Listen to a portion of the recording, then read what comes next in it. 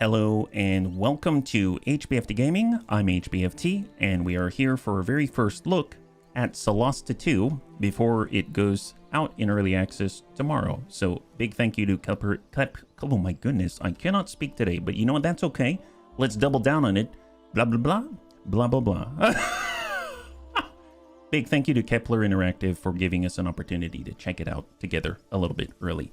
Now, this is a big moment because we played Solasta #1 quite a long time ago, and in fact a lot of the bunnies joined the bunny league with Solasta. It was a big hit with the bunnies. We all had a lot of good times, and more importantly, we actually experienced the birth of a legendary character, Chat Bambo. There's some additional story behind it that Friend of Entropy can probably clue bunnies in on, but Chat Bambo was excellent, little dwarf paladin, and even though we can't carry on the legacy entirely, I was figuring we can kind of do something similar here as we dive into the beautiful world of Neokos. So welcome bunnies today. Yeah, I got it just now. It's delayed. Oh, it was. Oh no, it was a paladin. All right, so let's not even delay at all, because to be fair, there's a lot of character creation to do, and we're going to do our best to be as streamlined as possible. So we got a brand new adventure from Tactical Adventures, the Mark of Mariake, I believe is how you call it. Follow the fate of the Colwall family across the continent of Neokos. They've got different difficulty modes. Explorer mode is less intense. Authentic mode is what we're going to be doing, which is closer to like SRD 5.2 AD&D, that kind of thing. Yeah, paladins are sort of half cleric. Yeah, kind of. Yeah, absolutely. Absolutely. So let's go ahead and create a party. And I was kind of thinking about this because you've got three options. I took a quick gander at it last night. So you can do a pre-made, you can do a really in-detail look at the character creation process, and you can do quick creation. So I was kind of thinking what we could do is do quick creation, jump into advanced, and then the other three characters will go ahead and do a pre-made selection just to keep things moving. But this will give the bunnies at least an idea of what this is like. So we're going to start with quick creation just to get the ball rolling out here. What's the game generally about? Welcome, Christy. It depends. I mean, in this case, we're playing a very specific adventure, but Solasta as a whole is a really, really nice platform and background for different types of adventures. In this case, the adventure we're going on apparently tracks this family, the Colwall family, and we're in the world of Neokos as the background, and then it has the structure kind of AD&D. It's like playing AD&D, but on your computer, and it's very streamlined, it's very clean, it's very nice to work with. So we're all starting at level 1 here instead of bringing in our characters like we could, I think in the past, like when we played through Solasta 1, we ended up a certain level. We could have taken those characters, put them into another adventure, and then continue on from there. Yeah, no worries. If you ever made a cleric, would be named Nurse Bubba. Well, you know what? I definitely want a cleric, so please remind me, yeah? As long as we can burn things in bunny fashion, yes. So we've got, in quick creation mode, it seems like we've got 3 different choices. We've got class, ancestry, background, and then it will spit out a character that you can then adjust. You can then switch over to advanced creation, but so let's go ahead and start by making chat as close as we can. So we're going to go to, actually we've got, oh yeah, we got 6 options. So we have cleric. Clerics serve a deity granting them miraculous powers. They also stand their ground in combat and can provide healing. That's great because our paladin can do the same. We have fighter. Fighters are trained in the art of combat, adept with most weapons, and able to use any armor, shields, or ranged weaponry. Paladin, and this is what we're going to select for Ms. Chat. Paladins are elite warriors who have sworn unbreakable holy oaths. In addition to their weapons and armor, they wield divine powers and spells, yeah? It's nice to see other cleric enthusiasts. Hey, Aaron, high five, welcome, and happy Wednesday, yeah? It's one of the best classic style RPGs. It's really, really good.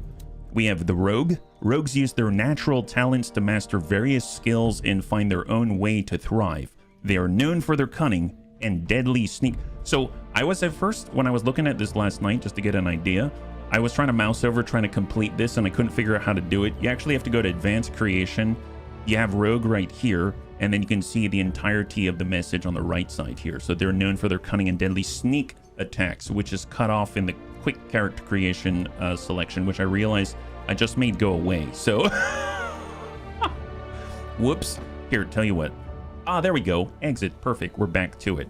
And then there's two more classes. There's Sorcerer. Sorcerers have an innate ability to channel arcane magic, usually through a supernatural origin. Sorcerers can also alter spells using sorcery points, making them versatile spellcasters. And then last but not least, we have the Wizard. Wizards spend their lives studying magic, learning spells and abilities that make them dangerous foes. Now, as I mentioned before, Chat Bambo was a paladin, so our first character is going to be a paladin. So we're going to utilize this template right here. Chat Bambo was also a dwarf, but we have the option between dwarves, elves, halfling, and humans. So dwarf for Chat Bambo. And then as far as the background, I'll probably, I guess, one of the things that I did like when I was looking at this last night is that the interface will highlight whatever the main statistics are for that class. So you can kind of see there's this sort of, I don't know, golden star around the stat. In this case, there's strength. And if we do rogue, it highlights dexterity right here. And we've got sorcerer, wizard, cleric, and in the paladin, it's strength and charisma. So that's also listed under core abilities right here as well. Yeah. Chat is a rogue. Bunnies are sneaky. Well, we will have a rogue as well. So we'll get into what the rest of the characters are going to be, but I have a bit of an idea. She was almost unkillable. Yes, that's what's awesome. Yeah. All right, Lord Cucumber. I hope that goes smoothly, and we'll catch you when we see you. High five. Thank you so much for your support. Yeah. One of my favorite characters while playing D&D was a cleric of Mask. Is Mask a different... Is that a different deity or something? Hey, Goblin Crew, thank you so much for the redemption of Hydrate. And just made some more coffee, so I'm going to be sipping this throughout the character creation process. We'll try to keep it lean, but obviously the beauty about character creation in AD&D type games is you can pretty much spend an entire stream just creating characters, and that's a lot of fun. But I'd like to take a look at the game too, so I'm just going to make this one, and the other ones are going to be mostly pre-made with some adjustments. So let's go ahead, and now that we've got our... Well, actually, we haven't even looked at the backgrounds yet, right? So we have academic, and I like the fact that we can see where our ability scores are increased. So if we're looking for something that matches, you can role play this and say, I just want the background that I want, no matter what it's going to grant me. Or you can kind of say, I'd like it to complement the strengths of the class that I'm choosing, which is what I'm going to do here. So we've got academic, acolyte, we have aristocrat, which has strength, which has constitution, and charisma. Those all fit very nicely with paladin. We got artist.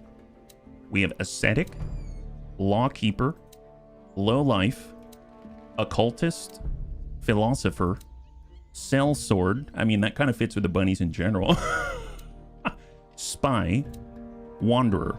So, I mean, out of everything, if I'm going just by stats alone, maybe aristocrat's the way. But to be honest, I mean, I like having dexterity as well. That seems really cool. Yeah.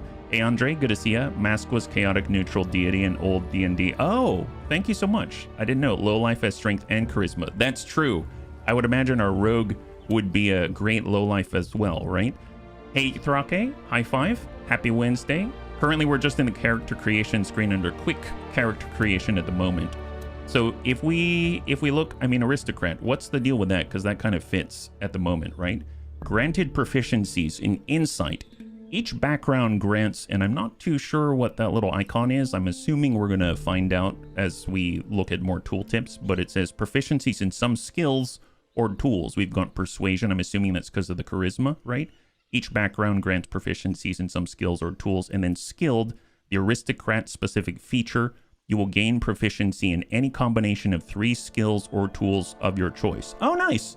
That's almost like a human-like capability, right? So if we take a look at human, I believe, they have versatile. You gain an origin feat of your choosing. They've got skillful. You gain proficiency with 1 skill of your choice. And then we've got skilled. You gain proficiency in a combination of 3 skills or tools of your choice. Can you imagine if you're a skillful human? But we're going to be a dwarf, so there's that, yeah? Wasn't Chat Bambo about the law? Yes, Chat Bambo was very much about the law. And we will have a moment, we will have an opportunity to adjust that as we go to advanced character creation. Aristocrat, from a role-playing sense, fits decently with a paladin class. Yeah, no, I admit it. It says you've learned the tricks and etiquette of nobility working as a groom for one of your adoptive father's relatives.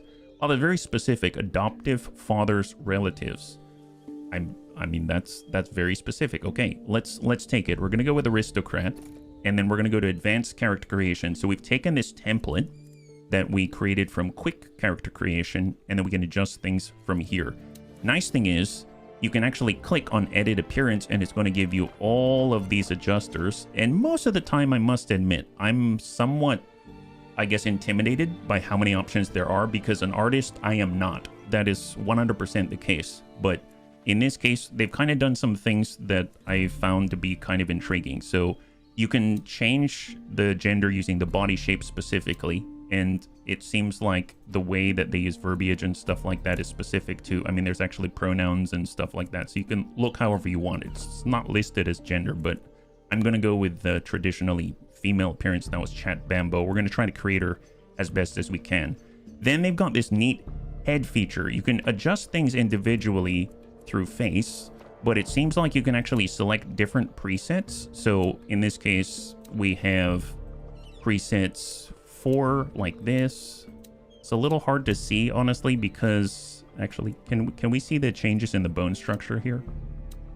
Yeah, you can kind of see it. It's a little difficult to see, but there are some. So if I were to change it to like 10 or something, you can actually take the slider and sort of morph between all of them a little bit. So it just keeps things a little bit faster, a little more streamlined, so you don't have to worry too much. I kind of wanted Chat Bambo with a rounder face. I feel like maybe 10's a little too angular, so I want that rounder face. She's been hit in the head a bunch already. Look at her eye alignment. It could potentially be a little bit like that for sure. Yeah, so I'm gonna take 12. 1. Yeah, 1's pretty broad jawline, I think. That's nice. And I like that. We can go with 4. And then if we cross between that, I'd like Chat Bambo to be a little rounder in face. I believe Chat, if I remember, had a sort of Norwegian sort of look. So let's see if we can't match it. They also have, and I never learned how to pronounce this, vitiligo, right? Vitiligo, I think. And it's like the patchiness, right? So you can adjust that there. That's pretty cool. And then you can adjust the saturation of, oh, wow.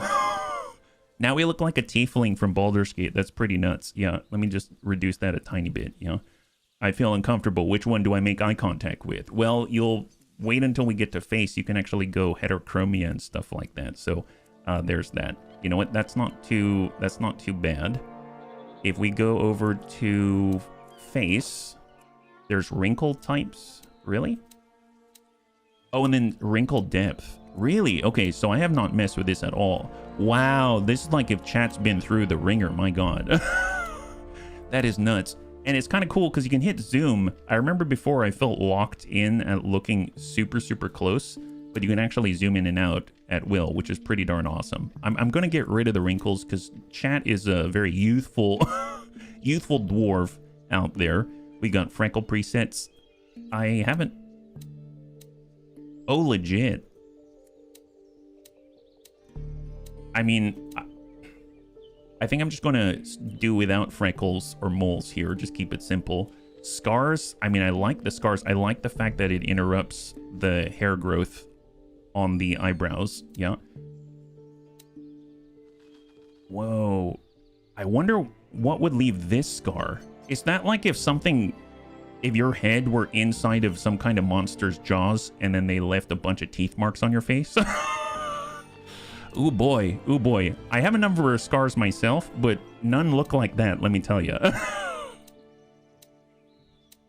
I think I'm going to go with the one that they had, which I believe was right on the eyebrow. Is that right? I really like that one too, and I don't know where it went. Those look more like ceremonial scars. Oh, that would make sense. That would be a lot more understandable. I always assumed that scars were just straight up like you've been through some stuff. Actually, I don't know where that one went. You know what? That's okay. What if we just do that? There we go. That's going to be our Chat Bambo scar out there. Scar mirror, we can flip it. And it can be symmetrical scars if you want. You can move the scar around. Is that right? Oh, legit. Okay, never mind. Maybe that's how they got it. Wow, that's crazy. I've never seen you be able to move the scar. That's cool. Okay, that I did not expect. That's awesome. I dig that. That's great. You've got face art. Wow, we can be totally Sith. Looks like that's a dagger with a poison drip off it. Ran into a door jam when I was 6. So you have the face scar as well. Man, Chat Bambo didn't have any facial scars, but oh wow, we can be Braveheart. Dude, those are sick. And you can move the art as well. That's really cool. So you can move the scars and you can move the art and you can apply as tattoo, which I assume is placed elsewhere. Art finish. Actually, what does that even look like? Art finish. I'm assuming it has to do more with like whether it's shiny or something like that. I'm not entirely sure. I'm gonna do without the facial art, but man, that is nuts. That's really cool. I've never seen movable scars either. Yeah, me neither. Me neither. So we'll take a look at the hair. I actually like this hair already. I think this is very close to how Chat Bambo was.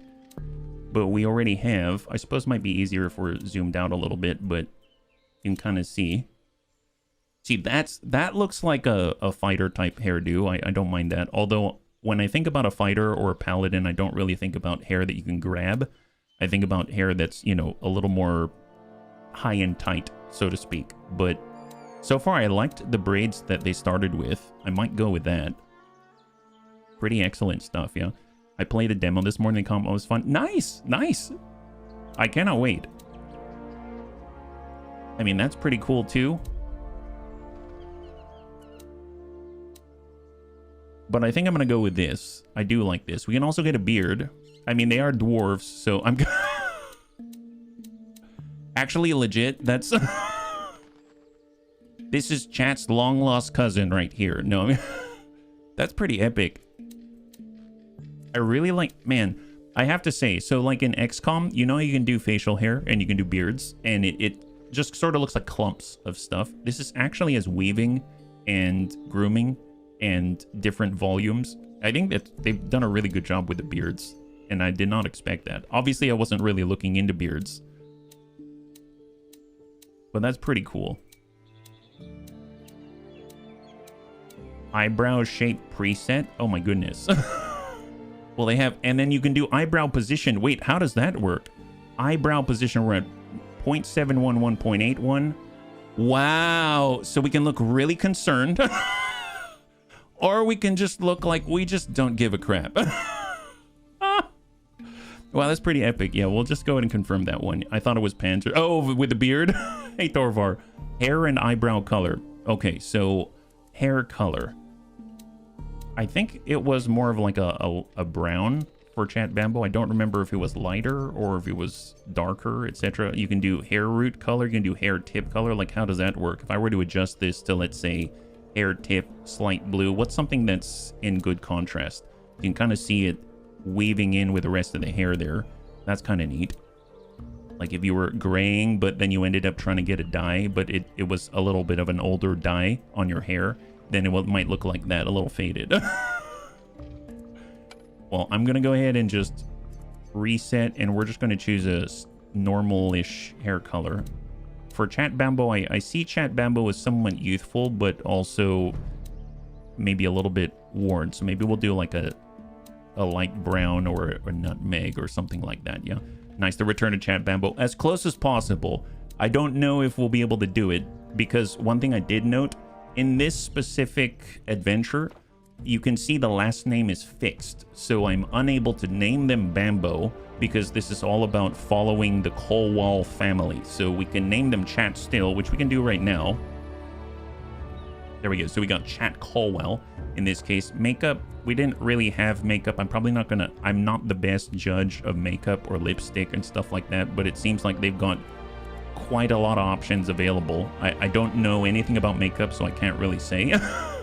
But as far as the hair goes, you know what? That's not too bad. What do we go with it? Hair highlight, use hair color for your beard. So all good things. And then we've got our personalities. So there's 8 different personalities. A character's personality determines their speech style and their tone, as well as the type of answers they will propose during interactive discussions with NPCs. The ruler is pragmatic, short-spoken, even seemingly a tad cold. The caregiver. The caregiver is enthusiastic, they're optimistic, they're lighthearted, and they are helpful. The everyman is a team player, friendly, and somewhat bland. The hero is exalted, passionate, eager, sometimes a little too much. Innocent is cautious, discreet, soft-spoken, and conflict avoidant. Is Hufflepuff. Yes. Can you fit Chat Bambo in the first name? Oh, like Chat Bambo Caldwell? Yeah, probably. That's a good suggestion. I didn't even think about that. Not at all. We've got the Jester. They're cynical, they're provocative, they're sneaky, making fun even when it is inappropriate. We have the Outlaw, who's nonconformist, ambitious, somewhat greedy, and even aggressive. The Ruler is pragmatic, short-spoken, even seemingly a bit cold. And the Sage is curious, even nosy, talkative, and curious about everything. Well, we said that Chat Bambo in the past was all about the law.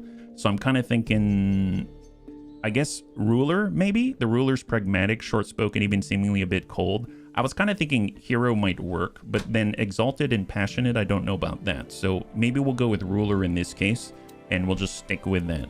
We have different voices. Now, when I was clicking through this last night, it seems voice 1 and 2 are male, or traditionally male. Hello. Nice to meet you. So that's a little more light-spoken. I thought I heard movement. Maybe saw something, but I wasn't sure. Something a little bit deeper. And then we go over to the traditionally female voices. That might it does, so, Anakitis, it does. But we still haven't worked out what we're supposed to be doing yet. And 4. This is the place. I remember being here. I think that's going to be our Chat Bambo voice right there. So I'm feeling pretty good about this. We zoom out, we can see Chat Bambo, and we can adjust maybe Chat Bambo Caldwell. Yes, Chat Bambo Caldwell, there it is.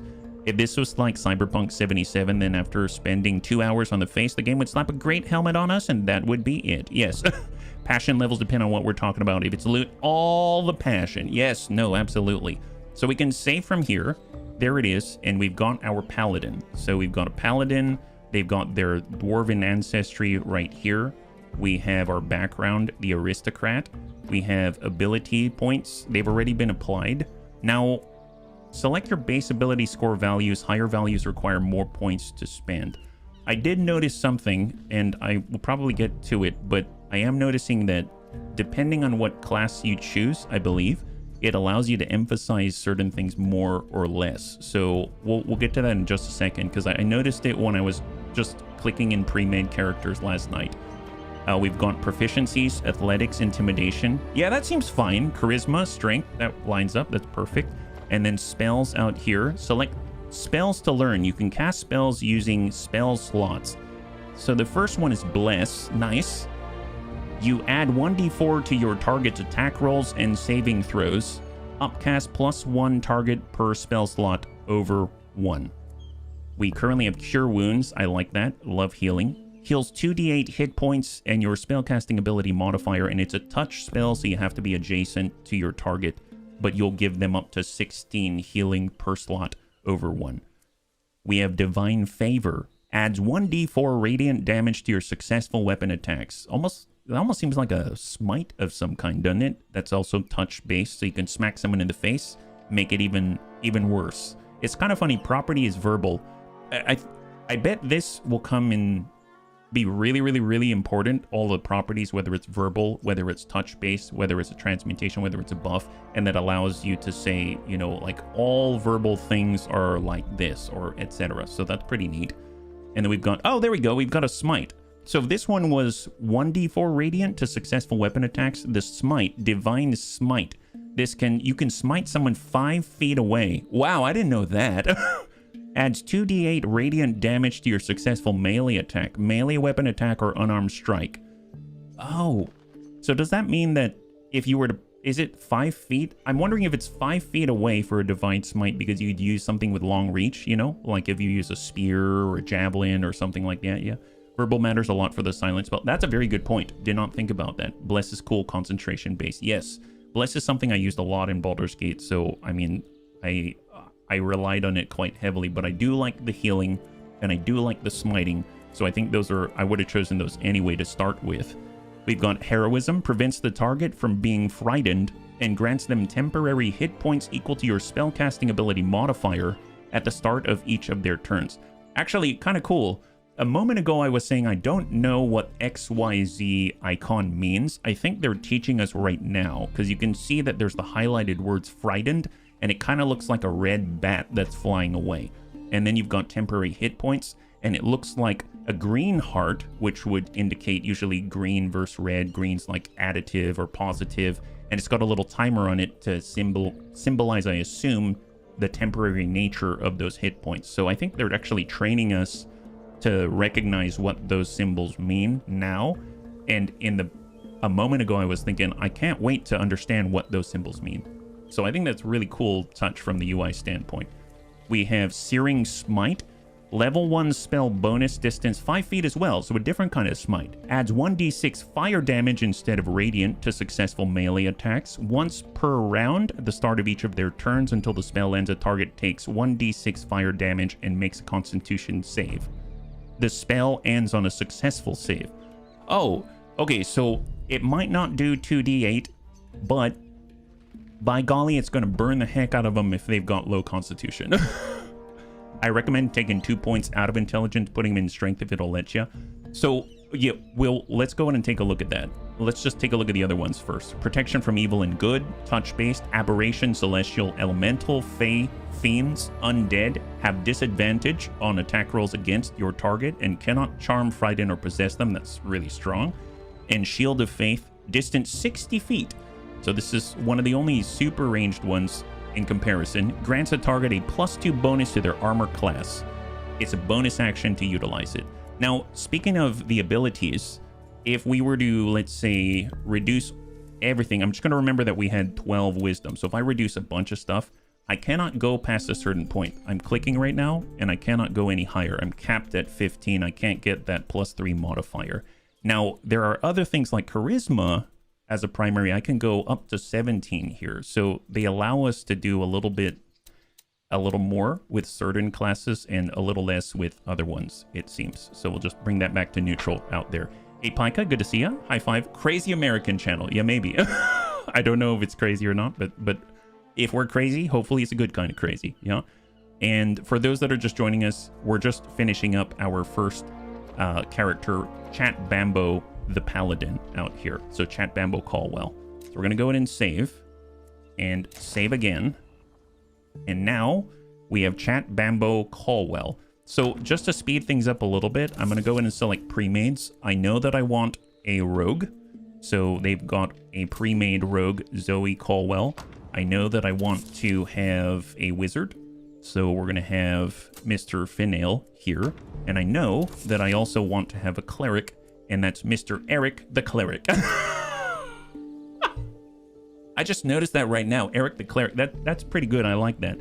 But I do want to tweak these a little bit because I have a vision that whenever we're in, I don't know, like discussions and stuff like that, sometimes it's a little difficult to see behind your character. So I figured it'd be really nice if we created the Lil People Caldwell family. So I was thinking what we can do is go to Finale. Obviously, it's nice to have a little bit of variety, but I was kind of thinking we could turn him into a dwarf. And therefore, it makes me want to change his identity a little bit. And he does look a little bit more like a... chortle. It looks like a chortle. Yeah, I see chortle. Chortle works. I was thinking Pokemon in my head, but, you know, there it is. And you can see you can actually go up to 16 intelligence, where our paladin could not, which is pretty awesome. Then we've got Zoe. I mean, Zoe, what if Zoe is also a dwarf? No, you know what? I guess the nice thing about the halfling, though, is they're naturally stealthy. You can take the hide action even when you're obscured only by a creature that is at least one size larger than you. So, you know what? If you're the smallest, you're probably going to be able to take that hide action when you're obscured. So, you know what? Sure, we'll leave Zoe as they are, but it's just re-randomized the name. So, wow, what does she look like? She looks like she's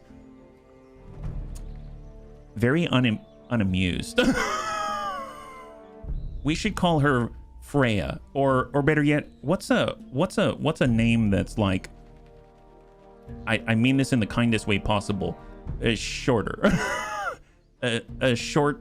She's called Yo. Yeah, you know what? I like it. Thank you so. YOLO Caldwell. Thank you very much to MTW Lund. All right, fantastic. So we got Chat Bambo Caldwell, we got YOLO Caldwell, Chortle Caldwell, and Eric. I like the name Eric. I really do. Some of the best people I know are named Eric. But in the interest of knowing that he's a healer, he's a kind soul. He's a short, kind soul. Eric the Cleric. Yeah, and he's already Eric the Cleric. Akatsuki. Oh boy. Yes, let's go Naruto style. I think he's going to be... Man, I almost wanted to call him Riddick because we've got the Riddick. I actually do like Eric the Cleric. Maybe we'll do Derek the Cleric. How about that? We'll do Derek the Cleric. And there we go. So these are the teams. Now, one of the cool things as well, you have an inspection screen. So you can click on this little eye here, and it actually takes you to their inventory so you can see what they start with. So we've got gold pieces on Chat Bambo Caldwell. We've got some rations. And we've got a letter from Lord Tannerson. I don't know, can I actually interact with these? Probably not until I get into the game. But really, really cool stuff that you can actually see all of this. And if we back out, here's YOLO. She starts with some leather armor. She's got a short bow. And she's got a short sword and a dagger in the offhand. As well as 3 thieving tools and a little bit of potion of healing. Yeah, Dwarf Wizard Gary Gygax is turning in his grave. Yeah, well, you know what? We're a unique bunch is what we are. I like the name Eric. Good, so do I, since it's my name. Same spelling. Oh, there you go. Should we put it back, Crossbow? Should we put it back? And then we've got Derek, formerly Eric. And he actually has the light crossbow. Interesting that we've got the mace in one hand, and then we've got the shield in the other, but then we don't have the light crossbow. I'm assuming... Does that have anything to do with the different loadouts? Because I think if I looked at the other ones, we have sort of one loadout and another loadout. It makes me think Eric the Cleric should probably put these two together, put the sword, or put the mace and the shield together, and put the crossbow in the other one. Maybe we'll do that, but they're locked at the moment because we're just kind of previewing things, yeah. We'll have Derek. All right, perfect. All right, Bunny, so this is going to be the Caldwell family that we're running. Chat Bambo, the Paladin, YOLO the Rogue, Chortle the Wizard, and Derek the Cleric. Here we go. Let's do it.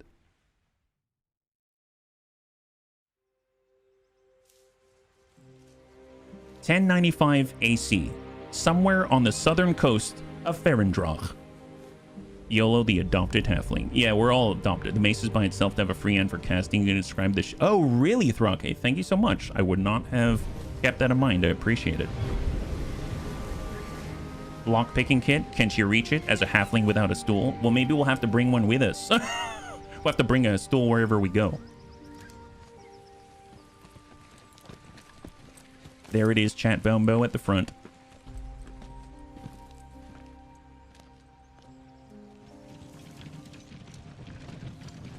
Man, that is a really modern looking statue.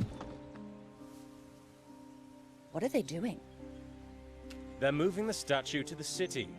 They do it every year for the holy day of Kaladar. We do, Anakitas. Is this something to do with Marike? Marike. I told you to pay attention during religious studies. It is indeed the Redeeming Mother, cleansing the condemned before their execution. Even those who fail to redeem themselves in life are forgiven in death.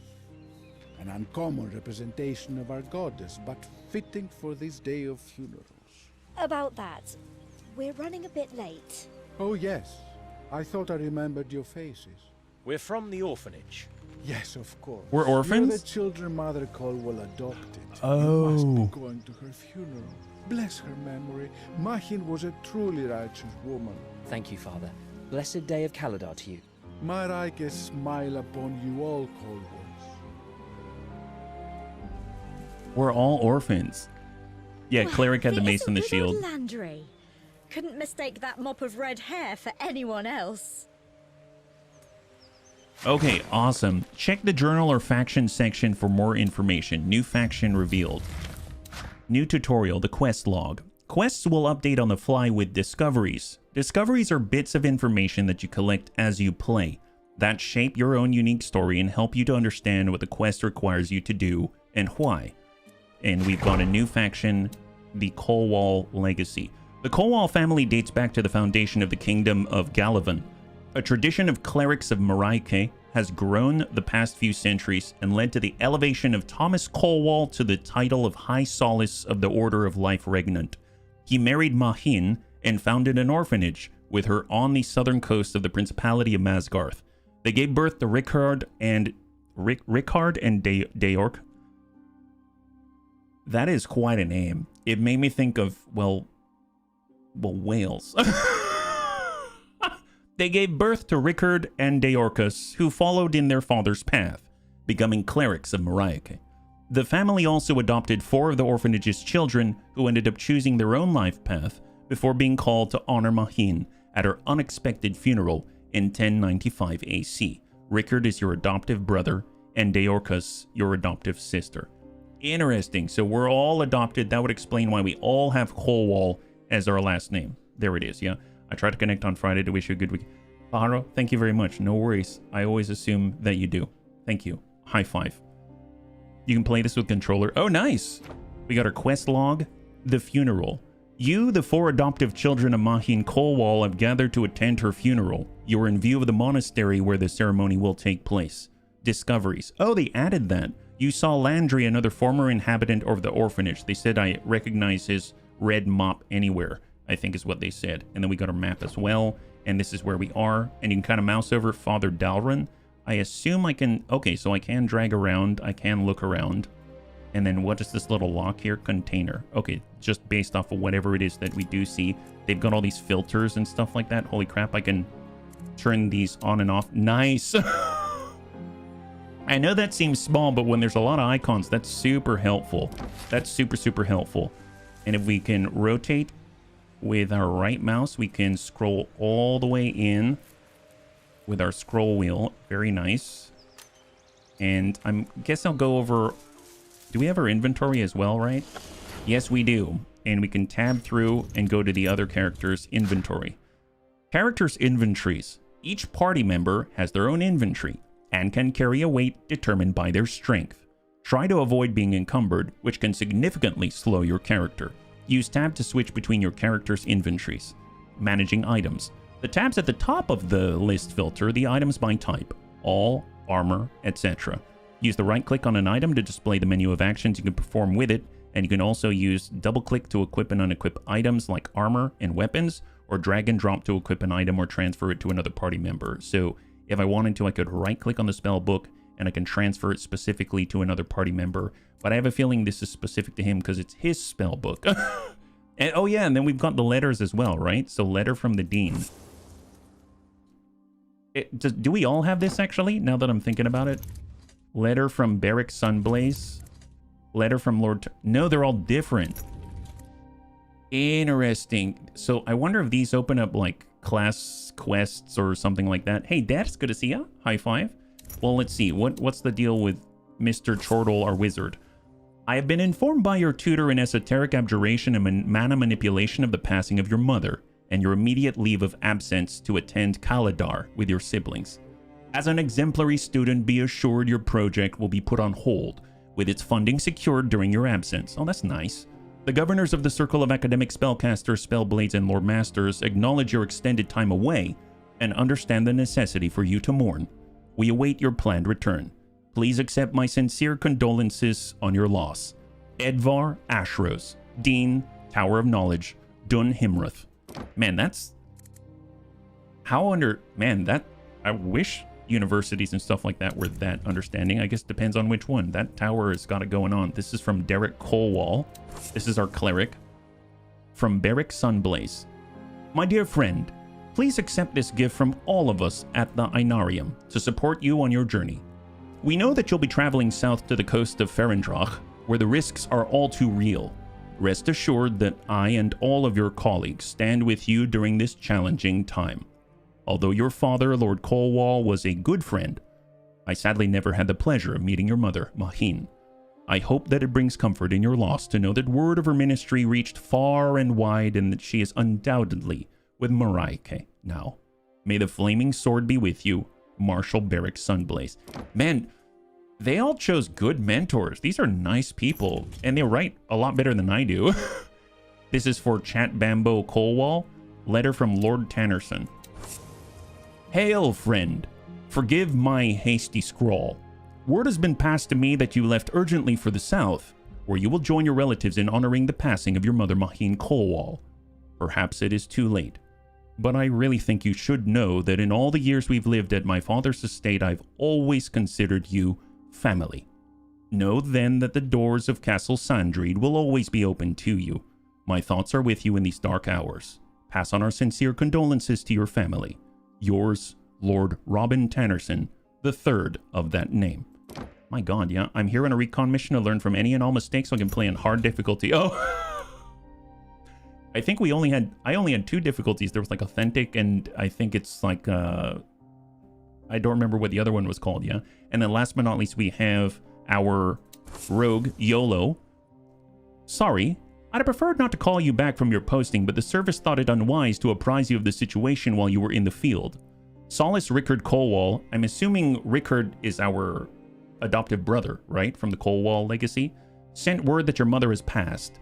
You were expected to attend her funeral on the day of Kaladar. We felt that a no-show would alert certain parties. All measures have been taken to protect your cover. I'm sure I do not need to remind you, but best not to speak about the operation while you are on leave. Supervisor M. Please destroy after reading.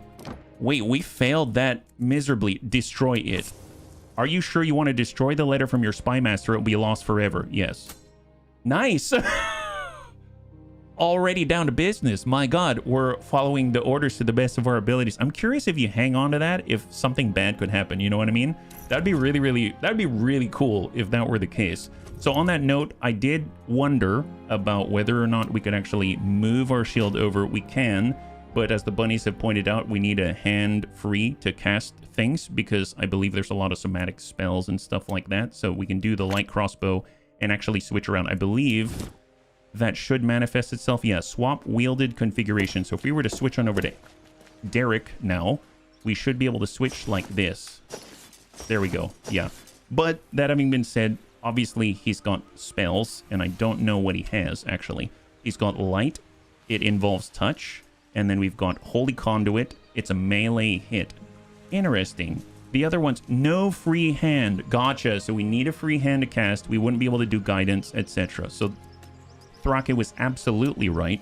We do need that separation if possible. So I'm going to go ahead and keep it off the range. We'll go ahead and put a shield, I suppose, so that you can be more defensive when you're casting, etc. So there it is. So if we were to do this, and now we were to go into spells, voila, we have a lot more. We have a whole heck of a lot more. Oh my god, that's amazing. Can you right-click on the shield to inscribe it? Oh, that's a great question. I do not know. If we were to right-click on the shield, we can, in fact, destroy, drop, transfer quantity, transfer to our other party members, unequip, or replace it. And if I were to unequip it, and I were to right-click it in the inventory, it doesn't change anything there. So I'm just going to go ahead and take it, and we're going to make sure we can maintain a free hand, at least until we have an opportunity to do something fantastic, right? Okay, so on that note, let's go ahead and I suppose we will... I would normally lead with Chat Bambo, but you never know about traps and things, so I think I'm going to lead with YOLO Colwell. Father Dalrin. Camera control. Hold down the right mouse button and move the mouse to rotate the view. You can also use Q and E. You can review all tutorials in the menu at any time. Scroll wheel to scroll, zoom in and out. You can also use Q and E like that. Perfect. And I saw book. Examine the book. Oh, I took the book. Oh, nice. Look at that. Oh, that's excellent. So we can see all of the past text in the log and in the status. I guess if you want to keep an eye on it, and for some reason you can't see this up there, there it is. We gained the first goddess. So I assume we picked up the book, and we did indeed. And this is worth some cash and history. So normally I'd read all these things, but be perfectly honest, if it's just sort of like background building and stuff like that, I might skip this for now. Although it does tell you about the different orders: Life Regnant, Order of Oblivion, Day of Kaladar. Okay, maybe this is useful just because they're talking about moving the statues on the Day of Kaladar, right? You can cast spells with two-handed weapons, at least you could in one. Oh. So, history. Little is known of the beginnings of the worship of the 5 major deities that come from Tirmar. but little debate exists around the emergence of Arun and Maraike as the prime gods of humanity. In tradition and widely held belief, Arun and Maraike are husband and wife. However, theologians often dismiss this conceit. To them, the existence of the gods is considered to be the result of the worship of millions of souls powering the gods into existence, not something as mundane as the human customs of marriage and family. Since the arrival of humans on Solasta, the worship of Maraike has spread across many of the kingdoms and states of Ferendrag. It is known that her church first spread from the Snow Alliance, where Termarian refugees led by clerics established the tenets of the current church. Although some texts mention dissident branches being established in the city of Sandreed between what is now the Kingdom of Galavan and the Principality of Masgarth, but it seems this schism healed by the 1st century AC. Creed: life is a cycle, in life lies the seed of death, in death lies the seed of rebirth. To embrace life is to accept death. Maraike is the goddess of both life and death, a duality that confuses some at first, though it is the foundation of her worship to accept the immutable necessity of these two aspects of existence. And then we've got holy days. The day of life supreme occurs on the spring equinox, a day of Kaladar known as the Day of the Dead, and that's probably why we're holding the funeral today. Takes place on the winter solstice. Funeral rites for all who have died take place on this holy day, even for those already long dead, as it is believed that this is the day when their souls travel to Maraike's embrace. And clergy. The Order of Life Regnant provides the religion's traveling healers and fighters and are considered the armed fist of the church. The Order of Oblivion are the morticians, the embalmers, the soothers of pain and grief, but in battle they fight those who pervert the holy cycle of life and death and make sure all undead are returned to their final rest as Maraike wishes. So, it at least explains why our funeral is happening on the day that it is, but I don't know if that's maybe just more like background information other than that. If you didn't know, you can switch to WASD the movement instead of click to move. Oh, nice. Thank you, Neurolancer. Oh, there it is. It literally says right here, use the arrow. Okay, so it says there are 2 control modes in Solasta II. Indirect control. Point your cursor on the ground where you want your characters to move, or direct control. Control your character's movements manually. To switch, you can use the left shift or V key and move the cursor to where you want your characters to go and press the left click. You can hold it down to move continuously, or you can use the arrows and use the middle mouse button to move the view away from your party. Press tab to refocus. Direct control is WASD or arrows. So what they're talking about, I can hold shift. Oh no, this is shift. I can hold down the middle mouse button and move away from the view. And then I can snap back. We can also do direct control like this with WASD. And I can shift back, and then now it's click-based. Okay, excellent. So I think we're supposed to talk to Landry, right? Here he is.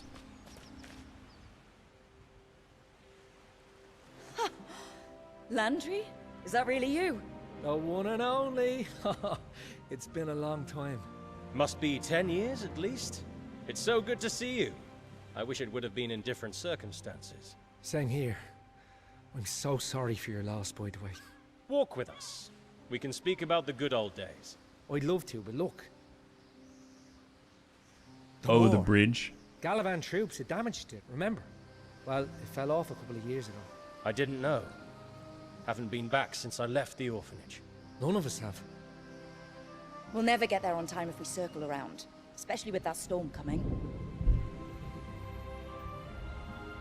Come on, let's climb down. We used to do it all the time when we were kids. That's right, Serenian. Welcome. Reach the other side of the bay. You like it when games got a lot of lore that empowers the backstory? I do as well. I think one of the neat things is that it seems like Landry's also from the orphanage, but he wasn't adopted, so I wonder what the difference is there. And we're getting our discoveries listed here as we encounter different elements of the quest that we're on. Landry came here to honor Mahin's memory. Landry joined you for the journey to the funeral. The old bridge being broken, you decided to cross the bay instead of circling around. I really like this. If not just to get you back on track, if you had to go off and do something right now, like you need to stop playing or something like that, when you come back you can sort of refresh your memory. I think that's really, really cool. I think I'm going to shift to direct control. Ooh, what was that? Loot? Yes. Yes, loot it. Dive in the dirt now. The Galavan War. Is this more background? Wow. Okay, so I'm not going to read all of that, but that's really cool. All right, so off we go. Special movements. Obstacles. Your characters can perform a variety of movements to get over obstacles. For example, they can jump, they can climb, they can vault, they can drop down, and they can crawl. Whenever one hero can perform a movement, all others can as well. Obstacles your party can overcome are marked by visual hints in the environment. Your heroes can climb up and down some obstacles like ladders or vines. Drops are special obstacles that heroes cannot climb back from. So we can crawl underneath. Oh, nice. Oh, everyone's crawling now. Even the wizard. My god. I think I'll switch back to indirect here. Drop. I assume is the one I can't come back from. Yeah, that makes sense. And then we can also vault across. Vault again. Climb. This is actually climb. It says climb on the vines. And probably this is vault, I assume. Yep.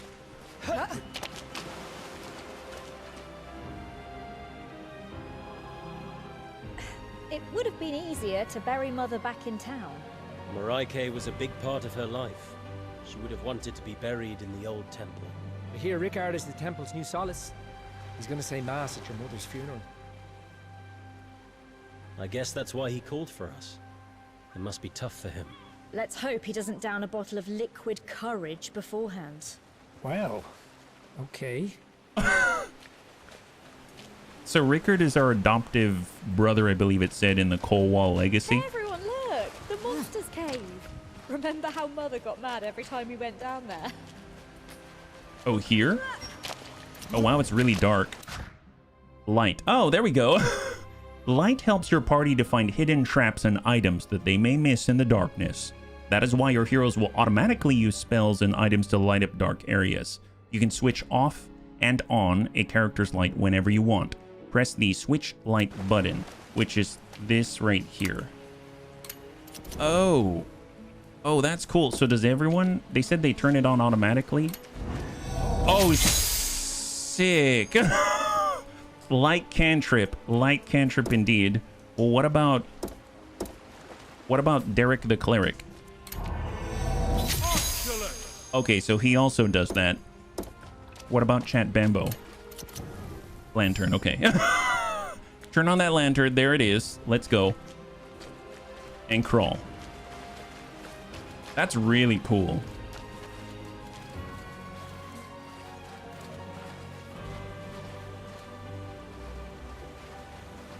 Crabs used to live in there. Looks like something ate all of them. Intelligence nature ability check against DC 5. Hey, look! The old tower, it's collapsed and ended up down here. A victim of the war. Push the broken wall aside. Gather party areas. Some challenges, like pushing a heavy object out of the way, require your entire party to work together.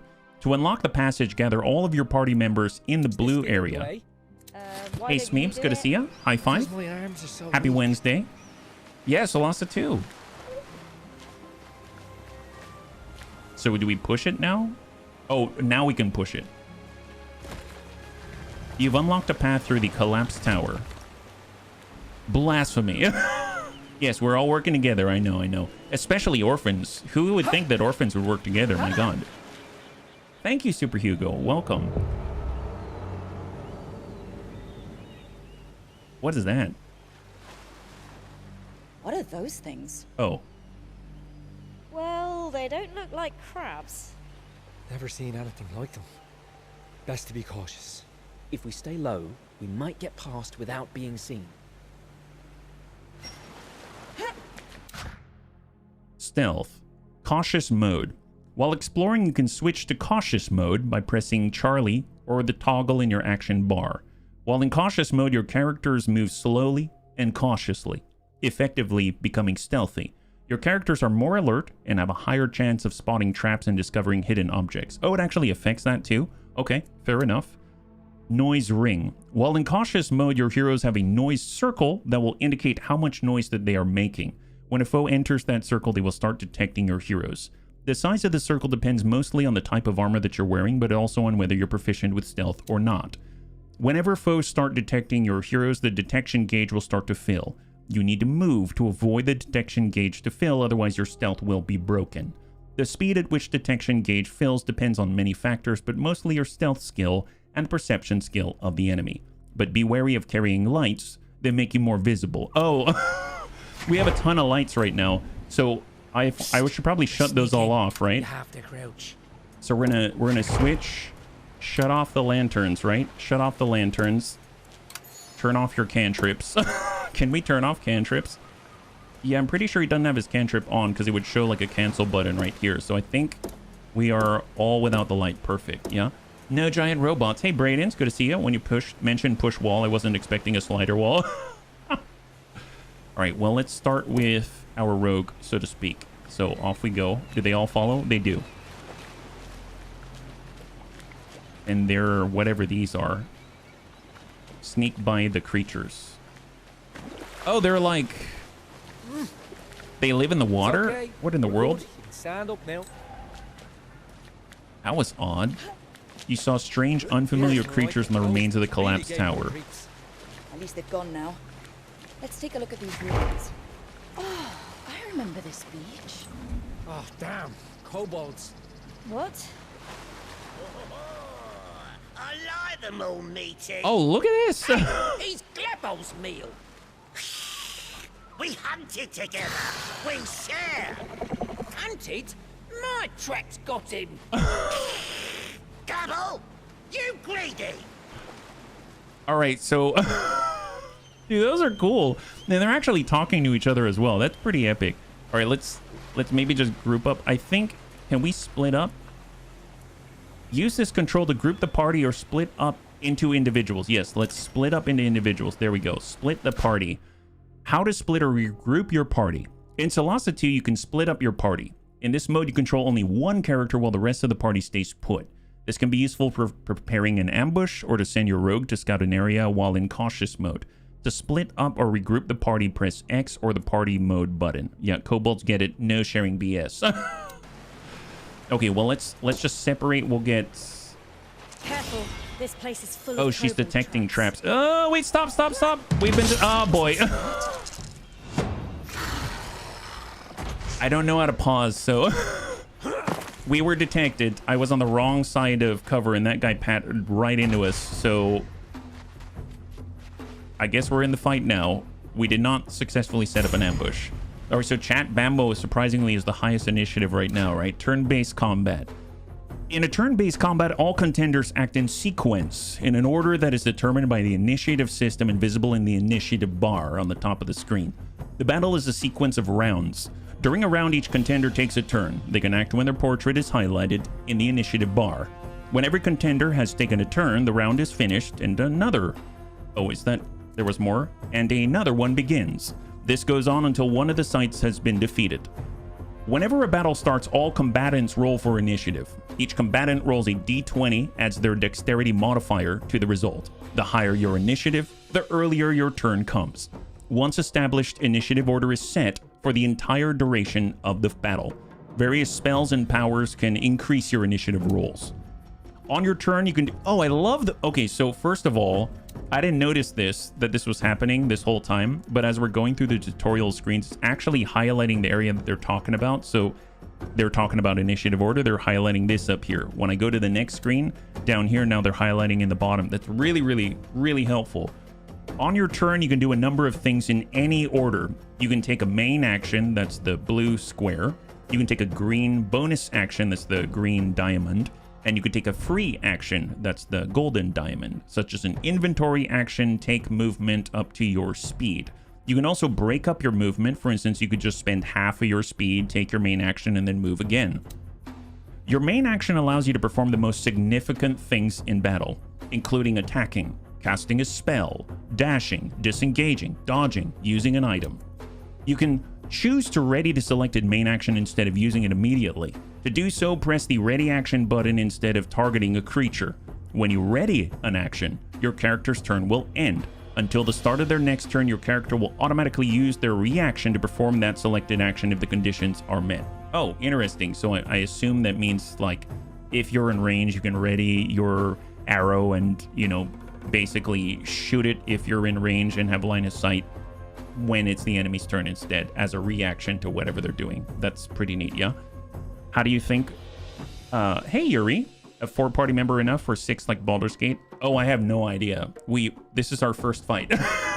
It's still the tutorial, but I'm sure I'll get a sense of it in a bit. But welcome. You're welcome to check it out along with us for sure. So we're starting with Chat Bambo. Chat Bambo's actually still, it seems, stealthy. Is that right? We're still hidden. So the 3 of us are. Derek was spotted, so Derek is not. So they don't see Chat Bambo yet. And I'm assuming that when we're moving like this, these little exclamation points in red are indicating that we're going to be detected, right?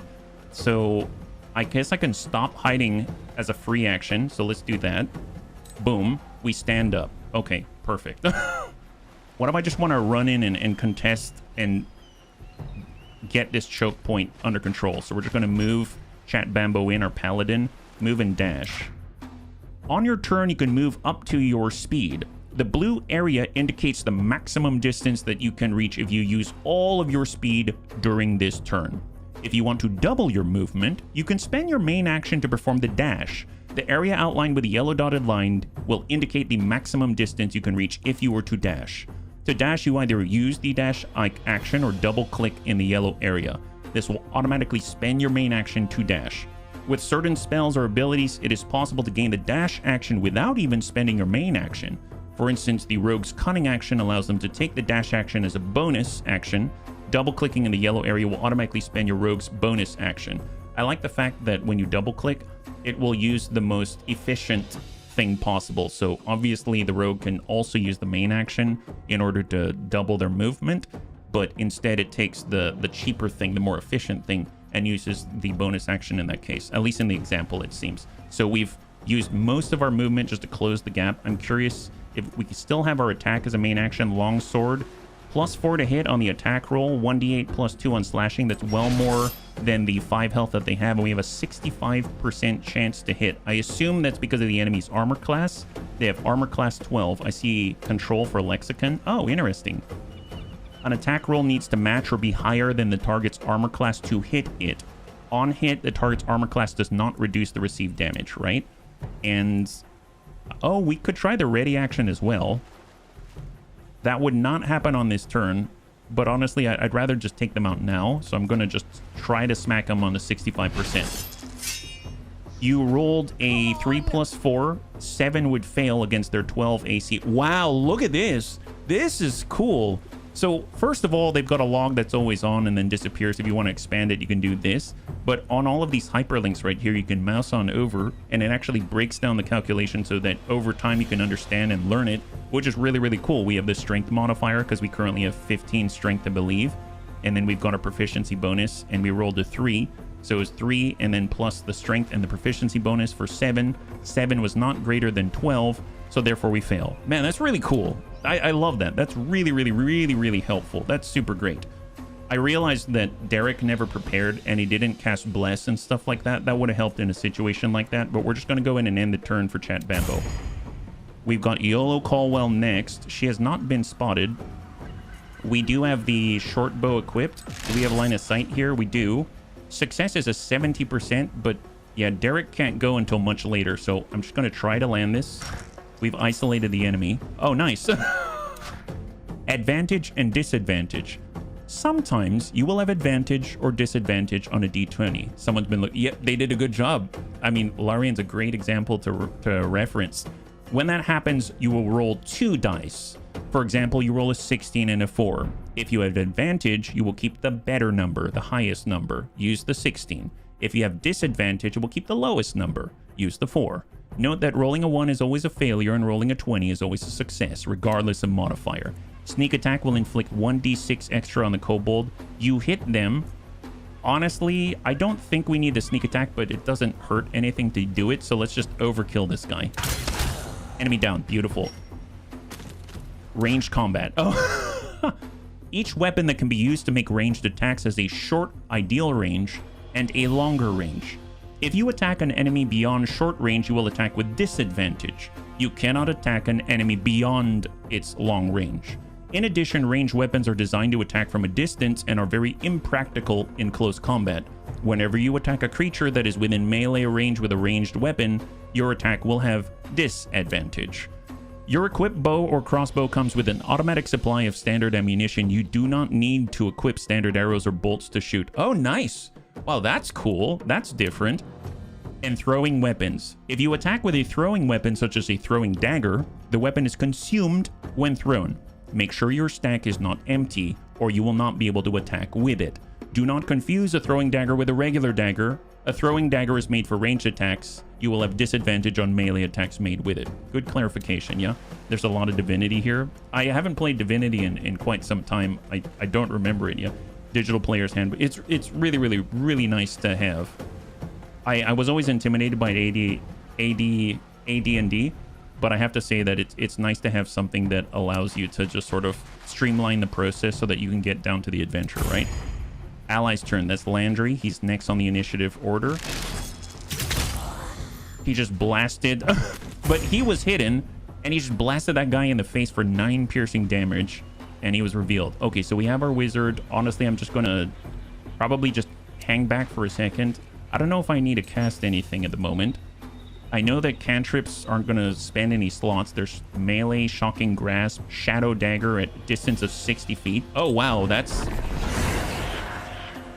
Can I ready the cantrip? If they get... Oh my god, wait a minute. I can ready... Okay, so this is something to get used to, right? So if I back up like this, and I were to ready the shadow dagger... Ready action. Do you want to prepare this action until a valid creature comes into range? This will spend your reaction and end your turn. If no valid creature comes into range, this action will be cancelled at the start of your next turn. So if I move up as far as I can go, because I assume they're going to move into melee, right? And then I ready this action, I'll say yes. And in theory... Wow! We failed, but that is cool. So... Okay, that is cool. So we readied the cantrip. We didn't have a target yet. The guy came into range, and then we immediately cast it, and it did not connect because he was able to save with his wisdom save. But that's still really cool. That's cool. I don't know if that's normal AD&D or SRD 5.2 or anything, but I've never seen that before. That is so cool. It's like the Overwatch in D&D, more verse. That's so good. That is so good. Well, let's get Derek to create a shield wall here. I suppose he can maybe do an offensive cast if he has one, right? I know these got touch. Distance. Oh, Sacred Flame 1d8 negated by a dexterity save. This save ignores the target's cover. And it's a cantrip. Sure thing. 35%. I'm curious why. 35%. Target save modifier. You have +5 versus DC 13. Oh, interesting. Okay, well, +5 versus DC 13. Light. We have Holy Conduit. That's melee hit. We have Guidance. Adds 1d4 to all target ability checks for up to 1 minute. I think I'm actually going to take Guidance. I'm going to put it on the chat Bambo. They're now guided, so they get that 1d4 excess, and we'll end the turn with our shield out, yeah? You basically declare that you save your action, give the Game Master specifics over what you will do, and will trigger it. Makes for a neat little perk. That's super cool. Is that just normal for anybody who's playing? That's super good. Well, now we got Chat Bambo. Chat Bambo currently has Guidance, and I wish I could... Man, Landry's really in the way. Let's tuck up with Landry.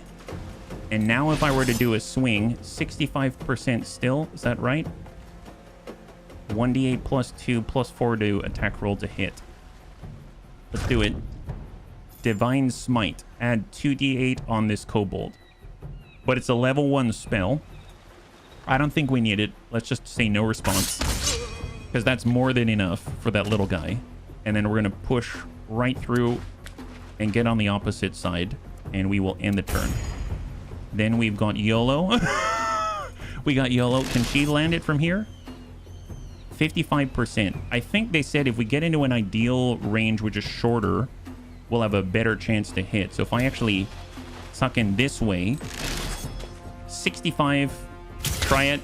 And we missed. We failed. You roll an attack on the kobold veteran with your short bow and fail.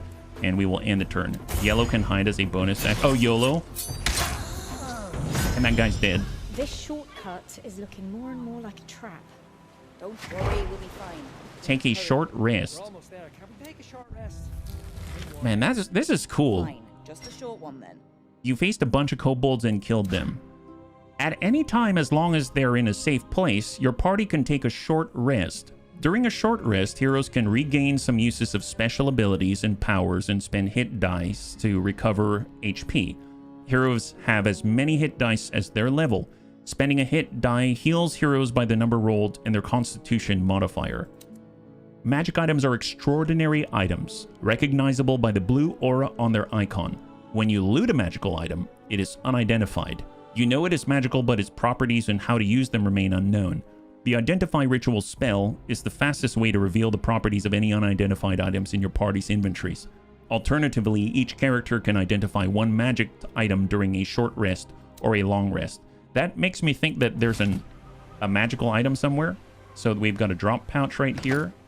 Oh, wow. I'm assuming this is everyone within the vicinity, right? We've got daggers, short bows, we've got gold. I like that. We've got an amethyst and a whispering jasmine, a crafting reagent out here. We'll loot it all. I mean, that's nice that they allow you to group loot. I think that's it. Yeah, that was like everything within the vicinity. All right, let's move. Gonna do their funeral too? Nah. Oh, and we detected more traps. Oh, interesting. Traps. When you move near a trap, you're granted a passive perception check. On a successful check, the trap is revealed and the whole party automatically will avoid it. Oh, that's helpful. Usually I just see it in like Baldur's Gate or something and then we walk right through it. Being in cautious mode when approaching a trap makes it much easier to spot. In darkness, do not forget to use light sources. You can also cast the Find Trap spell to reveal traps within range. To disarm a trap, you need Thieves' Tools in your inventory. If you fail your attempt, the trap will trigger and your Thieves' Tools will break. In indirect control, move the cursor over the trap, press left click, and direct control press F. The most suitable character is automatically selected to attempt to disarm it. Wow, that's helpful. Before rolling the dice, you can use spells or other means to increase those odds. So if I were to, let's say, take Derek as an example, and I'm going to go ahead and I'm going to cast Guidance, which is here. Nope, it's this one, Guidance. Add 1d4 to all target ability checks for 1 minute. I'm going to go ahead and place it on YOLO. He moves automatically. He touches YOLO to apply Guidance. And then I can take YOLO. Actually, I'm going to, on purpose, select someone else. So I'm going to group up again with a toggle. And then I'm going to grab Chortle. I'm going to select Chortle. I'm going to say, can you disarm this trap? Bad feeling about this. Oh, is he going to do it? This is too dangerous. Oh, why is he doing it? Chortle rolls a Dexterity Thieves Tool ability to check against DC 10. Oh, I thought it was going to take the most applicable person. I assumed it was our rogue. YOLO has disarmed traps. Success 23. Roll with advantage. I mean, that's obviously a lot better. I just assumed it was going to take the most efficient person for it. Nice. That's awesome, yeah? Signing in, ready to drag in these dungeons. Hey, Reggae, good to see you. High five. Happy Wednesday. We just finished a tutorial fight against kobolds, and we're supposed to take a short rest, I believe. So we have local map. We have inventory, we have quest log, short rest. We have 4 short rests. Take a short rest to recover your hit points and some powers, remaining short rest before taking a long rest. Yes, please. Oh, what? Oh, no one lost any hit points. Oh, that's nice. And then we have lost. Oh, I'm guessing if you have an effect that would have been lost because of the passage of time, I'm assuming it'd be listed here, and recovered would be, you know, like, let's say, I don't know, something that you, well, lost and then you got back, right? In most RPGs, if you don't specifically select the most proficient yourself, the party leader tries it. Was same on Kingmaker.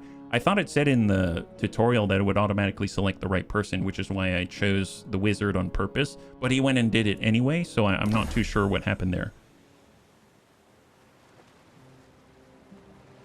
BG2 is one of my favorites, Shadows of Om. I feel better now. Welcome, Heffa. Hey there. You alright? Oh, what? Oh, what's this?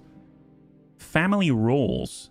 Each hero holds a role in the family formed after their adoption by Lord Colwell and Mahin. The role that you choose for a character impacts the way that they interact with others, how they speak, and their tone that they use. Some family roles match well with certain personalities. This is indicated by a thumbs up icon in the next pages. Wow, this is... Okay, this I had no exposure to at all. The Golden Kid. The Golden Kid was always Mahin's preferred child, perceived as lucky and favored by others. This role is a good fit for a caregiver or a hero personality. The Scapegoat. The Scapegoat was always doing silly things and getting punished. They were perceived as annoying and hurting the family. This character will often tease the siblings and play the troublemaker. This role is a good fit for a jester or an outlaw. The top student was always the best in class, perceived as a perfectionist and headstrong. This role is a good fit for a sage or an innocent personality type. And the Substitute. The Substitute was always the leader, protective of their siblings, and perceived as taking on the parent's role without reason. This role is a good fit for a hero or a ruler personality. Man, that's crazy. That's so cool. D&D Family Therapy Edition, yeah. Yeah, BG2 is amazing. Think lost might be spells that require a long rest. Recovered would be abilities or uses of abilities recovered from the rest take. Aha, I see what you're talking about there. Thank you. That's a good, much better example. So, I mean, as far as who is the substitute, I would think that would be Chat Bambo. And as far as who's the Golden Kid, I'm going to say it's Derek out here, Cleric. Derek the Cleric. I still can't believe we're going to bury Mum. Mum? We know Mahin adopted you, but I didn't realise you were so close. Who is the Scapegoat? Oh, our rogue? YOLO the Outlaw. There it is. They were always Mahin's big baby. Go figure. So she's our troublemaker. It's true. We had a special bond. Well, in your own way, you were special too. You were the one who always got punished. Man, this is cool. Chortle is the top student. He is the wizard after all. You were definitely looking for it. And it automatically made Chat Bambo the the substitute. teacher's pet, weren't you? You still are. Guys, come on. It might be a day to remember old times, but don't dig up old quarrels. We know where this goes. And I suppose that's going to be my fault. You really haven't changed that much. All right, everyone, listen up. Let's move. The funeral is at midnight, and we still have to climb that cliff. Yes, sir. Man, that is cool. Isn't that Neokos? Oh, our sister? They seem to get along perfectly. It looks Yeah. like What's she doing? What do you think, dummy? We're burying Mother? Like you, she's grieving. Okay, enough. Let's go. It's time.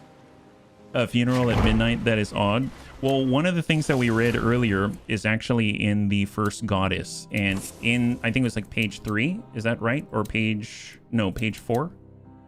Clergy, we have, here we go, Holy Days. The Day of Kaladar, also known as the Day of the Dead, takes place on the winter solstice. So that's like, I think, isn't the winter solstice like the shortest day of the year, so it's like darker earlier than normal?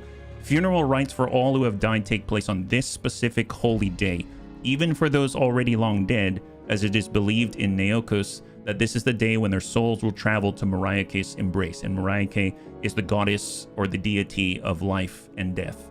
So there is an explanation for it in the lore in one of the books you can pick up right from the get-go. Yeah, did you blow up their home? Is that why these orphans are wandering about? Yeah, I guess so. I don't know. We were all adopted, and now our adoptive mother is dead, so I don't know what's going on. Yeah. So it's darker than normal because it's the winter solstice today. And we're just going to start nabbing some reagents here. Oceanic, you just picked up an oceanic bush. Oh, the blue carnation. I was like, that sounds a little weird. You know what? I'm not gonna question it. Here we go. And we got to climb up. I suppose we do have lights though. I can take out ye old lantern. Oh, there it is. Look at that. So now we got our lantern out. That's phenomenal. And off we go. Straight PPC shot on a BTAU drop. Yeah, that's why we have so many orphans. Do love the reveal trap spell. Precious second level spell slot. Can I sense a trap within 120 feet?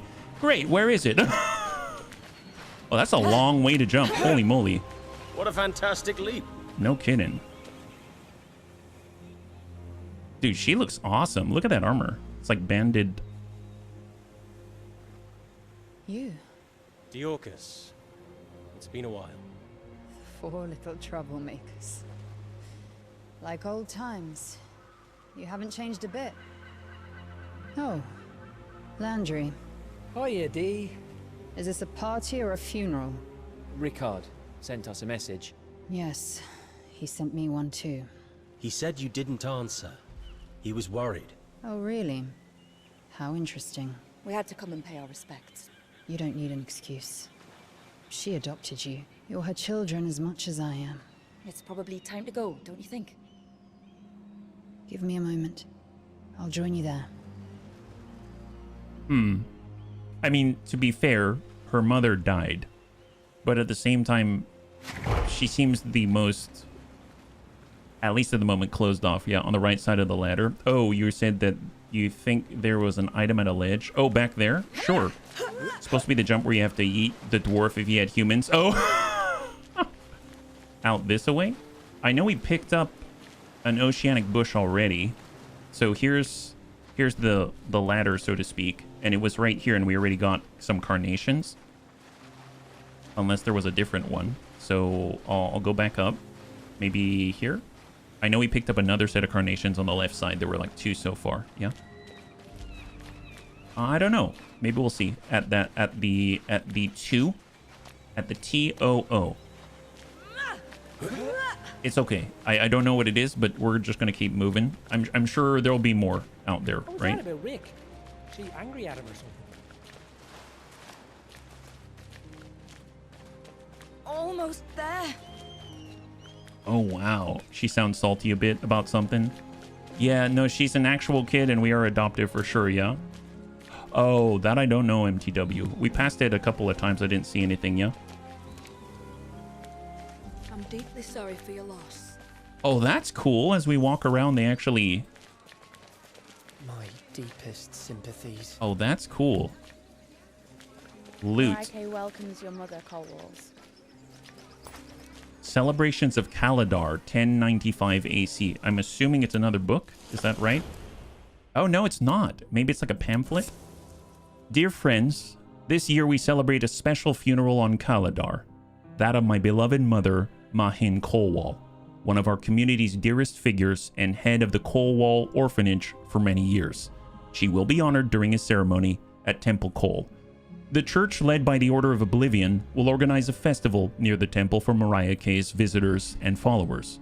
Our good friend Leon from the Order of Life Regnant will be hosting a small shop for the guests in order to raise donations for the restoration of the temple. Kind of a cool thing at the end of that first book we were looking at on page 5.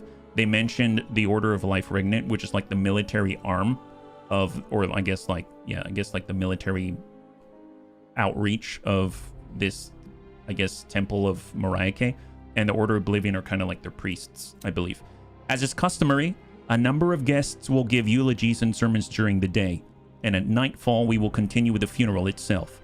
Guests will be invited to lay wreaths and flowers under the light of ceremonial candles before members of the church start removing the festival's installations at midday next. As with every year, the temple gives approval that the statue of the Redeeming Mother be transported to Dol Mithar to celebrate Kaladar in town under the supervision of Father Dalrun. Oh, Father Dalrun was the very first guy that we met who was pulling the cart with the statue on it. That statue will then be brought back 2 days later by the same volunteers. Please note, although we expect family and former members of the orphanage to attend, their exact number is unknown at this time, so we should prepare for between 10 and 20 additional guests. Solace Rickard Colwall, who's our adoptive brother. Excellent. Such smoke wasn't at the ledge, so must... No worries, no worries. Thank you for looking out for us. I appreciate it, yeah? So, let's exit. We're gonna grab the more flowers here. Oh, I'm guessing that's our mom's... Highlighting interactive elements. Interactive elements, containers, doors, and mechanisms are highlighted when moused over, even during combat. You can also reveal all interactive objects on the screen by pressing Alt or right Alt. Nice. Okay, so this is probably the most valuable key. This is one of the most valuable keys in any game like this, because it's also going to let you know about things that you can interact with and stuff like that, right? More loot. Condolences. The Colwall Orphanage. Wow, they got a really nice, a lot of background here. Opened in 1049 AC by Mahin Colwall, wife to the late Lord Tomas Colwall. The orphanage was first set up in the old farm that once fed Temple Col's monks and priests. In an effort to honor Mariake and help that many orphans of the Galavan War, Lord and Lady Colwall decided to create this now renowned establishment that has, over the decades, helped numerous children and even older waifs and strays to find new meaning in their lives. To this day, the orphanage and Temple Cole remain under the jurisdiction of the Order of Life Regnant and part of the Falafin Protectorate. That I don't know. I'm curious. They did have different, what was it called? Factions. So you've got a faction list here, but it still only lists the Colwall faction, despite the Protectorate being listed now. Most common key for that use. Yeah, I'm glad that they have it. Yeah, there it is. Yeah, no, it's highlight key is the best. Leon the Merchant. Oh, nice. Yes, please. Let's please talk to him. We can also sell things, merchants. Unlike items and inventories, gold is shared within your party. Oh, thank God. That means you could have someone with the highest strength carry all the money if it has weight, and then you could still use it from someone else. That's fantastic. When you buy or sell an item with one character, it will affect the party's overall wealth. Item prices depend on your party's relationship with the merchant faction. They do not change when you switch characters. That's very good to point out, because in Baldur's Gate 3 as an example, the latest example, right? You can have high charisma and it'll affect your merchant prices, and you can negotiate, better deals, higher sales prices, lower purchase prices. In this case, they're trying to say, hey, this has to do with your relationship to the merchant.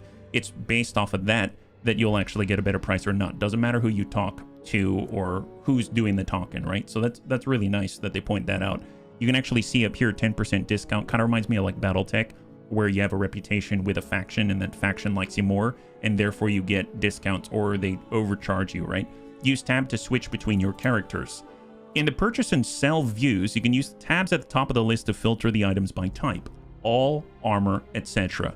Use the right click on an item to display the menu of actions you can perform with it to purchase, sell, or auto-equip it. If you sell an item by mistake, you can simply buy it back at the same exact price. To do this, select the last tab of the merchant's list. This tab will display all the items you have sold recently. You can then select any item that you wish to buy back.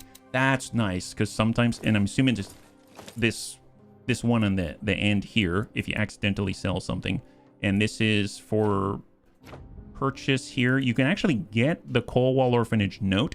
You can get the Dolmithar leaflet, smoked fish, tiny diamonds, that's a gem. We've got valuable pearls. We have consumables only. Yeah, I'm not really interested in buying anything here. If we were to sell anything, I mean, I'm not really interested in selling stuff either. Well, we do have a heck of a lot of daggers and short bows, so maybe we'll sell some of these. I think I can just double click. Is that right? We'll get 9 gold. Nice. Dagger, short bow, dagger, and I might just hang on to one of each. And a valuable. I'm curious if valuables are just meant to be sold. A nice low value gemstone. I assume valuable is just for sale. It's not listed as a crafting component or anything like that. If we take a look at purchase, you can actually see that they've got gem, which is different. A 100 GP diamond that can be sold or used as a spell casting component. So they actually specify, whereas a pearl, a small 100 GP pearl that can be sold or used as a spellcasting component. Oh, never mind. So the last tab is whatever we would sell. Do they say anything about the amethyst? It just says it's a low value gemstone. So I'm going to go in and sell this because it doesn't say it can be used as a component. That's nice. Morrowind, a disposition, it's similar. Oh, as a function of discount or not. It's a nice quality of life. Micromanage individual interactions compared to the group party capability and social interaction. It is really nice, yeah? Hey, bad timing. Welcome. I wanted to tell you I love watching your streams. You make me forget all the problems.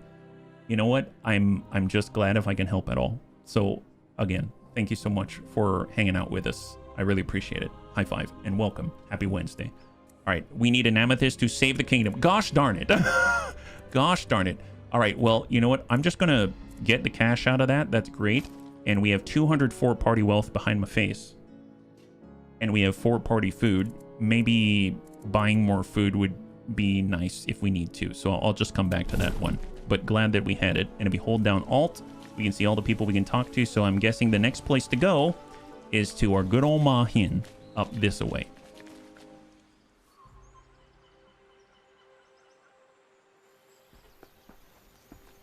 Hey, Archelon, good to see you. High five, happy Wednesday.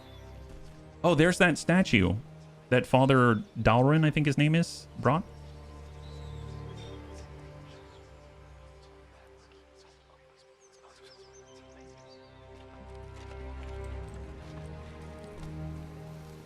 Thank you very much, Archelon. That's a very dynamic statue. 1095. Ricard. That's our brother. You made it. Neokos. I thought you'd never come. Ooh. What happened? I don't know. She wasn't sick, and yet she knew Marike was coming for her. It doesn't make any sense. She left this. For you.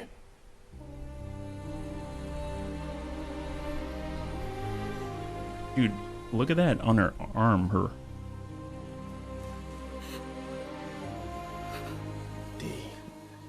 It's Caladar. Time to honor Mother. We'll talk later. It doesn't make any sense. Ooh, foreshadowing.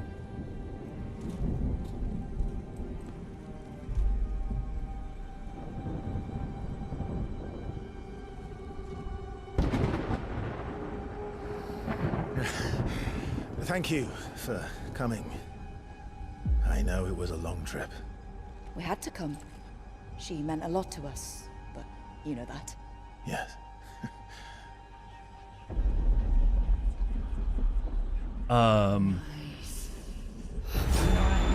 You should have saved her. I told you. It was Marike's will. It was her time, and she wanted to go in peace. Did she tell you that? Or is it what you tell yourself? Dee, I'm begging you. We can still bring her back. No! She told me not to. She deserves the peace of death. Try and stop me. Marike.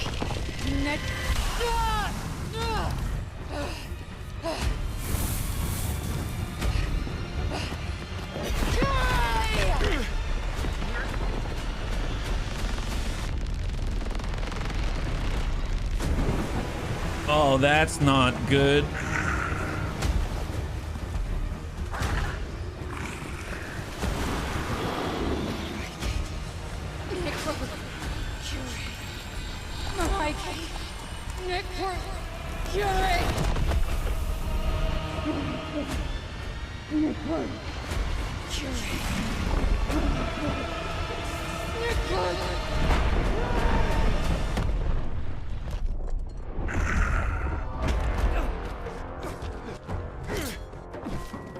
Oh, dude, wait.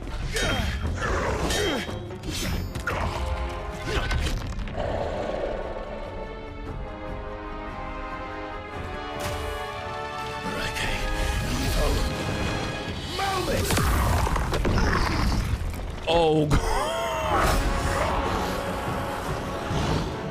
Okay.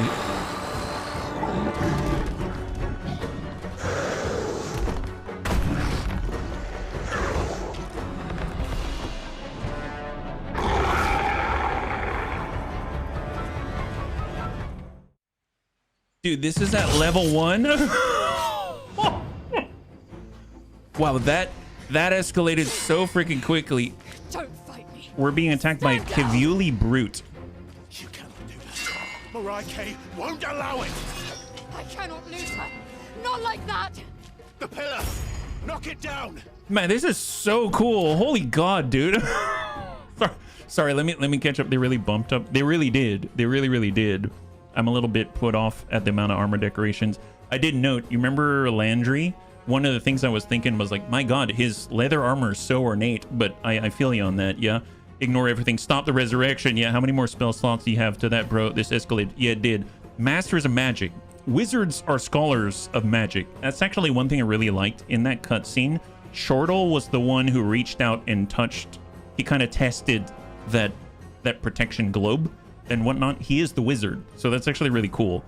They mastered all kinds of spells, offensive, defensive, and many other types, whose power can compensate for the relative fragility. Wizards have a number of spell slots that determine how many spells of each level that they can cast. To cast a spell, they expend a slot of that spell's level. They regain all of their slots after a long rest.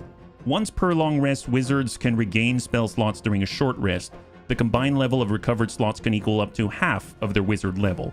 For example, a level 4 wizard can regain up to 2 level worths of slots. They can regain 2 level 1 slots or 1 level 2 slot. Understood. Alright, so we're starting with Chortle. I am curious. He currently has Shocking Grasp on hit, melee hit, deal 1d8 lightning damage, prevent attacks of opportunity. He's got Thunder Wave. That's a 15-foot cube. Deals 2d8 thunder damage, push the target 10 feet away from you. Half damage, no additional effect on Constitution save. We've got Sleep. Each creature in a 5-foot sphere fails a Wisdom save and becomes incapacitated. They've got Shadow Dagger, cantrip, 60 feet. That's 1d10 psychic damage negated by Wisdom save. So complete negation, not even reduction. Light, cantrip, Magic Missile. Create 3 darts of magical force. Each dart deals 1d4 plus 1 force damage. Plus 1 dart per spell slot over 1. Free spell can be cast once per long rest, then with any appropriate spell slot. We've got Annoying Bees. Wow, wow, that's awesome. As a cantrip, we can give them bees in the cockpit. Within 60 feet, deal 1d4 piercing damage. The target also has disadvantage on concentration saving throws until the start of your next turn. That's good to know. Disadvantage on concentration saving throw. That's epic, yeah? Hey, Thrake, thank you so much for the gifted subs. If you could show some love in chat for Thrake, that'd be absolutely amazing. I really appreciate it, and thank you so much for taking care of the bunnies. High five, yeah? And then last but not least, we have Ice Knife. 60-foot range, deals 1d10 piercing damage to your target. On a hit or a miss, the Ice Knife will explode and deal 2d6 cold damage to your target and each creature within 5 feet of them. On the bottom, that's... I'm guessing... Oh, I see. So the left here are all cantrips. That's cool. So I didn't know how to read this. So if we look at this left column, it says C. I assume that stands for cantrip. And it has the infinite symbol, so we can cast it as many times as possible as we want, because they're cantrips. On the right, we have 2 level 1 slots, and these will consume them. That's really cool. And you can actually see a single charge for the Magic Missile, because it actually says free spell can be cast once per long rest, then with any appropriate spell slot. So I assume you'd be using that first as an efficiency thing. So really, really, really cool UI there. I didn't even catch on to that until right now. That's super, super great. So I'm thinking, let's take a look. Kivuli Brute. 22 hit points, armor class 13, so that's 1 more than the kobolds we fought against. They've got a standard average movement speed. As far as we're aware, we've got 2 Kivuli Brutes, and then we've got... What is this? A giant mushroom? Oh, this is the pillar. This is the pillar. So where is the pillar? This thing. You can push this pillar. Oh, we have to get way out there? Oh my god. Well, Chortle should probably deal with the guys in front of us first. We have Ice Knife. We know that will deal damage, but there's not really a huge group of them or anything like that. Annoying Bees, 1d4 disadvantage concentration saving throws, Acid Splash, 5-foot radius acidic bubble, negated by dexterity save. If I were to try an Acid Splash, and they will both go... Here, I'm going to put one right on this gentleman. It was a success. And then I'm going to back off the line. Just back up a little bit. You still prep spells at long rest. Yes. Is Vancian magic gone from D&D? No preparing spells anymore for wizard? No, you still have to prepare. Oh, God. Alright, so it goes to YOLO. Now, YOLO could dash. We need to push this if we need to push it. I guess if we run by, we still have to worry about attacks of opportunity. Yes, so you can kind of see it. Can I scroll this Here we go. So if I actually move like this, you can see it right there. There's a little yellow, I don't know if you can see that. See that yellow arrow? I assume this means we're going to trigger an attack of opportunity if we blow through, right? So we might want to deal with that first. Either push them out of the way, move them, or just try to attack. We could come up this way and dash. Dashing is in the yellow, so we could go around like this and then dash out this way, but maybe we're better just dealing damage at the moment. So I'm going to go ahead and just... There's no one blocking our line of sight. I'm going to start with an attack. 65%. Hopefully I don't kill the guy behind us. Sneak attack. Let's go. He's vexed. Oh, what? What's that? He's vexed. How does that work? Can I take a look at vexed? Vexed. The source of Vex has advantage on its next attack roll against this creature until the end of the source's next turn. YOLO uses the Vex power. Wow, I didn't even know I could do that. That's super cool. I should probably look into that. That's pretty crazy. YOLO's a beast. All right, let's at least get out of the way. And we already used our main, so we can't dash. We're just gonna maybe chill right there. I think we're obscured, but bonus action. That's just healing. Let's end the turn. Now we're on our cleric, Derek the cleric. I suppose we currently have our shield.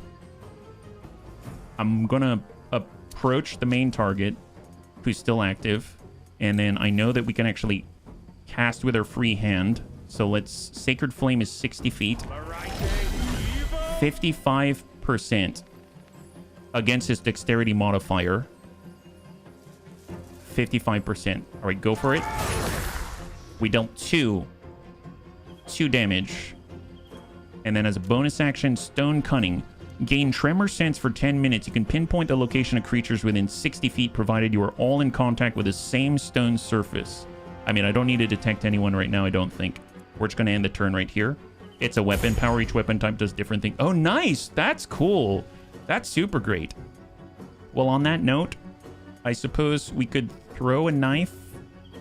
We could just smash this guy in the face. We're already within range. This guy's got a spear, I'm assuming that, or like a... Actually, looks more like a pole axe or something like that. So we can't run by him. But I don't want this guy to go at all. Maybe we'll switch. We're going to use our javelin. Oh, wow. So I thought these were throwing daggers. They're not. It's an infinite throw with a javelin. 36%, probably because we're being contested in melee. That makes sense. That makes sense. So no, I'm not going to do that. We'll switch back as a free action. I could cast spell bonus, and that is Divine Smite, triggered on an attack hit. Gotcha. Well, I guess I'll just hit the guy in front of me then. Let's do it. Divine Smite, go. 2d8. Wow, he dealt 19 points in total, and he's got 3 left. And I guess I'm just going to... Can I push up a little bit, but not leave contact? There we go. And we'll just kind of sort of be in range. Unstable Pillar is right here.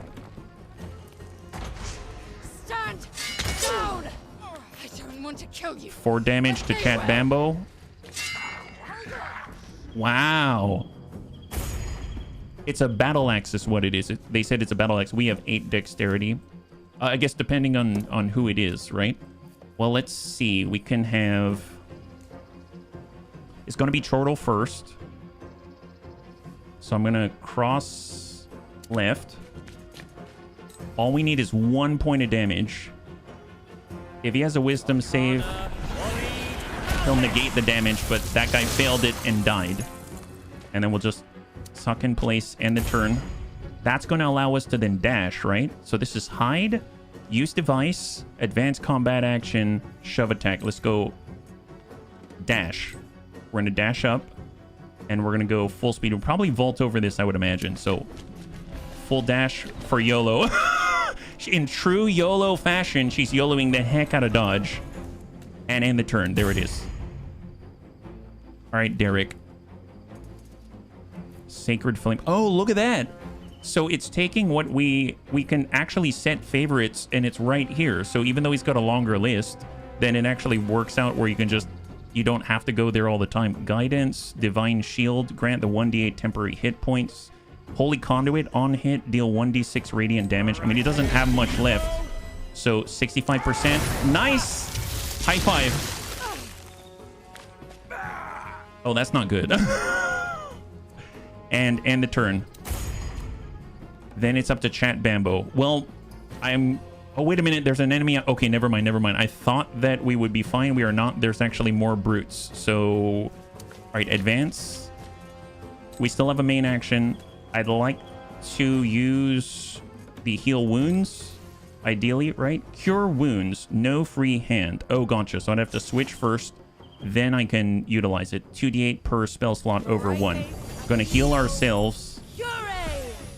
And then switch back to sword and shield. And end the turn.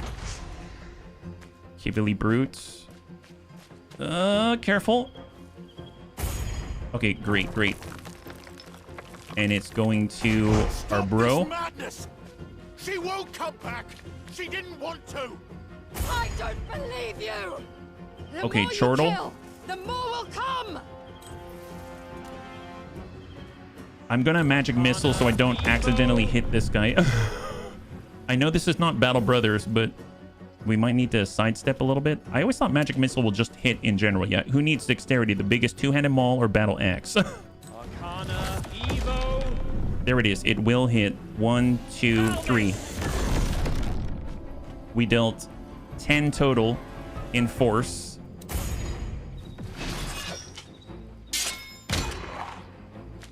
Raike, a BO, Cure! Oh, he healed us. Wow, our brother's badass. Our brother's a badass. And then we are going to actually just dash up right adjacent to the pillar with YOLO. I hope she has the strength to push that pillar over. And then we got Derek. All right, Derek, we're going to hide behind our bro. So let's go ahead and give him a divine shield. Now he's got 8 extra temporary hit points. Nice. Yeah, I think so, Weird Fish. I think so. All right, we're back to Chat Bambo. I mean, we can always try shoving this guy. 60%. No, we should probably just deal damage. We whiff it. End the turn. Hit for 4. You smell an XP farm. Oh, there you go. There you go. This pillar wants to fall of its own accord. Look, the pillar! Yeah, Behind her! that only ate a little bit into the 8 health that we gave. All right, Chortle. Cast up. We're going to use the Shadow Dagger. 50-50. Nice! Enemy down. Beautiful. She did not, in fact, have the strength to topple the pillar. There it is. High five.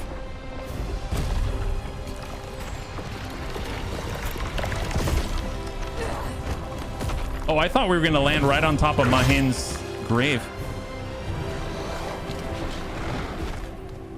Oh, no.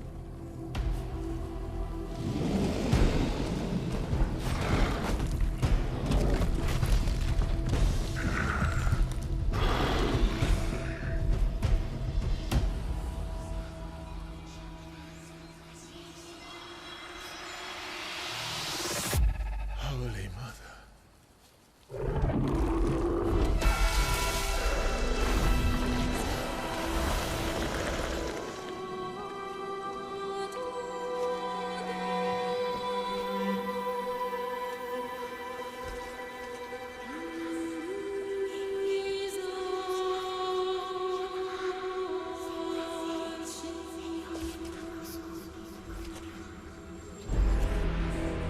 Wow.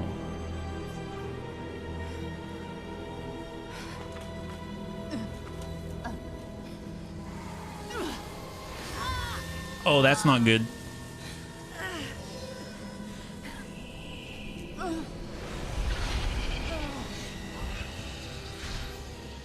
So was she possessed? The covenant must be honored. I tried. I did everything you asked of me.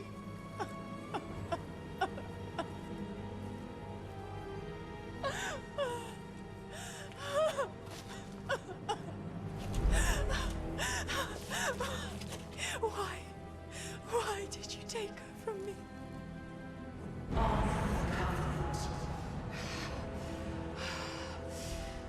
Shadwyn was right. You are the betrayer. And you have betrayed me!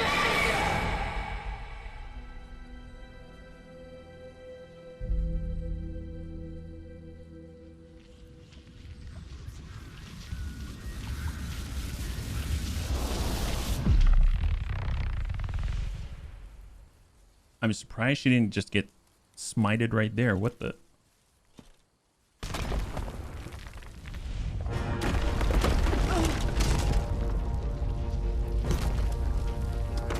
Oh, that's...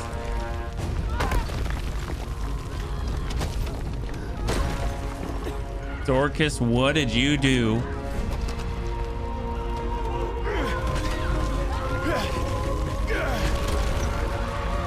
Oh, dude.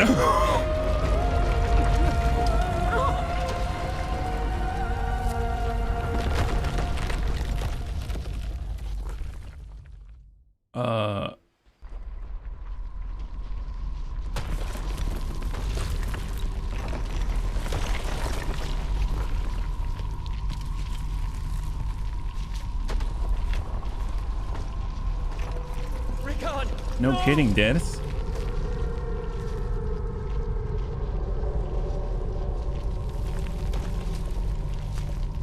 O Holy Mother, keeper of life and death, please hear our prayer. Your devoted cleric seeks your mercy.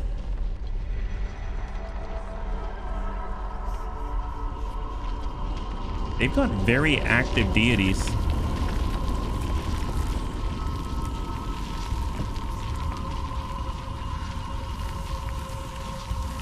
Oh, no, no, no, no. Oh. Why? The Cold Walls failed to keep the Covenant. Again. We are Cold Walls too. Marhin was a mother to us. We shall honor the Covenant. You would take Marhin's burden to save her son. What's the... I mean, to be fair, I don't know what the Covenant is, but man, in a moment like this, I'd be like, yes, we will. But yeah, what is the Covenant? What is the Covenant? Your sacred heritage. A blessed journey to undertake. A flame to keep alive.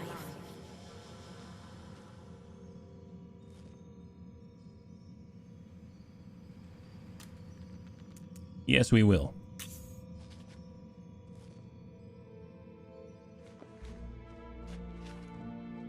Does it come with dental?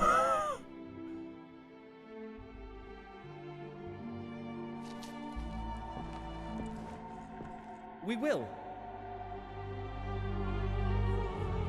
So be it.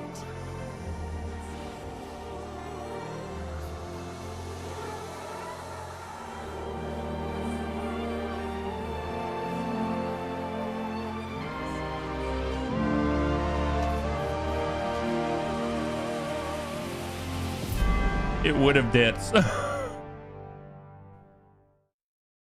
I mean, you're literally all gonna die because all this stuff's gonna fall right on you, and it's either you're dead or not. So, yes, we will, absolutely.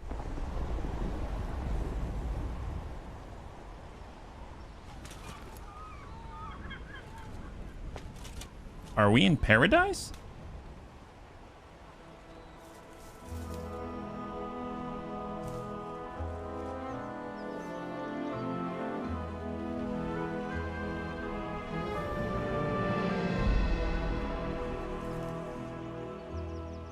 Wow.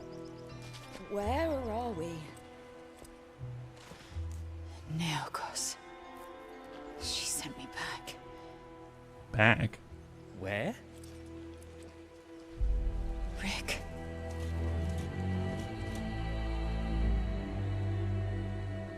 Why?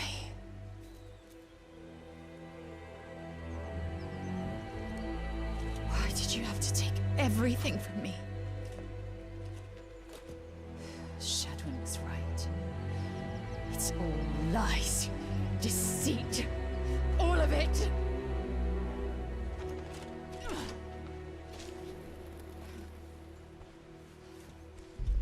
I don't know what that is, but we should probably get it. He's alive. What happened? Where is Neokos? She's gone. Don't move. We'll go get help. Oh, fine. Guess I'll stay here. Did that really happen? Did we really speak to Mareike? It burns. God's teeth, I'm branded. Oh. Just like Neokos. Oh, so am I. Mareike's symbol. The message is clear. Huh. I'd have a couple of questions for her. Me too. Like, what happened to Landry? He had nothing to do with all this. What about those weird stone creatures protecting Neokos? Well, finding help for Rickard should be our priority. Wow, what an opening. That was... Okay, I'm impressed. Like, I was actually feeling things in the cutscene. They did a really good job. The sound design, I guess the sort of, how interactive the deity is in this case. I just really, really well done so far. I'm kind of blown. Yeah. It's nuts. Yeah, I was getting BG3. That was crazy. You know that feeling you get when yeah, it's like teary-eyed but in your chest, not in your eyes. I don't know if that makes sense. Yeah. Hey, not Naya, high five. Visual, it looks like the preamble to us. Oh, I liked Odyssey as well. So what do we have? The Lost Sister. Neokos is left after being sent back to Neokos by Mareike. Find out what happened to her. Thinking that Rickard was dead after arriving on Neokos, Dorcas threw her holy symbol away and left, telling you she had a clear path ahead of her. Mahin's burden. Your adoptive mother Mahin Kolwal left you a legacy. The Covenant. A holy quest for the goddess Mareike. It now falls to you to fulfill it, even if its purpose is unclear. 2 inches from death. Rickard was terribly wounded during the destruction of the old temple. Somehow he survived, but he is too exhausted to move, and you do not have the means to heal him right now. Look around for help. Someone may be able to heal Rickard. Nice. So if we actually take a look at our inventory right now, has anything changed? We've got the things that we acquired. Oh, is there a new inventory? No. We've seen this already. That's fine. We've got the same stuff as far as I can tell, so everything looks fine. I'm going to lead and try to find that symbol. That seems important. I'm going to hold down Alt right now. Ambush. Oh. While in cautious mode, you can approach enemies while being undetected. Be careful not to get too close. Otherwise, you will be detected and attacked before you can start your ambush. To start an ambush while in cautious mode, you can target one of the unaware enemies with the ambush free action, or a ranged attack or spell main action. Unlike the ambush action, using an attack or spell will consume the attacking character's main action for the first turn. However, it can allow them to deal damage immediately. Once an ambush is started, your party makes a stealth group check to determine the DC for the enemy's individual perception checks. I'm assuming that's difficulty class. Whenever an enemy fails their perception check, they are surprised. Surprised creatures have disadvantage on their initiative roll, so most of you will get to go before them in theory. I might as well try to be in cautious mode for a second. I'm assuming there's an enemy around. There's Garden Dryad. Oh, wow. 2 Garden Dryads? Okay, fair enough. We should probably deal with the combat first, right? Oh, thank you, Not Naya. And welcome back, by the way. I'm going to split up the party. We're going to get Chat Bambo. Oops, I did not mean to select as in that fashion. And we're just going to tuck up, but break line of sight. I'm going to go ahead and get YOLO. And she's going to start to head up the stairs. And maybe we can get a height advantage. And we'll be out this away. Perfect. We'll just kind of chill right there. I'm going to do the same for our wizard as well. And then I'm going to get our cleric. And I suppose he's not really doing any sort of melee or anything like that. So let's just have him come on up and again, like, cast from up there. I suppose, is it going to reveal us if he starts to cast buffs and stuff like that? Because I know we've got not Holy Conduit. There's Guidance, which is a little bit different, and there's Divine Shield. I could give that Chat Bambo as an example. So if I did Chat Bambo, I think I need to be closer, right? So I'm going to come on back. Don't hurt the tree ladies. They look really cool. They look really, really cool. This is a 30 feet distance. We got to be even closer. There it is. And then we're going to come on up. Then we're going to get Chat Bambo. We're going to move. And battle start. I realized that I did not hit the ambush button. I was looking for it. So it seems like... Oh, these are enemies? What are these? Wood fairies. Oh, no. Okay, I thought... I don't know what I thought they were. Like loot that we could grab. I didn't think these were enemies. They're wood fairies. 88% chance of success to shoot them in the face. Yeah, sure. Why not? Shoot them, YOLO. Or I guess we could stab them from here, right? Yeah, we can totally stab this person. Let's go into the short sword and offhand. A tiny fae. Sneak attack, yes. Nail it. And the fae is down. That's beautiful. And then we'll back off the line. And end the turn. Got another fae flying on in. Full dash. And we got Chat Bambo. Okay, Chat.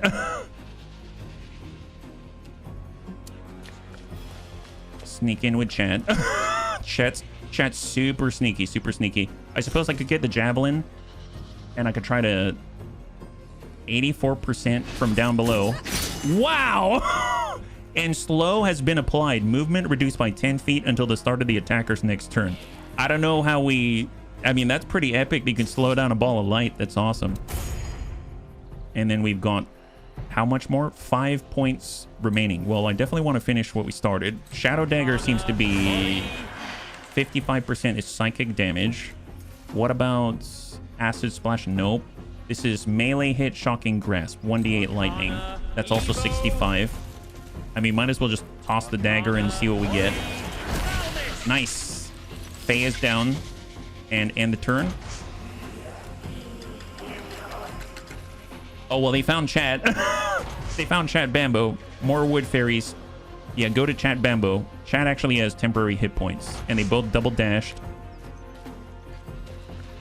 Wow, the Dryad's hair moves. Hey, Amitstum. High five. Welcome. Happy Wednesday. All right, well, we got Derek. Guiding Bolt. On a hit, deals 4d6 radiant damage, gives advantage to the next attack roll made against that target before the end of your next turn. I mean, I want to use it on the Garden Dryad. 60% success. Nice, huge impact for 13. She's left with 5, and that means Chat Bambo's going to be able to smack that person in the face. That's phenomenal. Dive off side and turn.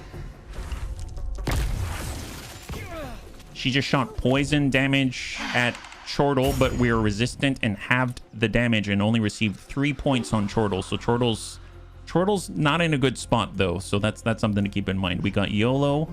YOLO's up. Let's switch over to short bows, and we should get an advantage here. 84% on the Garden Dryad, although the next targets are going to be the Wood Fairy, so let's attack them first. Sneak attack. Nice. Enemy down. Beautiful. God, she's good. Was that our PPC? Something like it. All right, Chat Bambo. 60%. 60%. We can probably get off a smite as well. We hit for 4. Oh, did we not apply the smite? Select Paladin powers. Neutralize the poison, but that requires touch, and I'm too far away. Or lay on hands, that requires touch, and I'm too far away, unfortunately. So... And Stone Cunning is to sense hidden enemies and things, so we're just going to go ahead and end the turn. Although, if I walk away, there will be an attack of opportunity, but I kind of want to challenge the Dryads. I'm going to take the attack of opportunity, and we're going to run that with our temporary hit points. And then we're going to get right up on the Garden Dryad just to challenge them. And then with Chortle Coalwall, I would like to finish the target. Next up is the Fairy and then the Dryad, right? I'm going to do a free action magic missile.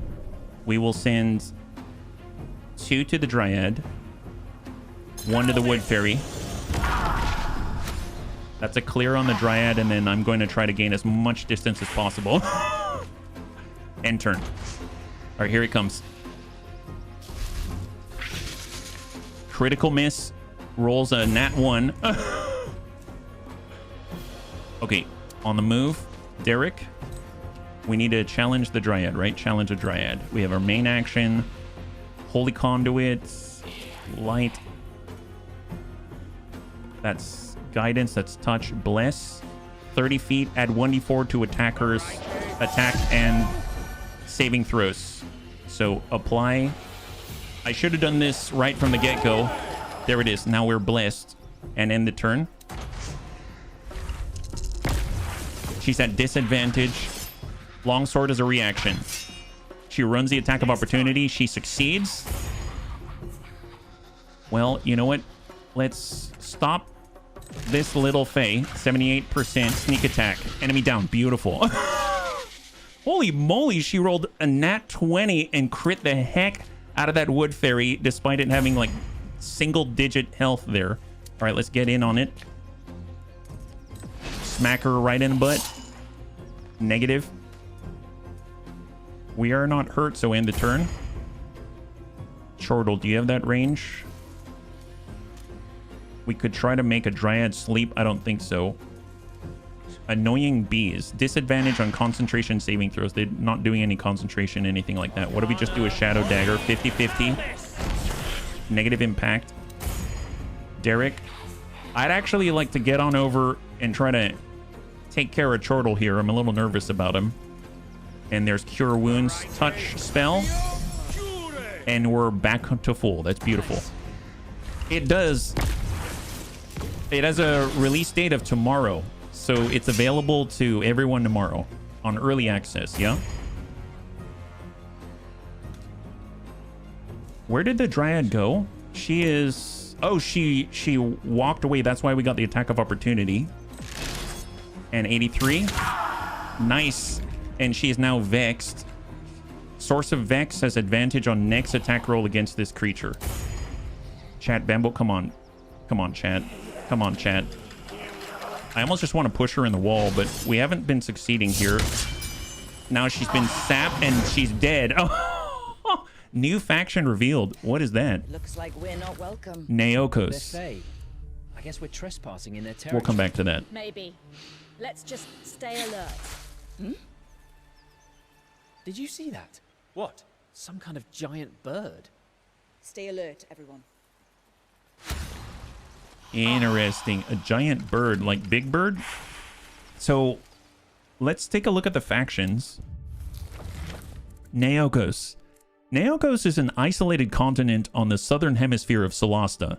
Although it was once a colony of the Manakalan Empire during the centuries that preceded the Cataclysm, the continent's population balance of power significantly shifted between several factions. Neokos has little contact with the northern lands of Ferendrag, except for the occasional sailor or wizard with sufficient knowledge to travel there. Legendary monsters. 3 unknown characters. Oh boy. I like how they list monsters specifically as, I guess, creatures of prominence in this faction, yeah? Getting teleported to an unknown place, immediately attacking face spirits without provocation. Bold tutorial choice game. Let's see if this has ramifications that it should have. Well, I mean, at least we were sent here by a deity, so I'm hoping that's going to have some, you know, backing to our actions. We just took Dryad bark off of the Dryads. That's wonderful. A solid piece of wood, flexible as leather, that can be used to craft items. Ooh, can we craft like bracers out of Dryads? Can we? Would that make the Dryads fear us more or something? Mana disc collected from the remains of some magical creature or item. Yeah, loot it all. Yeah, get all of that. My God, there's a drop pouch up here. There's some pouches. So we do have like a looting radius, it seems. So more mana dust from all the tiny little Fae. Oh, Jesus. Up here we've got more Fae dust.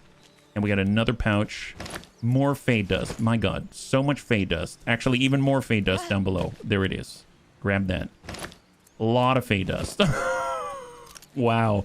Wow, that's something. That's something. So does that mean how much Fae dust? We have 28 Fae dust. Why, we were super gentle with the Fae, I must say. I had no idea they turn into so much dust. Holy moly, we get to skin the Dryads, make bracelets out of them. Exactly. I just hope that they appreciate how difficult it was in order to turn their flesh into, well, ornamented goods. I don't even know. And where did the amulet go for Neokos? She threw it in this direction, I thought. That's why I went this way. I am curious about something. So you know how we have bless, we have plus. Oh, hang on. So does it tell us how long this lasts? Duration is 1 round. Grants the target 1d8 temporary hit points until the start of your next turn. It really, to me, looks like Chat Bambo has some kind of a buff right now, right? I would assume it's the temporary hit points, but I don't know. Right now we have remaining health. Does it tell us what buffs we have? Charisma, strength, constitution, initiative bonus, 114. That's our level of 13 hit points. Yeah, I'm not too sure where we get that extra point then. I like the first Solasta Start 2 when you were sharing stories and playing each one's experience. Yes, that was cool. That was really, really neat. It was very clever. All right, well, we're moving on. We've got a lot to do.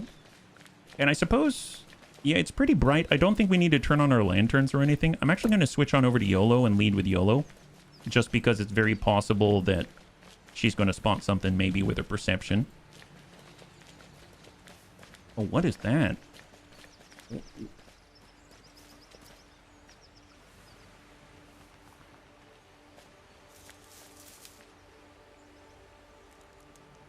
Wow. Sorry, I'm just trying to see a little more. God, that looks really nice. Wow, there's so many boats. I guess they're like for fishing or something. That's crazy. A Vista? Yeah, maybe. Oh, it does say Vista.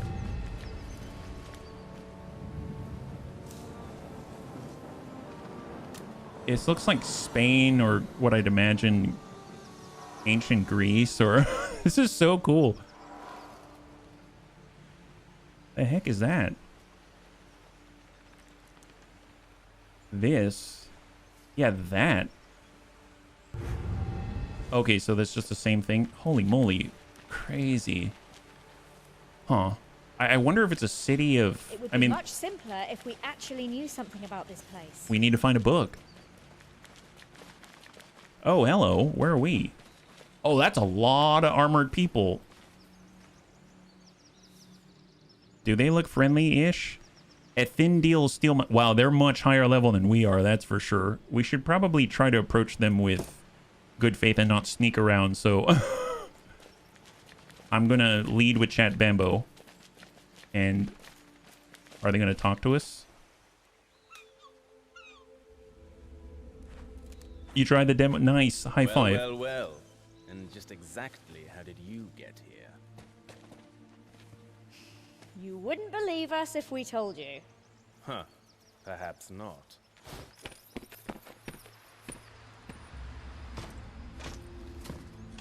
Dude, their armor looks awesome. Excess steel mind. You weren't joking. More Argad spies. And this time in Our Lady's private estate. Oh, Lucky whoops. for us, her little bird spotted them. It seems our feathered friend has her uses after all. Oh, the bird? I want to know how they got past our security. You mean you didn't ask them? Apparently, I wouldn't believe it. Look, we're really sorry if we're trespassing. We were teleported here against our will. We're not spies. Ha! You know what? You're right. I don't believe you. Nicely done. We are going to have to sort this out. Huh. Personalities. When dialogue options are available, they're assigned based on each character personality or family role. If ability checks are involved, the most suitable character is selected. Nice. Right now, drop your weapons and show your hands. Our brother is wounded. We have some questions. We'll just start with our brother's wounded. Wait, you have to help us. Our brother's over there bleeding to death. A fifth one. This is an outrageous breach. We need to sweep the entire area. Look, it's just one man. He's gravely wounded. If you're telling the truth, then nothing bad will happen. As you point a sword at us. Just do as you're told and drop your weapons. I'm just going to surrender. I'm not even going to ask questions because these guys are really on edge. If you insist, but we've done nothing wrong. You can discuss that with your Argad friend in a cell. You're making a mistake. The Orcus? That's what they all say. Magic will reveal if you're telling the truth. If not, you'll hang with the other one. And if we're innocent? Well, then you really do have an interesting story to tell. One perhaps even the Lady Anabasia might want to hear. But don't get your hopes too high. Throw them in the cell next to Yorker. Yorker? Like Yorkus? Yorker the Yorka?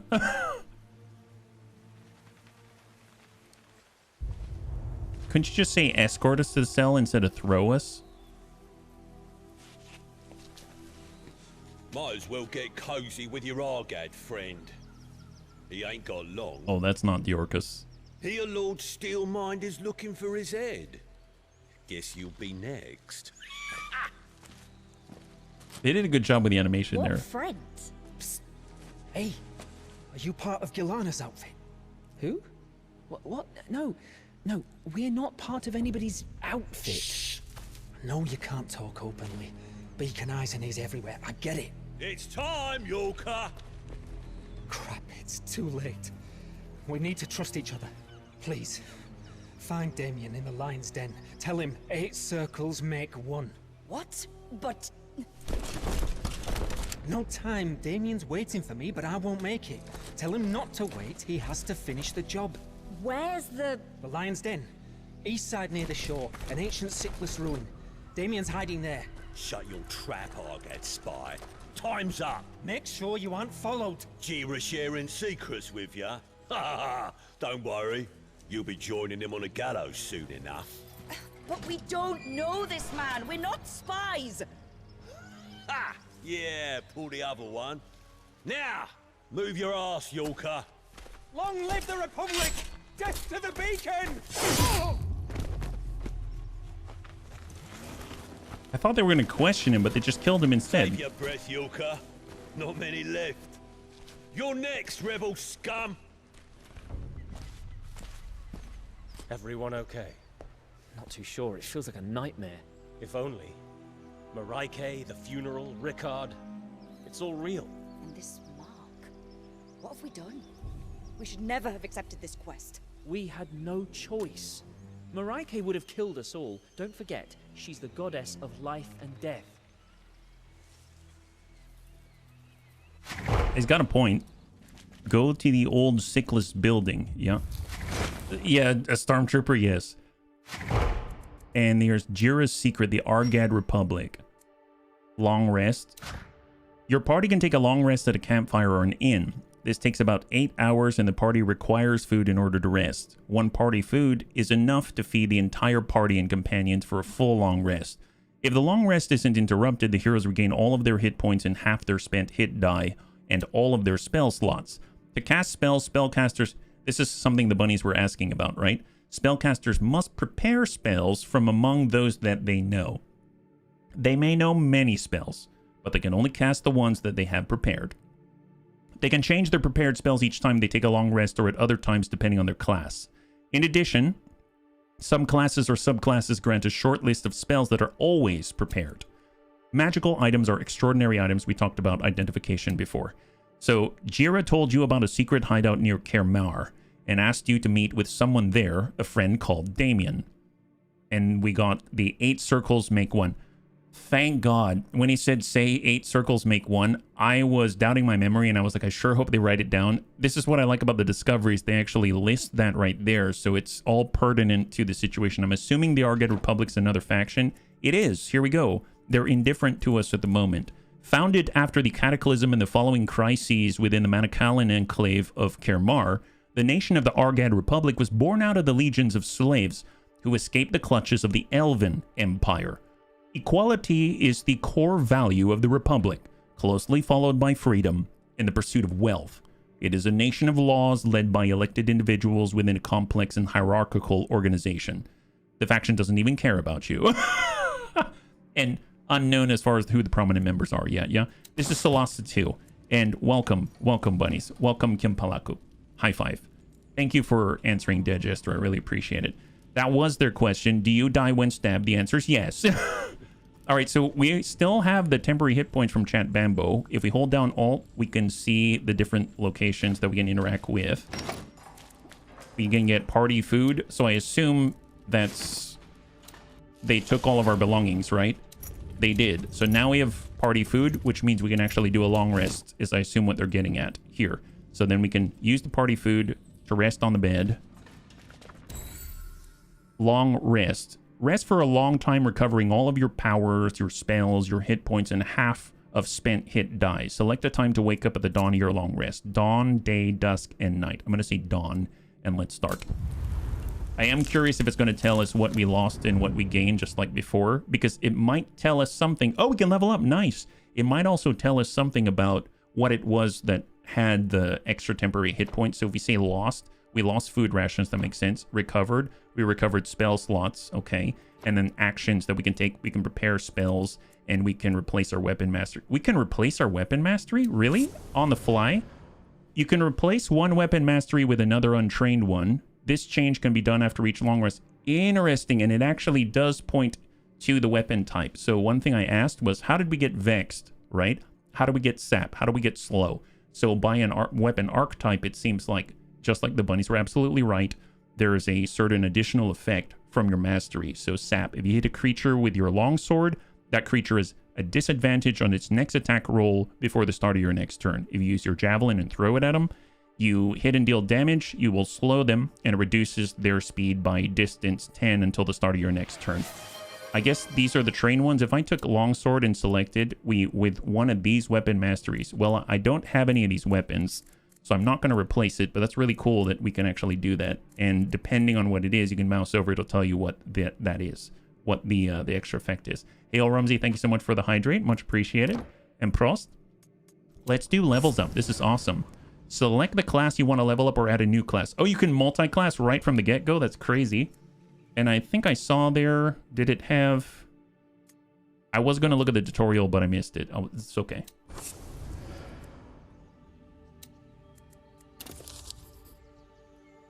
Chat Bambo has gained a new paladin level. Base gains, we go up to 22 hit points. Class feature Paladin Smite. You always have the Divine Smite spell prepared. In addition, you can cast it without expending a spell slot once per long rest. Fighting style Blessed Warrior. So can we choose something else? Is that right? Select one level 1 spell from the Paladin spell list. Oh, wow. Nice. Well, obviously we're going to do Blessed Warrior, but you learn 2 cleric cantrips of your choice. Guidance and Sacred Flame are recommended. The chosen cantrips count as Paladin spells for you, and Charisma is your spell casting ability for them. We've got a good modifier of, I believe, 4 right on it. So we'll keep with that style. And then select one spell from the Paladin spell list. So we can get a new one. Searing Smite. Nice. So we've got a Radiant one. And now we'll have a Burning one. And this is the one where as long as they keep failing their Constitution save, it'll just keep burning them, which is excellent. I will gladly take that. Actually, that was one of the other things that I was thinking of taking in the first place. Select cantrips to learn on top of what you already have. So we've got Spare the Dying.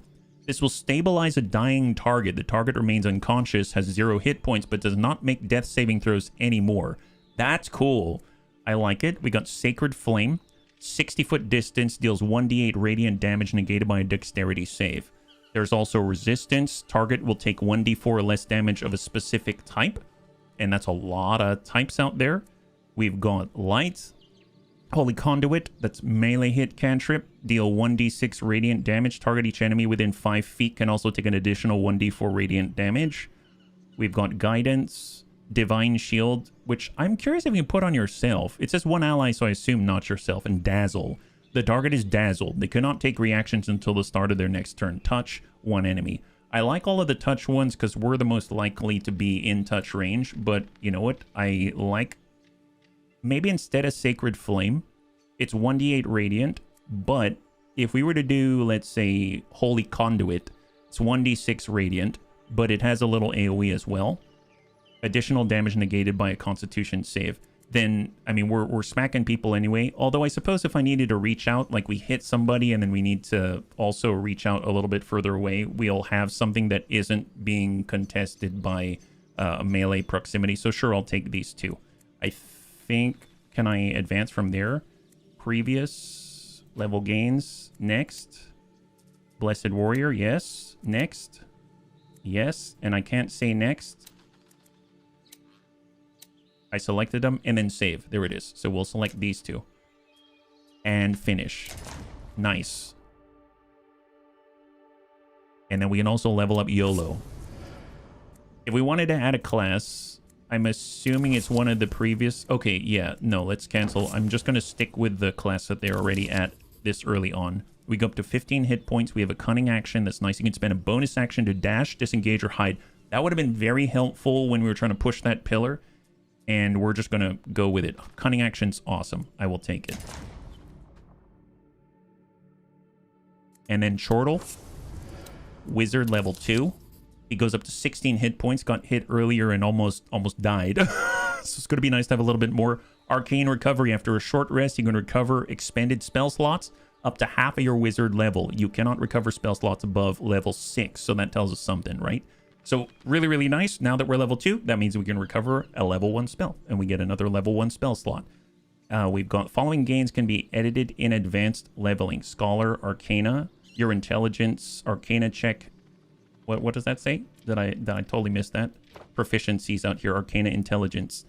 Your intelligence check measures your ability to recall lore about spells, magical items, eldritch symbols, magical traditions, the planes of existence, and the inhabitants of these planes. I mean, that's probably out of history, investigation, nature, religion, out of all of it, that's probably the thing I would know least about. So I'm glad if one of our characters has some proficiency in that. So that actually seems nice. As far as spells, we are going to gain Burning Hands. We can put it on ourselves. Really? Deals 3d6 fire damage, can set objects on fire. And it's a cone at 15 feet. I like it already. And then down here, they recommend Ray of Sickness. On a hit at 60 feet, deals 2d8 poison, and the target is poisoned until the end of your next turn. Our other options are False Life, grants an ally 2d4 plus 4 temporary hit points. We've got Mage Armor. Oh, man, I kind of want Mage Armor. But, okay, there's Mage Armor. Sets the target's base AC to 13 plus its Dexterity modifier. I mean, we have a Dexterity modifier, I think, of 2. So that'll make us like AC 15, which would be really nice. Let's be real. Charm Person. Target is charmed at 30 feet. They cannot attack you, but they can still attack your allies. There's Feather Fall. Oh, that's really helpful too. Slows the target's fall to 60 feet per round. If a target lands before the spell ends, they take 0 fall damage. Magic Missile. Well, I mean, we already have that, don't we? I'm curious. If I uncheck this... Okay, so these ones are already checked because we already have them. That makes sense, yeah. For most of these spells, you count as your own ally. Nice. Thank you, Neurolancer. Appreciate it. High five. Thank you for the clarification. Spare the Dying and the Paladin's Lay on Hands are kind of doubling up.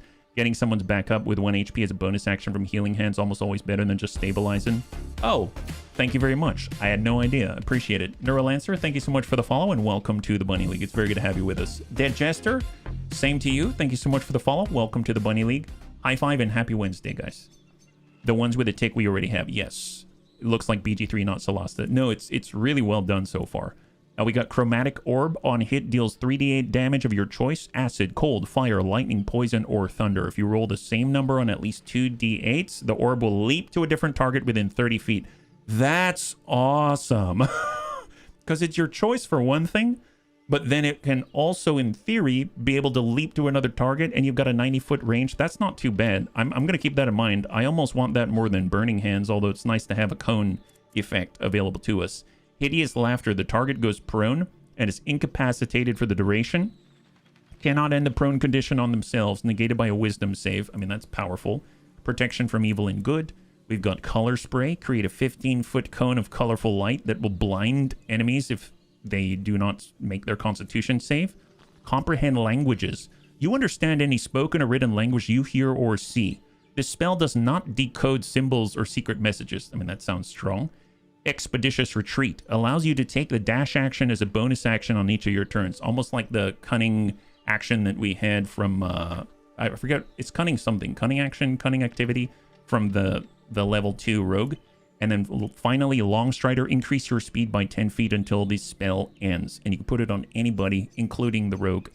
I mean, that's pretty powerful too. So right now we got Ray of Sickness for the poison. I almost feel like I kind of want to turn this off. I want to get Chromatic Orb. and then maybe a utility spell. False Life's cool. Featherfall is helpful. Putting someone prone is very strong, but it's a concentration spell, so that's good to know. And then we've got concentration. This is not concentration. We can give extra speed. Are we trying to get around people right now? We're kind of more shooting them with arrows, so maybe we don't need that as much. And this is nice to break contact, but I don't know how useful this is going to be, but I'm going to get Featherfall. Because it's also a reaction. Look at that activation reaction. And you can put it on 5 different creatures. So in theory, you could have the whole party not fall to their death. That sounds pretty epic on a reaction. That's kind of strong. So we'll get the Chromatic Orb and the Featherfall. There we go. Yeah, Chromatic Orb's OP. It sounds awesome. Sounds awesome. Does the game have DLSS support now in early access? Mistalk? Yes, it does. Yes, it does. And I actually have it turned on. We'll go in and take a look. And good question. I can't do it at this very second because I can't access the menu, but when I finish this level up, we'll take a look, yeah? Cleric. You only need Featherfall when you really need it. Yeah. Feels bad in this. It would eat your spell slot. Oh, fair enough. All right, Derek has gained a new cleric level. He goes up to 19 hit points, gains a level 1 spell slot, and he gets Channel Divinity. You can channel divine energy directly from the outer planes to fuel magical effects. You can use this class's Channel Divinity twice. You regain one of the expended uses after a short rest, and all expended uses after a long rest. You gain additional uses at level 6 and 18. Divine Spark, heal. Channel Divinity to heal an ally for 1d8 plus your Wisdom modifier. Currently, our Wisdom is 17, so that we're sitting at +4 for a modifier. So this would be up to 12 hit points at level 2. Not too bad.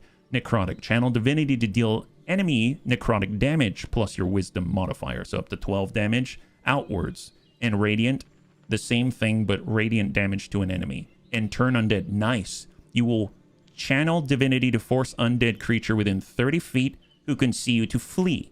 Negated by a Wisdom save. So really nice stuff to get as a passive. That's phenomenal. I don't think we're replacing any of the proficiencies or any of the spells. I mean, I suppose we did get some new spells, so maybe characters no spell book. Oh no! Can only use the currently prepared spells. Fair enough. That's right. We're in a prison, so we'll end the rest. And here we go.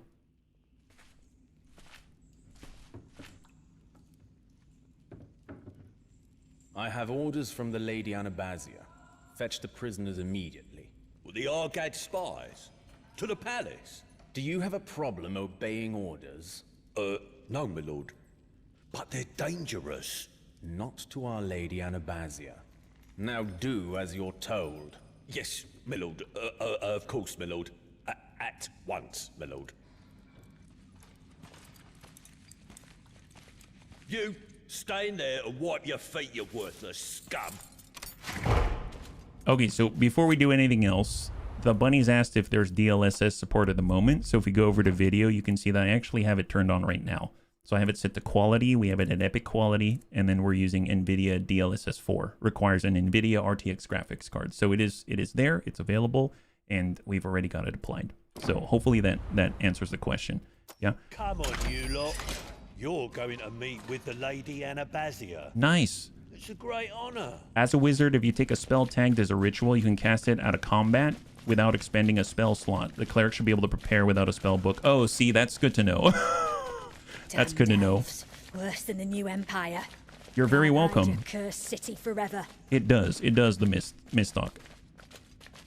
I ain't done nothing, I tell you, nothing. Oh, there's more people? Trial, sir. I desire a fair trial, please. I can't even go that way. Help a poor sailor, please. Please. Yeah, I don't know what the components are for the chromatic orb, so I guess I probably should have paid attention to that. It just sounded so good. Oh, we can go in? Nice. I don't really want to talk to that guy. He seems like a bit of a jerk.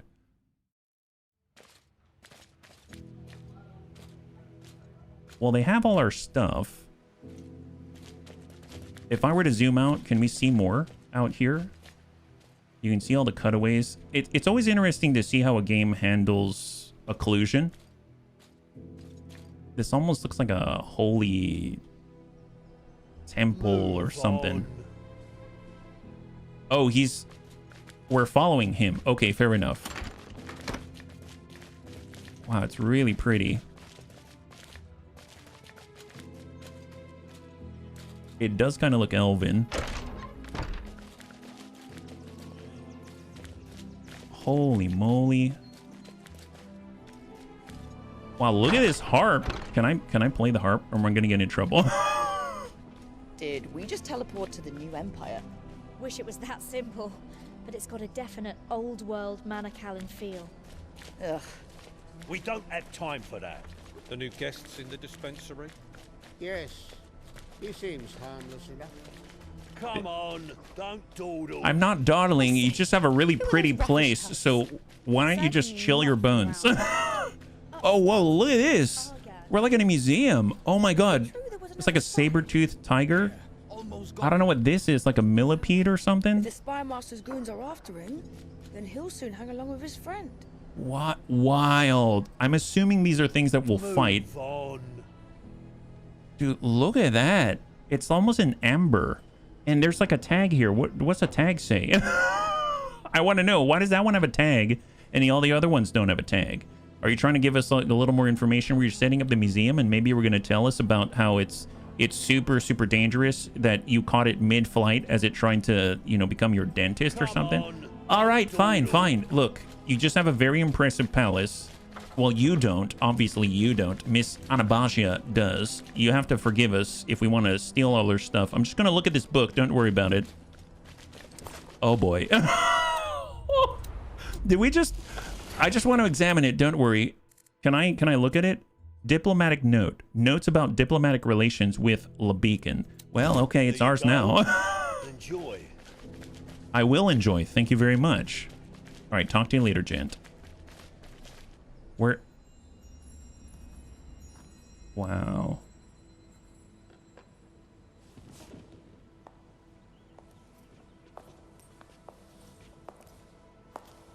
Whoa. Greetings, travelers. Welcome to my humble court. I am the Lady Anabasia, guiding light of Kayamar. Salutations, milady. Milady, may I offer you our salutations and goodwill? You will have to excuse the close attention you were paid by my guards. They are very protective of my person and of my privacy. They can be a little, shall we say, enthusiastic. Indeed. I am certain that you're wondering what happened to Father Caldwell. Oh, she knows. Yours is not to worry. He is, as we speak, both safe and sound under my protection. I shall do all in my power to ensure that it remains so.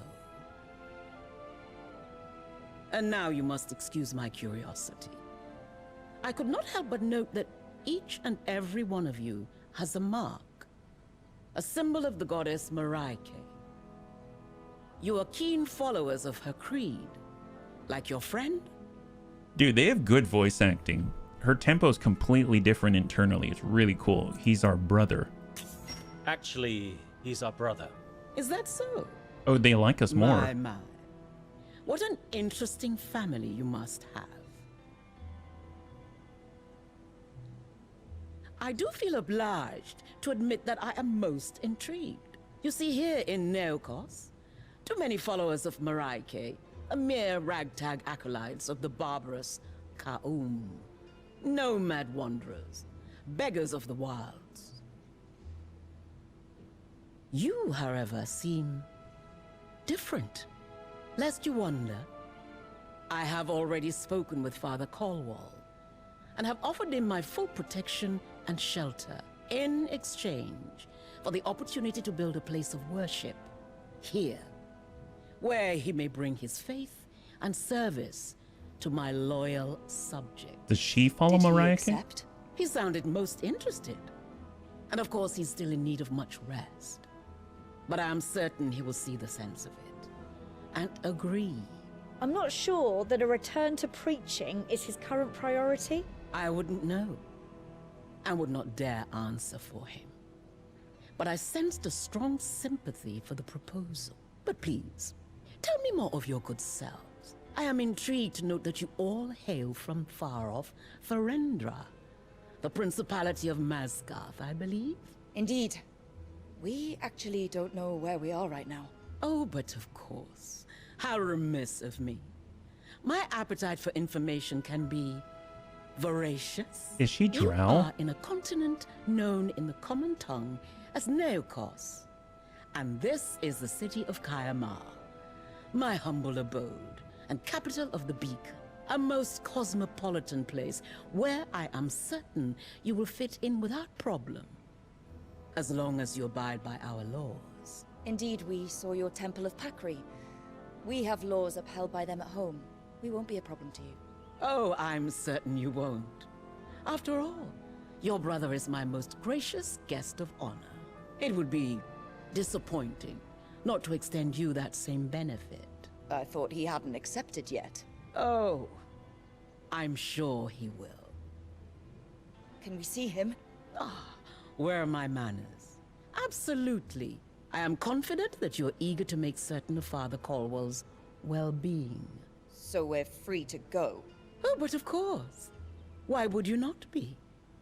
Although before you go, there is one last thing. A small favor, if you will. We are all ears, my lady.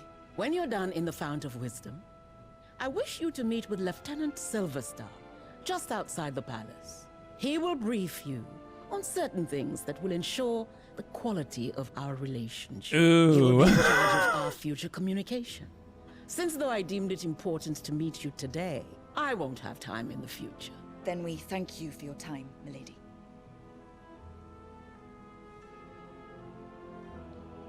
She's definitely nobility. It's a good thing Chat Bambo's former aristocrat. Yes, the spy master was furious. Okay, so we are... Okay, so hang on. Let's go to the journals for a second. So right now, tracked.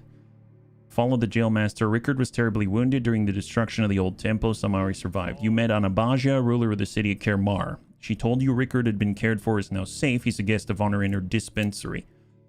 You met Anabasia. You must find your bearings on this new continent. And then we still haven't found Deorcus or anything like that. As far as factions go, are they going to list? Nice, Beacon. So it's interesting as we were talking, we were getting rep just answering and not faffing about, right? So kind of neat. And we're actually already aware of some of the prominent members. We met Mr. Silverstar. And we met Mr. Steelmind. Interesting. Silverstar was the guy in the red armor with the sword with the green, I guess, hilt on it. Ithindil Steelmind was I think the mage type that doubted us when we first landed. And Anabasia is, well, the lady we just spoke to. Kind of interesting. I wonder if she looks really drow. I don't know. They did a good job. Yeah. Intended to cast the light of the Mana-infused Empire across Neokos. The beacon is symbolized by two gigantic statues that protect the entrance of Kermar's harbor. A construct of the expansionist Mana-infused elves, the beacon once ruled over half of Neokos. But the cataclysm and the dramatic escape of the Empire's slaves left the beacon a reduced enclave behind a wall of fortresses, only keeping a tight hold on Neokos' northern peninsula. Relations with the Republic of Argad are a subject of constant tension. So Argad, as we read, they were the slaves. And then you've got the beacon, who we were talking to just a moment ago. So interesting dynamic that we have going on, and we're definitely outside of there. We need our stuff. So I'm curious if we come down, they're probably going to tell us where our stuff is. Now I have to get you to the dispensary to see your friend. Nice. Brother. Whatever. Man, we still have this. Is this the bless or the temporary health? That's very interesting that we still have it on. I mean, believe me, I'm not complaining, but I don't know what happened to the effect there.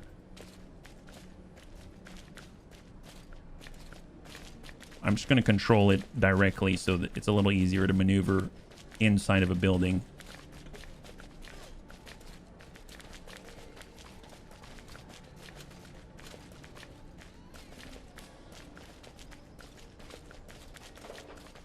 And really pretty.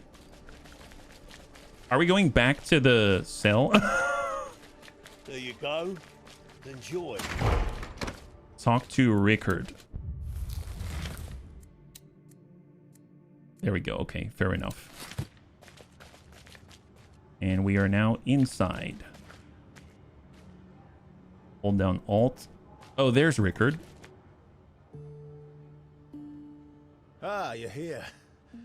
Hey, Rick. Good to see you smiling. How are you?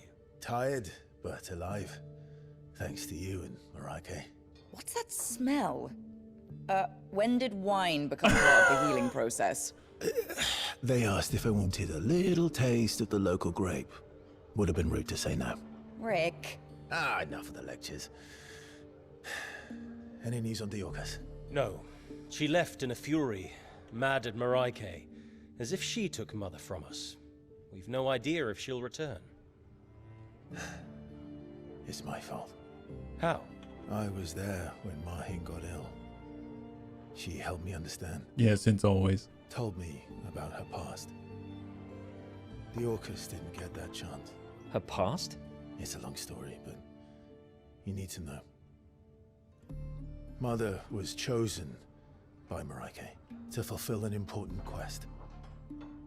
The Covenant. The Covenant? You know what it is? She didn't tell me everything, but she clearly didn't succeed. The marriage, the orphanage. She was trying to make amends. For what? I don't know. Not exactly. But the first time Neokos left, Mother just said, "Someday, you will understand." Then she fell ill. Gave me those medallions.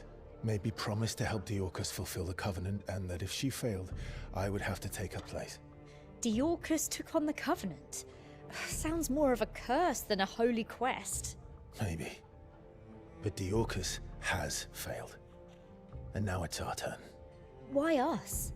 What's this even about? I'm sure Blessed Mareike, in her infinite wisdom, has her reasons. As I think did Martín. What's that supposed to mean? When you were adopted, I was hurt. Surprised. Even angry. Were Neokos and I not enough? But now I think I understand. You have always been family to us, to each other. Arguing, fighting, but always together.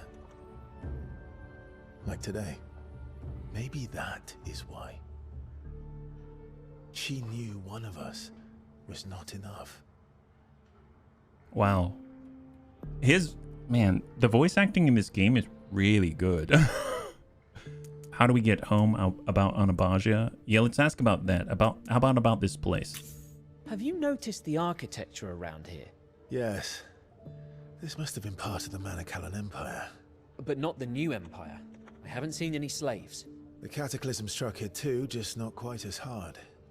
What about Anabasia? She's been the ruler for a long time, even for an elf. She's let me use her library. I'll find out what I can about the place, the people, the forces at play. And you? What does she tell you? We can explore, but we are definitely on a leash. Perhaps you can find Neokos? We will. If we hear anything, we'll come back to tell you. Thank you. About the mark. This mark, what is it? The Mark of Oblivion. Mother had one for as long as I can remember.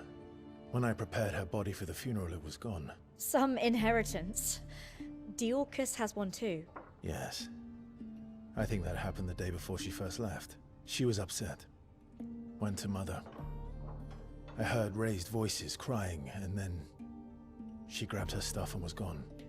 Now I realize the Mark and the Covenant had been passed on. Oh, and now it's our turn? Exactly. Ah. That explains why Neokos knows about Neokos. She must have spent the last 10 years here, trying to honor the Covenant. Gone ahead of bed. Good luck curbing or indulging the murder hoboing. Hey, Reggae, thanks so much for hanging out. Thank you so much for your support. I hope you have a good rest, and we'll catch you on the next one. High five. Well, Landry died, didn't he? Did you see what happened to Landry? I did. I'm sorry. He didn't make it. It's so unfair. One of these monsters killed him. It wasn't the will of Mareike. We'll find out who or what they are. About Anabasia. Anabasia said she spoke with you. What did she say? Something doesn't fit about her. She's, too nice. I think she might actually be a tyrant. She says you're her guest of honor. That's how Galavan officials back home refer to hostages. What do you think she wants? She says she wishes to spread the true faith of Maraike in Kayamar. You don't believe her? Do you? There was a man in prison here. He said he was from the Argad Republic. The opposition to Anabazia's authority, I suppose. An iron fist fuels rebellion. How do we get home? How do we get back to Ferendra? As Maraike sent us, it's probably too far even for a teleportation spell. We don't even know where on Solasta Neokos is. You mean we're stuck here forever? Look at the upside. You didn't leave any family behind. We're all here. Fair enough. Ha ha, very funny. No matter. I'm certain Anabazia isn't going to let us leave Neokos anyway. All right, we should go. It's time to go. Yes. Explore the city. Listen to everyone. Learn all you can. And find Diorcus. Only she knows what the Covenant really is. Really? Going to be all right. Of course. You behave. And leave that bottle alone, okay? Get out of here. Wow.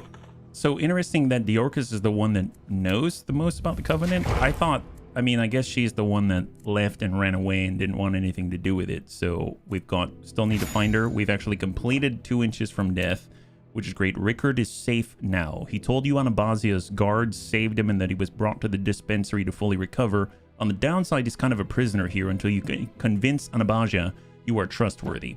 It's a good thing that we're raising our reputation with the beacon, at least for now. So let's see what we got. It would be nice to get our old stuff back. Can they please give us our spell book and stuff like that? Steel bars on the windows. We can pray. Just in case you To forget that whom? even here you're a prisoner. Wow, these beds are much nicer than the ones in the cells. Can't argue with that. O wise owl, as your witness, hear my prayer. Justice will be served when Rickard is free to go. Oh, the voice acting's so good. Oh, there we go. What now? Well, as crazy as it sounds, I've been instructed to give you your gear back and to release Yeah. you. You're free to roam the palace like a bunch of nobles. Go figure. That's strange indeed. He doesn't seem too pleased about it. And we have been restored. Nice. Excellent. Leave the palace, speak to Lieutenant Silvertar. So we'll go back to our inventory, just make sure that everything is equipped, right? So we've got all of the reagents, things like that.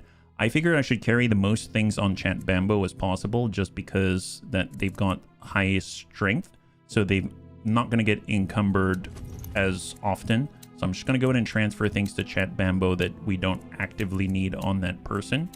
Including, well, I guess keeping the rations spread out, that's not a bad thing. We got our notes, got our rations, our own spell book. And then we've got the Holy Symbol, Spell Focus Divine. And we've got Spell Focus Divine. We have 2 Holy Symbols. We started with that, actually. Can we give it to somebody else? I don't know if it's going to be helpful to anybody else. I guess let's give it to Chortle. Maybe, at the very least, he can wear it. Okay, interesting. Common Spell Focus Medal. A pendant representing the holy symbol of a deity, which can be used as a spellcasting focus by clerics and paladins in place of any material component that does not list a cost. Okay, so it's probably not going to help him, but it's something for him to wear. Obviously, our paladin has it, so there's that. Okay, fair enough. We were his toys in a cage. Yeah, well, we got to find this lieutenant, see what he's got going on, right? Lieutenant Silvertar. So we go over to the map. Aha! All these locks. A book, a book, a book, and a container. Well, I guess is it bad if we go back to check out those books? Because what's the deal with the books? Are those things that we just didn't grab before, and we're totally allowed to wander around and just grab it? So if we take a look at the map now, in theory, there's a book here. Oh, there is. Nice. The yearly Mar Parade. I'm guessing that is related to Kaer Mar, right? So we have the yearly Mar Parade, and we can't really look at it. It just says notes about a famous celebration in Kaer Mar and how Parade Street is used. Okay. Fair enough. And then we've got a couple more out here. It's going to be in the library, I believe. foreigner. one out this way The here. Lady Anabasia herself received her. Yeah, they How did. strange. It is strange, but what do you have to say about that now? That means we're super important. You should probably treat us with respect. My goodness. You should treat us with the utmost of respect. And I think there was one more. Oh, it's in the middle here. So nab all the books. Did I miss it? Oh. Little difficult for me to pick up. It's not actually highlighting, so maybe if I leave and come back, maybe it'll be different. I swear I clicked on it, but it didn't actually take. And then I did notice that there's more stuff here. I was a little... Oh, interesting. It's almost like I lost the ability to... Maybe I just need to reset it or something like that. Here, I'm actually going to save because, I mean, this still is in early access. I'm curious if I were to load back, if this is going to change anything. So let's go to the manual save in Kirmar. And maybe we can interact with it again. I'm curious if I clicked on something and then it made it so that I can't interact with things, because that would be a real issue. So we're just going to load back in to see if we can interact. There it is. Crafting magical weapons. Oh, that sounds useful. And then we have one more thing. An empty book. Empty book? What is that? An empty book? Oh, because I think we took stuff already, right? That was back here. Yeah, it was here, but we already grabbed the note out of it. So off we go. Let's just grab that last book, and then we'll be on out to where the container is. I'm assuming the container is just empty from when we got our stuff. Like it's just sitting there in the middle of the hall. And we have the High Palace. All right, so let's move.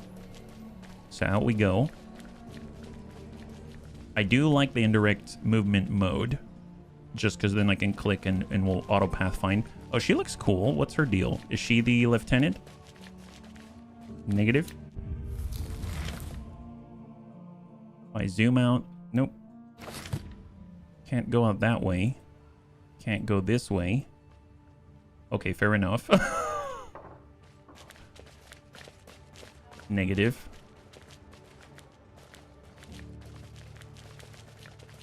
Already came from there.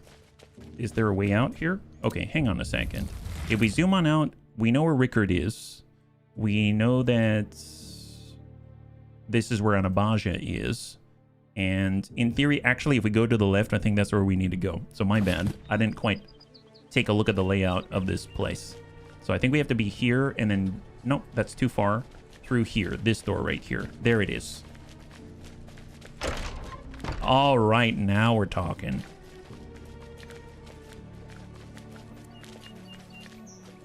We're out. Now this kind of reminds me of Solasta I. How far do you think we'll get before Anabasia's goons stop us? Don't be such a misery, Guts. Enjoy the view. There's Silver Tar. God, his armor's cool. Our dungeon dwellers return from the deeps.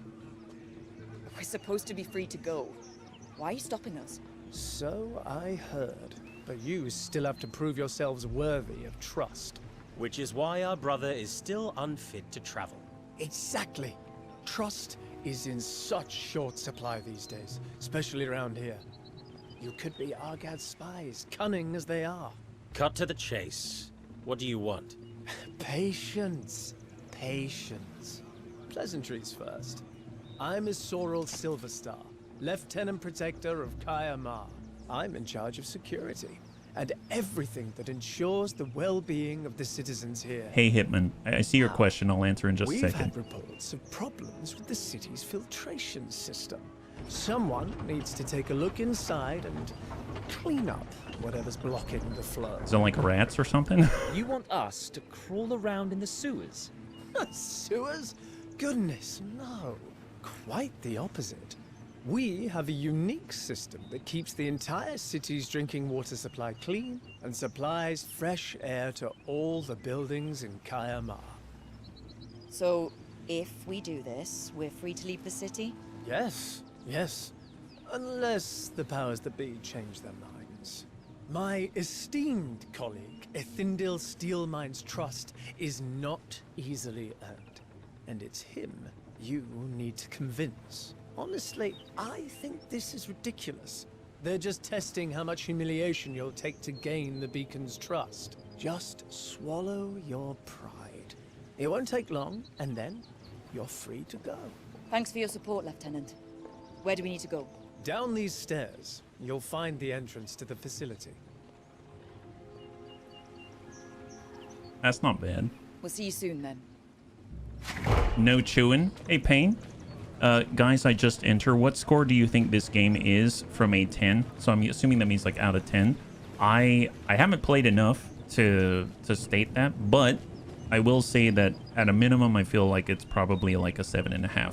I've honestly, the voice acting's really good, and so far from what I've seen, some of the cutscenes have actually made me feel. And I know that may seem like a really basic bar, but I don't know, the feeling from the subject matter and how it's presented, I think says a lot, because it's sort of like a, you know, Sixth Sense type of thing. So I personally feel it's probably going to end up sitting in the 8 or higher range. That having been said, obviously we're only at the very beginning. We haven't even left Kermar. We're just discovering it, and it's possible that, you know, maybe the quality declines. It's in early access, it's still being worked on, etc. But it is available to the public tomorrow, so you know, everyone can check out and make their own mind. There's also a demo available as well. Now we head over here. This is going to allow us to go down so that we can figure out what the heck is in the ducts. I am curious if there's anything else to grab while we're out here. We have containers. So let's check those things out before we go. There's a barrel. Can I even get to that from here?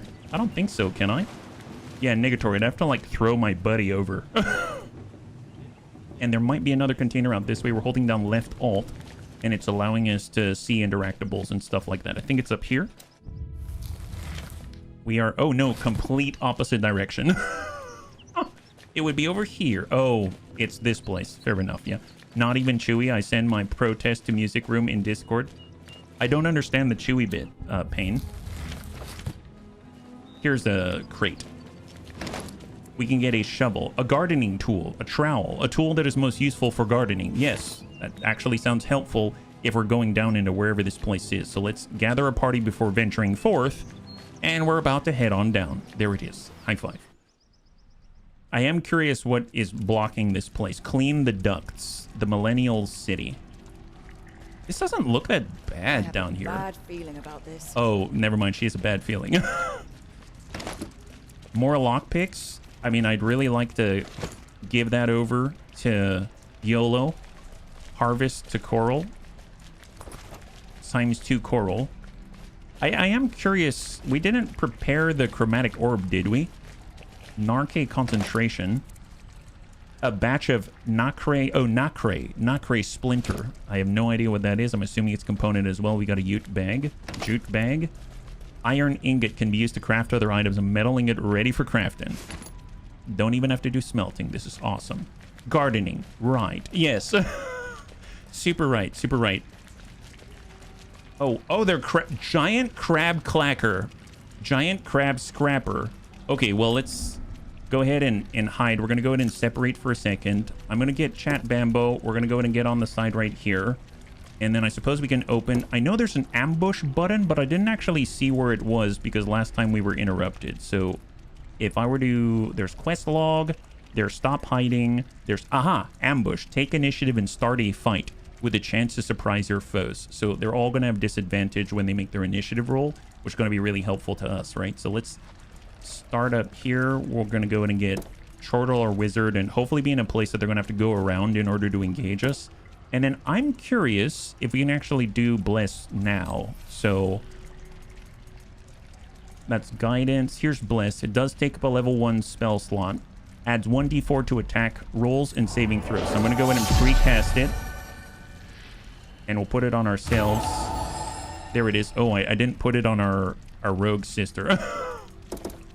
And then we're going to go ahead and just tuck up a little bit with Chat Bambo. Just a little bit. And then I'm going to get our rogue, and we're going to tuck up a little bit. We've got a much smaller detection radius, which is kind of awesome. And I'll get Chat to be right on the edge. And ready. Hang tight. We'll get Chortle. Chortle's coming on down. Cleric coming on down. And ready. And ambush. So like hostile creatures, these guys.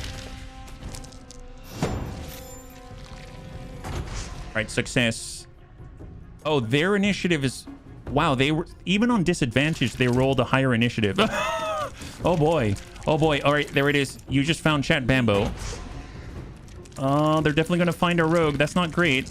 Oh, he ran right by Dash. Oh, wow. These crabs are exceptional. Oh, did he just dig in the mud? What did he do? Giant crab digger. He's now dashing. Rolls a wisdom perception check. He was spotted by giant crab digger and revealed. Chortle spotted him. Okay, I guess he was trying to like dig in the mud and hide or something. Okay, fair enough. So we have giant crab scrapper. We have giant crab digger. And then we've got giant crab digger. Yeah. You made some giant crab miniatures. This is inspiring. Fair enough. My guy. All right, cast spell. These are the cantrips. We've got the Sacred Flame. They do have a decent amount of health, but I don't know. 1d8's not too bad. And we got Holy Conduit melee hit. That can go up to a 1d10, depending on the constitution. Condition affinity, he's prone. He's immunity to prone. Okay, well, that's good to know. We didn't do, like, the laughing and stuff like that. Let's go ahead and try to hit the digger. We failed on the magical attack. And we're going to end the turn, yeah. Is having crabs for dinner? Yes.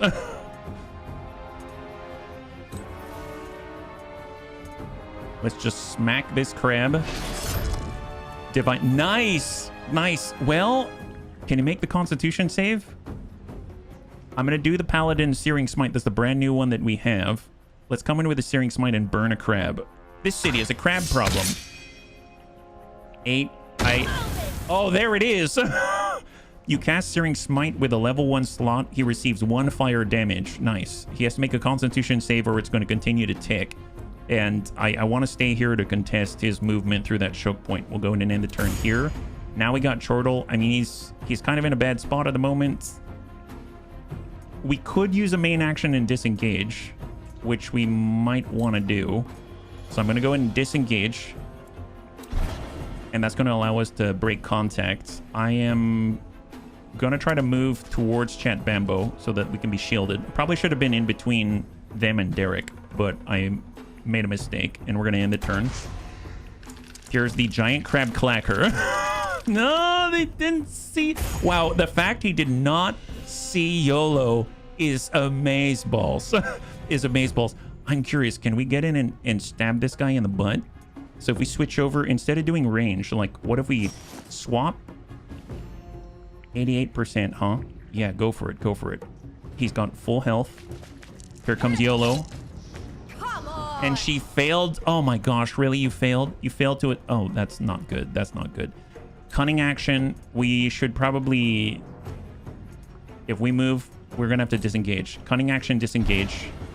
And we're going to try to just push through and get to where our shield wielders are, yeah? Couple of changes make sense for a video game. Most of them in the house rules ballpark. Perfectly acceptable. Would you say it's a solid sequel? I think so. I think so. I actually find it easier to maneuver around XCOM-like fail. Longsword, reaction attack. He's moving out. Attack of opportunity. No smites. No smites. There it is. 9 damage. Guy's still burning. He's literally still burning. He failed the Constitution save. Attack on Derek the Cleric. Derek's still fine, and his concentration still stands. That is phenomenal. Thank you, bless. Thank you, bless. Watch it, YOLO. All right, Derek's up. Derek's up. Okay, so Derek, clerical powers. You can use your channel divinity. If we take a look, he's got 2 channel divinity charges. We've got turn undead. That ain't going to help us. Divine spark. We've got the 2 damage we can apply to the enemy within 30 feet. It's 1d8, right? And we're sitting... We need 6 points. I'm going to heal myself. He's kind of the focus as an off-tank at the moment. And then we are just going to... There's cast spell bonus spell. And this is healing word negative. Just hold in place. It's turning into a seafood buffet. Sure feels like it. I'm going to let this guy burn. Because it's... in theory, this... Oh, wow, he has a seared condition. Wow, he's got seared crab legs. Look at this guy. He's seared. What does that mean? He's seared. Maybe it just means that he's burning. I should probably go and help out and main tank out this way, yeah? So let's push in. Try to shield our wizard. And we're going to get a strike in. 91%. That's the stuff. And we missed anyway. Oh my god. We're getting XCOM left and right. Yeah, Paladin power bonus. That's the lay on hands, etc., etc. Nope, just end the turn. Now all we need is some cocktail sauce. Exactly. Well, I know it's not going to miss, and it's going to be a magic missile, so I'm just going to hard in for it. This is the free action magic missile, and I'm going to focus on... Yep, focus on the one closest to YOLO out here. I guess we could send one this way. Target is not sensed. Oh, then everything out this way. Nice. We dealt 12 damage. He's got 1 hit point remaining. And end the turn. All right, incoming giant clacker on YOLO. Ooh, boy. Oh, boy. Yeah, YOLO, you might... watch out. Oh, YOLO, watch out. He's got 2 clackers. Just like the 70% XCOM. Yeah, it is. Yeah, it is. Okay. Okay, not cool. Don't really like this. Here, tell you what. Stab this guy. Sneak attack. Yes. There it is. Enemy down. Beautiful. Okay. Bonus. Cunning. Super cunning action. Come on. Super cunning action right now. Disengage, my girl. Let's do it. All right. YOLO swag. Let's leave the business. There it is. Talk to you later, nerd. Oh, boy. Critical miss indeed. All right. Incoming. Incoming. Watch out. Oh, Jesus. Holy moly, man. Our poor cleric is off tanking like a boss. So this guy's got 1 health. He's still seared. Failed to make the constitution save. Fails to hit us with acidic spit. Come on. They're going after the weekend party member. My god, poor Derek. Derek the cleric is in a bit of a bind at the moment. Cast a spell bonus. Can he healing word himself? That's 2d4. And currently he's down by 9. You know what? That's probably fine. Yeah, just keep healing yourself. You're the impromptu tank, let's put it that way, and we're just going to back up without triggering an attack of opportunity, and then we can always shove a crab. No, just keep it to cantrips because you need that last slot, right? 1d8 radiant. They need to make a dexterity save, and he made the save.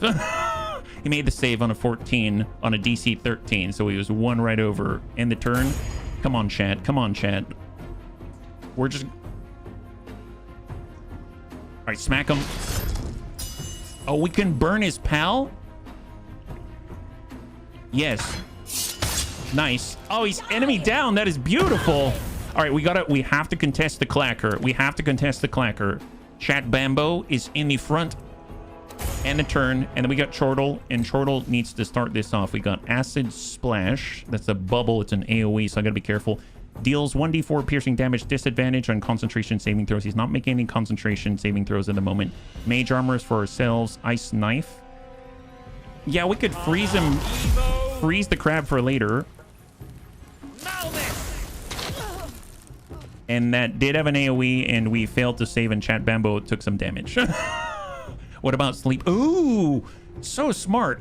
Freaking smart. All right, here's the clacker. Come on, chat. Come on, chat. She took 9. It's fine. It's fine. Yep, she's fine. Jesus. Longsword, attack of opportunity. Nails and saps. Beautiful. And sap does disadvantage on the next attack roll for the giant crab. I don't know why I want to say it's a cracker. It's a cracker. So this guy is going to take 1 point. So I don't have to worry about him. So I suppose we could dash in, smack him in the butt. Or, you know what? We probably need to deal with the other ad so we can focus on one place. So we're going to go ahead and take the 60%. If we're a little bit closer, we've got a better chance of connecting. Because they said when we're in a longer range, it does not help our situation. We'll end up having disadvantage, stuff like that. So 60. Got a good hit and Vex. So the next attack roll against will have a good result with an advantage. I guess I don't have to... I'm just going to pull back by chat and end the turn. The UI gives off some 2015 vibes. It's nice. It's nice. They did a good job. I don't think it's too bad. It's actually easy to understand. All right, well, we have one more spell slot for Derek. I guess we're on the clacker, so we're just going to stay on the clacker. Holy Conduit. Let's just put that in. He's probably going to make the Constitution save, but...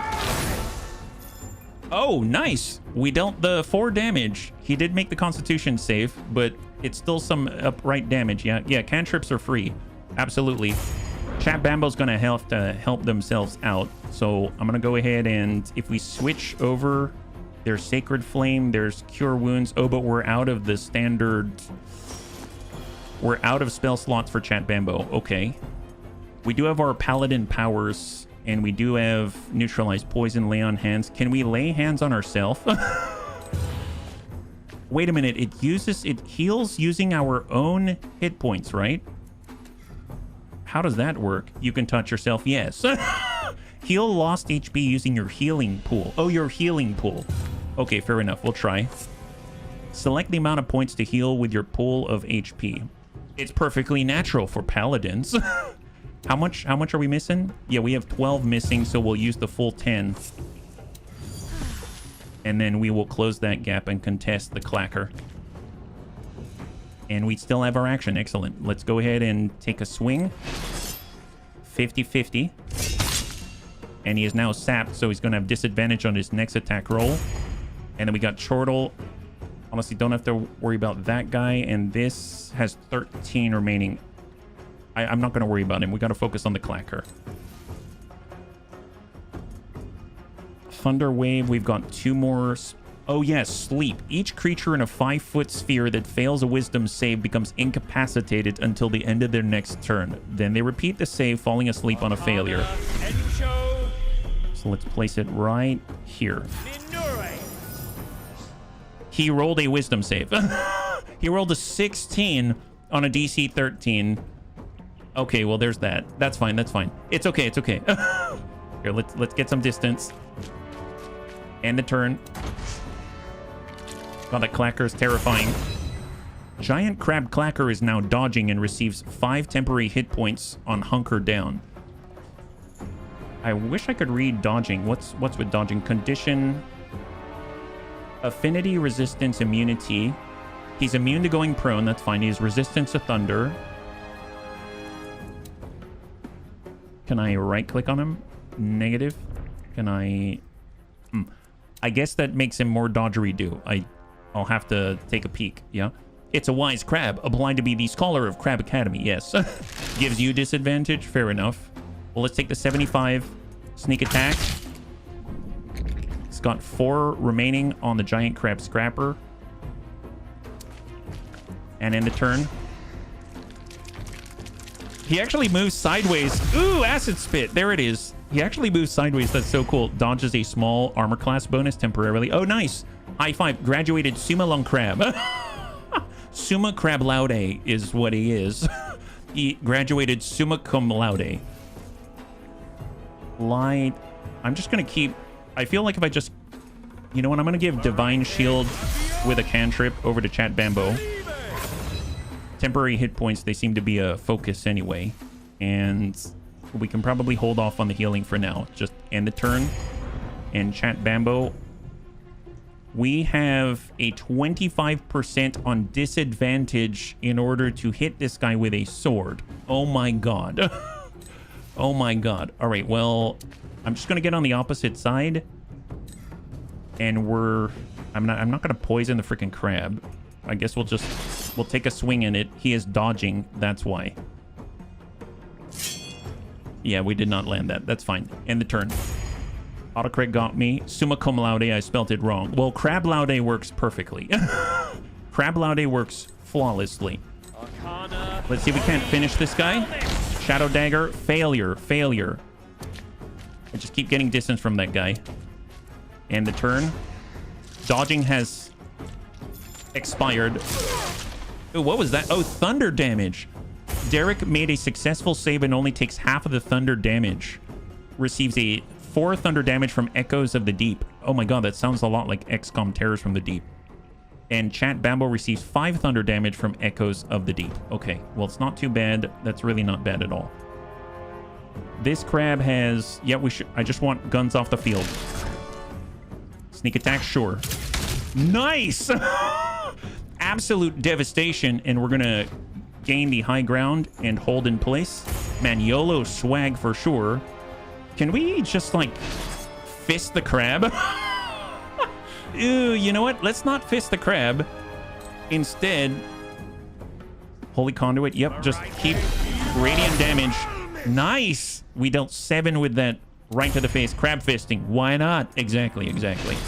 50-50. Man, I really need to put Bless or something. This is not working out for poor Chat Bambo. Shadow Dagger, he just needs his wisdom save. He's made plenty of those. I don't know. I'm going to put Annoying Bees on this guy. 4 piercing damage. And if he's got concentration, he's going to get disadvantage on his concentration. A lot of bees on that crab. He now has dodge and 7 temporary hit points. Disadvantage. I mean, freaking sure. I mean, we might as well just keep trying. We'll overpower it with pure brute force. 25%. If we did Holy Conduit, that's based off a melee hit, so it's still 30% disadvantage. Wow! Dude, Derek is a baller. Holy crap, Annoying Bee is the worst letter of them all. Wow, Derek is super baller. I'm just keep trying. Oh, wow. Actually landed. That is awesome, despite the disadvantage of 25%. Should we just keep covering this guy in bees? Cover him with bees. 100%. Nice. If their dodging doesn't affect them making saves, so the red flame would have a decent shot. Oh, fair enough. Well, the thing is that currently we've got that it's based off of melee hit, so I assume the dodge was going to affect that, but excellent. The Sacred Flame, gotcha. Nice. He got disadvantage on his next attack roll, and that actually landed on Chat Bambo. YOLO swag. YOLO swag. All right, end turn. You see someone has similar things to oh Divinity 2. Gotcha. I had to go back there. This is based off touch, necrotic damage that's 50%, or well, if I give temporary hit points in a weird sort of way, that's like healing. So let's give that to Chat Bambo because there seemed to be the focus. And we can switch and come in with their Spare the Dying Sacred Flame. 45%. Oh, it's even less. Oh, wow. Wow. Apparently, the giant crab clacker doesn't have much in the way of dexterity. That's excellent. He rolled a 1. He rolled a 1, and he failed hard. Well, we know that this is going to finish him because it's guaranteed to hit. Excellent. High five. Oh boy. Let's hope clearing this pays for our freedom. You managed to clear the ducts. You discovered an ingenious water filtration system. The seawater flows through a succession of decantation basins made up of different layers and is cleaned along the way, yeah? Holy moly, man, those crabs were something. Let me tell you, that's pretty awesome. Let's go ahead and take a short rest. We're in a short rest in place. The following features will be restored for Channel Divinity out here, yeah? Holy moly, those guys were tough. We can roll... Oh, nice, nice. I think it was we roll the same number of hit point die as per our level. And since we're all level 2, we get 2 hit point die, right? So let's roll. We get 2 d10s to heal for Chat Bambo. We get another roll. And we're almost to max. And Derek, he rolls and he's looking good. Arcane Recovery, if we want a slot back, yes, please. And we're going to get another level 1 slot back and finish. All on short rest. That's awesome. Lost. Recovered. Excellent. We can eat crab as we take the break. That would be excellent. I would not mind having some food for long rests. Oh, look at that. Giant crab pincer. This is a limb of one of Neokos' giant crabs. It's delicious to eat and very easy to store. It in fact does serve as camp food. That is super fitting. I'm so glad they did that because I don't know, I might have rioted if that did not actually happen there. That's awesome. More crab legs. Man, we're literally getting crab legs. This is awesome. Let's go pick up. Oh, this one's seared. This is a seared crab leg. You can roll the number of hit dice up to your level. You're right, you're right. And then we've got a seaweed patch down below. Excellent. 10 seaweed? Oh my god, that is quite a patch. And a clay pool. And we got more clay. Okay, 12 clay. I don't know what that does, but I'm sure it's very valuable. Let's open up this box. And in the box, we have more crab legs. How many? Are we missing any crab legs? I don't want to miss any food here. And then we'll go ahead and gather up. I thought that the big guy might have something. Yeah, we can make sushi rolls. The game wants you to make crab sushi. All right, and we're going to exit and get our reward. Let's do it. Seaweed, crab legs. Where's the ricin? We're on our way. Yeah, we just need some mirin, like white wine vinegar. Yeah. You pleased? Did you have to lock the door behind us? Sorry. City regulations. Nothing personal. We cleared out a crab nest. Don't you people ever clean it? Me? Personally, no. Oh, you're so funny. One of my better qualities. How perceptive. And being true to your word, we're free to leave Kayamar, yes? Of course. But I'm sure we'll see each other again when you return to see Father Colwell. That's right. Can't have the crab spread. Our relationship increased, and we have heroic inspiration. You gain inspiration when performing an exceptional deed, finishing a quest, or succeeding on a difficult task. You can only have one inspiration point at a time. You must spend it before you can gain another one. Humans gain heroic inspiration whenever they finish a long rest. When you fail an attack or a saving throw, you can spend your inspiration point to re-roll that die and use the new roll. You'll be prompted to spend your inspiration whenever you fail an attack roll or a saving throw, unless you toggle off inspiration in your action bar. That's awesome. That's super good. That is super, super good. And oh my god, everyone's here now. Where are we in the map? Are we in the same place? Oh wow, look at that. We already know notable members in different places. Jebfa, we've got barrels that we can loot. Excellent. Love looting things. Okay. Let's go, bunnies. Let's go. The arm. Oh, yeah, no, it really looks good. We have a free lantern, a magical device, a basic mental lantern providing a source of light. I mean, we all have lanterns already, so I don't know if we need it, but nice to have. It looks a bit like one of those creatures we saw at the funeral. Which one? Diorcus's new friends. Maybe a little, but it's not the same. It looks different. Which creature are they talking about? Maybe we should try talking to them. Seashells. Wow, that harbor's busy. All those boats. Do you think there's one that can take us home? We could check the flags, but I doubt there's any from Ferendra. He never credited. We had a visit from the city guard last night. We got a fishing net? What, in the middle of the night? I'm just taking all their stuff. Those oily creeps don't have to load crates all day. And we have a fishing pole. Nice. Find something, did they? If an ad, no doubt I'd be rotting in jail down now. What's this I hear about a crate of blue pearl? No one cares that we're taking all of their goods. Your pipes. Standard shield. What? You lovers anchored in an Argad harbor? Pass your beakers. So they mentioned talking to a creature. Is this it? Keto. Oh, what the?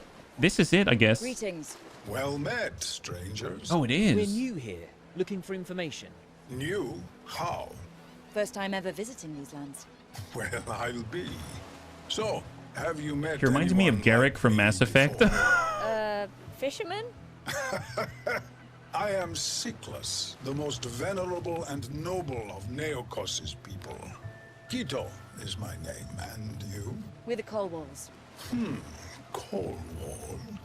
That name rings a bell. Really? Perhaps you've met our sister? A human, a woman called Diorcus. Ah, Diorcus Colwall. He knows? Oh, dear Marike. You know her? Yes, many moons ago. She too was new. She was here already. A long time ago. Is Diorcus a cleric of Marike? Yes. Yes, 6 or 7 years ago. She stayed a while, then left with some Ka'um. Anyway, we'd like to ask you a few questions. Tell us about the Siklus. Can you tell us about the Cyclus? I could. How long have you got? I can see that, Paro. In eons past, we issued forth from the mana-laden rock of Neokos, at one with the land. But no longer. What changed? The Cataclysm. You have heard of it? Who on Solasta hasn't? We were once masters Early of access magic, available tomorrow. builders of the Aether Nexus. We even resisted invasions by these accursed elves. We lost our way, lost our focus, and our enemies were Thank you, ready. Des. They struck while our magic was weak, Very welcome. stripped us of it all. What happened to your people? So what happened to the Cyclus? Scattered, hiding in the depths below, leaving the sun and stars to our sworn enemies. Nowhere is safe, except perhaps here, living in shame, sheltered by Anabazia's laws. Enemies? Enemies? The Pavon, Ahuilan, Tezcan, devils by any name. Don't trust the pretty feathers or honeyed words. Each of their accusations is an admission. They're liars, murderers, evil. So my assumption is this guy, Quito Blacktooth, is actually part of the Neokos faction. And I'm curious if he's going to show up when we go back to factions after this. And what do you do here?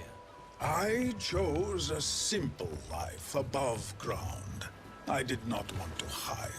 Here I am poor, ignored, but free to walk, fish, and live under the sun and stars.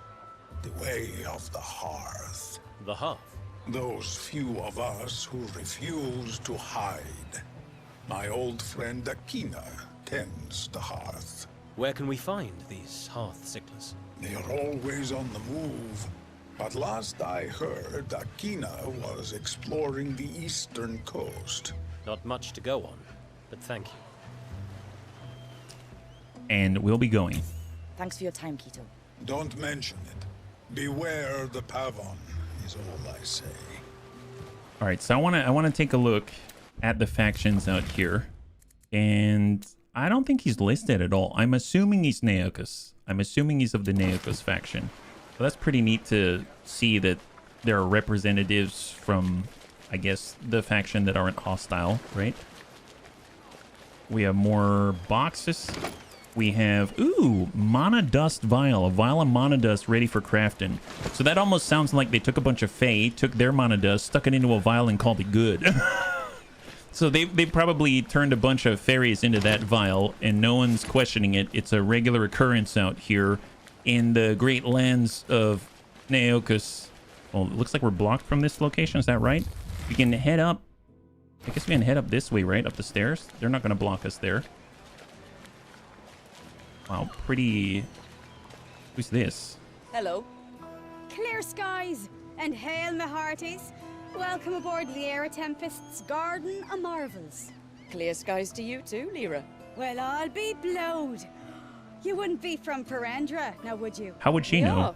From the Principality of Mazgoth, the Colwell family. Belay that and pay the piper. Colwell, like Diorcus Colwell. She knows. You know our sister? Well, I'll be keelhauled. Your sister, you say? She sounds nervous. Among other things. What you need today? What do you know about Diorcus? Do you know where our sister is? What do you mean? Now? Nah, ain't seen her topsail nor mizzen in months. But you know her? Well, for my sins. Why the hesitation? Oh, tain't nothing. I mean, we was spliced, but ne'er tied the knot. Oh. If you get my drift. Oh. 'Twas only a passing fancy. But I liked the cut of her jib. We're looking for her. Ah, is it so? Well, I hope she's sailing close in. But as I says, I've no tidings. Well, thanks anyway. That's one way to discover things about your sister. Oh my. What do you sell? That's quite a variety of goods you have there. What's your specialty? Ah, only the finest cargo of crafting ingredients.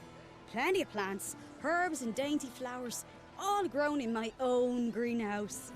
And at the fairest prices too. Good to know. Of course, I can't Yeah, she grow was. everything. She went after the booty. There's great hunting for abyssal wax flowers, but I can't no ways find the seeds. So, had to buy stock from out of town and such.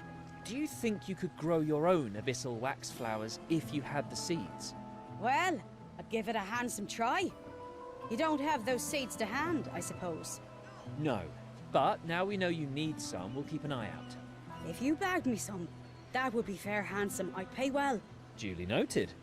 Man, I wasn't, like, I'm not that sure about their facial expressions at first, but with her, I could see something's up. Do you know what I mean? Like, her face is, the way her face moved was sort of like, ah, awesome, you know?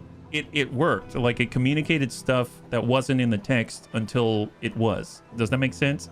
So I think that does something. That's worth something. That's valuable. To see your wares. I like the cut of your jib. I thought you liked the cut of Deorcus' jib, and now you like the cut of our jib? I'm a little confused. We already saw the merchant tutorial earlier on, so that's fine. If we needed to sell something, I suppose... we have crafting components. Don't want to sell those. Consumables. I definitely want to keep the crab stuffs. Revival. Shields. We don't need all the shields. And we currently... Well, yeah, we'll sell the other shield. And we've got our javelin, dagger, short bow. We actually don't need these either. I think I'm going to sell both of them. She enjoys a lot of jibs. Yeah, she does. Oh, heck no. Heck yes, Christy. High five. I hope you have a wonderful dinner. That's awesome, yeah. She just likes jibs. There's nothing wrong with liking jibs. That's just the truth of the matter, and that's what we're discovering. Good on her, Miss Tempest. Okay, so... I'm going to grab... See, we got Nocre Splinters, Thieves' Tools...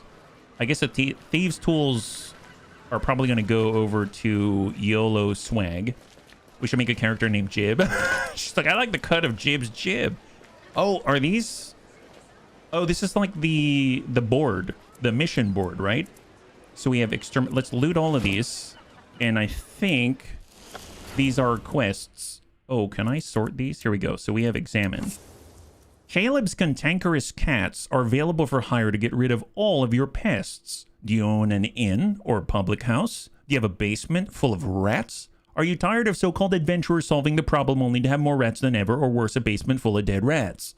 Hire Caleb's cantankerous cats. We have a small squadron of over 15 trained cats to manage all of your pest removal needs. We can even set up a regular maintenance schedule. Plus, for only 10 extra gold, you can keep one of our trained cats as your own. Wow, they even have an adoption procedure. Think of all the time you'll save from not having to negotiate with the newest band of would-be heroes every time you have a few extra rats in the cellar. Caleb's Cantankerous Cats is also always hiring new cats. Do you have a new furry friend whom you found bringing you unwanted presents every morning? Has your neighborhood seen a recent reduction in bird population? We will happily come and retrieve any cats and train them for pest removal duty with our company. Don't wait. Reach out today. NEL sign nodal. I'm guessing that these are just additional flavor and not actually going to give us a quest. Did you sell the bow? I did. I actually had multiples of the same thing. That's why I got rid of it. Looking for a maid. I am the proud owner of a large manor house just north of the river. It has 7 bedrooms, a large kitchen, a spacious hall, and a stable with a dozen of the finest mares the likes of which you have never seen.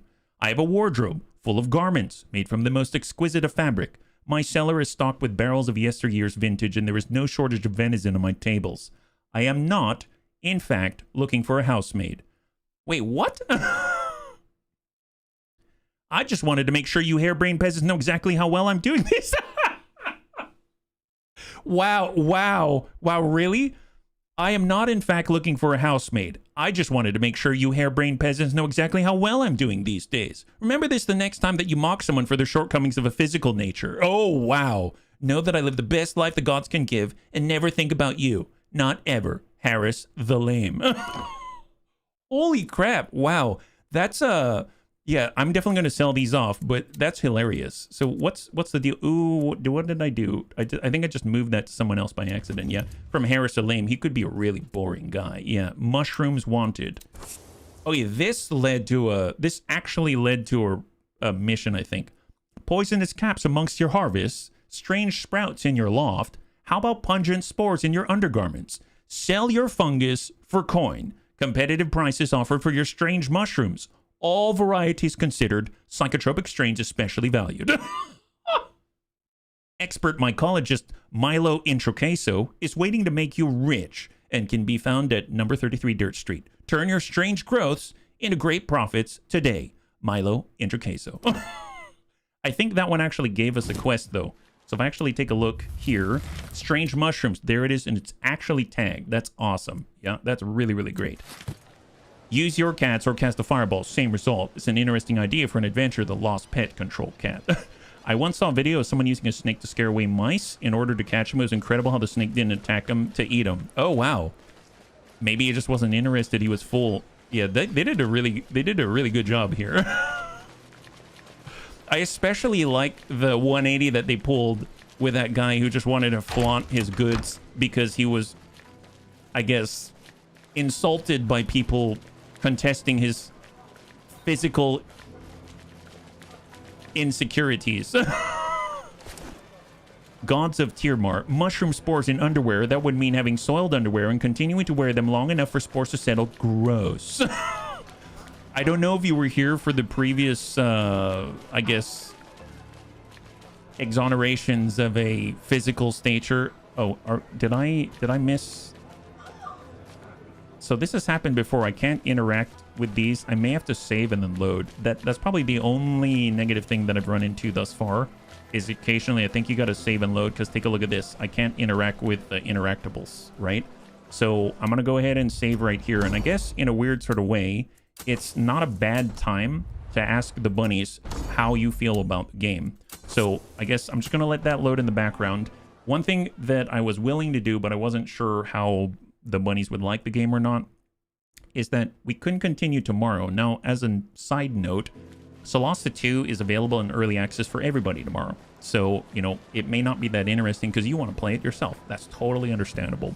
But I wanted to go ahead and put up a poll and then ask if the bunnies are interested in seeing some more tomorrow, or if it's something that, you know, we'd like to go back to XCOM, because we just cleared out a new region and we're actually advancing down the Golden Path already, and we got a lot of missions to do. So I'm going to pop that up on the side, and then we'll continue at least for a little bit, and we'll see where we're at. So let me go in and toss out a poll, and we're going to say continue tomorrow, and we'll say yes, play Solasta II. We can say no, continue with XCOM 2, and then I'll top that on the left. Yeah, I know, Deaths. I know for sure what you're going to have there, but that's fine. That's totally okay. That's why I'm giving everyone the option to ask. Yeah. Was it a comment about short legs not meaning all appendages are short? Because that joke comes up in every D&D campaign with a halfling. Well, to be fair, we've got 3 dwarves and a halfling. That might be the title for some kind of movie out there or something like that. So we can actually talk now. This is excellent. Aha! Welcome to my emporium of everything, travelers. Everything? Well, sort of. You know. Anyway, I am Hedelin Oakhand, your humble servant and proprietor of this establishment. Nice to meet you, Hedelin. We're the Colwalls. Fine, marvelous, wonderful. Never forget a phase. Oh wow, that was a rapid transition. Scroll of Guiding Bolt, single cast, more thieves' tools, throwing daggers, lanterns. We've got very expansive additional items, silken gloves, gain proficiency in sleight of hand and medicine. Oh, you can wear a monocle? Gain proficiency in investigation and history, ring of resistance, poison, explosive pearls, and circlet of blasting. You get 1 charge of scorching ray, creates 3 rays of fire on hit. Each ray deals 2d6 fire damage to the target. I mean, that's awesome, but I don't really like the limited usage out there, so probably not going to pick those up, but that's pretty neat. Yeah, they'd walk under the bar, not into it. Deep moss, there we go. Just vote to have full playthrough, not in early access to avoid. Oh, no worries. That's totally fine. Vote as you see fit. Crystal clear. I think it's drinkable. I saw a sailor drink some. All right, now we got this. Remember what a Sorrel Silverstar said? Ew. We have a Jasper. Coming from that place with dead crabs. I'll pass. An Eagle Iron Forge. Ooh, that's probably more our style. That's like Hey there. weapons and armor and stuff like that. Welcome, adventurers. Ask and you shall find. Armor, weapons, I've got it all. We're just taking a look. Oh, of course, of course. Name's Egil Ironforge, by the way. I make most of what you see here myself. Impressive. Egil, we're the Corwalls. Pleased to meet you. A family, eh? Lucky you. Take a look. Don't be shy.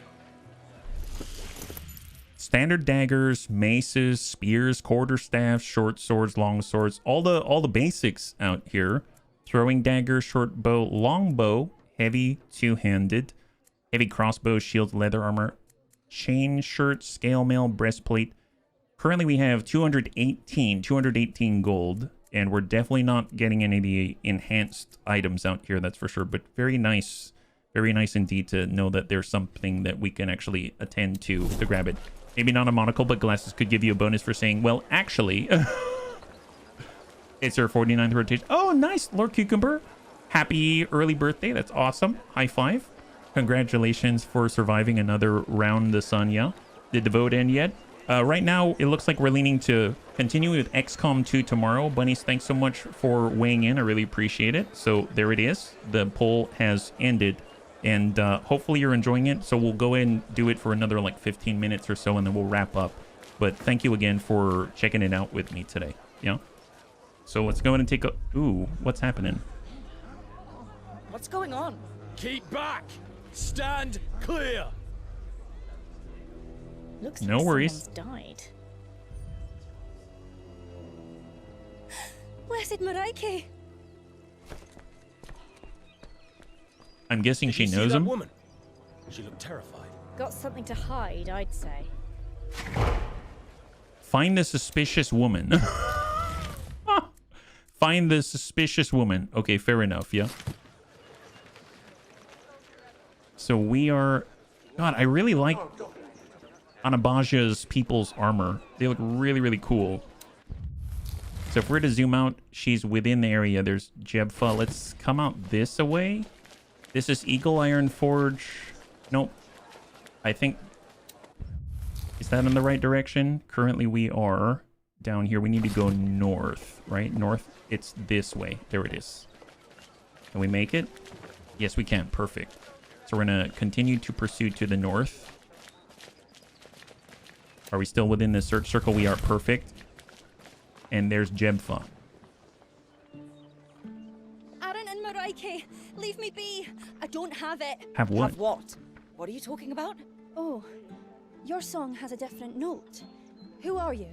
The Colwalls. We come from, well, far away. And the murdered sick-class woman? That wasn't you. Why do you think we killed her? Well, someone did. And you're not from around here, so... Ah, Charming. oh, blessed Harmony. Forgive me, it's just that... I bought a couple of things from her, and now she's dead. No, she didn't, Pato. Nothing. Just an old book and a bauble. Some old sickless stuff. I know some people who collect this stuff, and she was... kinda desperate, you know, to make some money. I thought I'd make a nice return on my investment. But now you think you might be in danger. She told me they were family heirlooms, but you know, now she's dead. I'm wondering if maybe she stole them. If maybe the original owner plays a darker tune. What's worse is my assistant, Jade.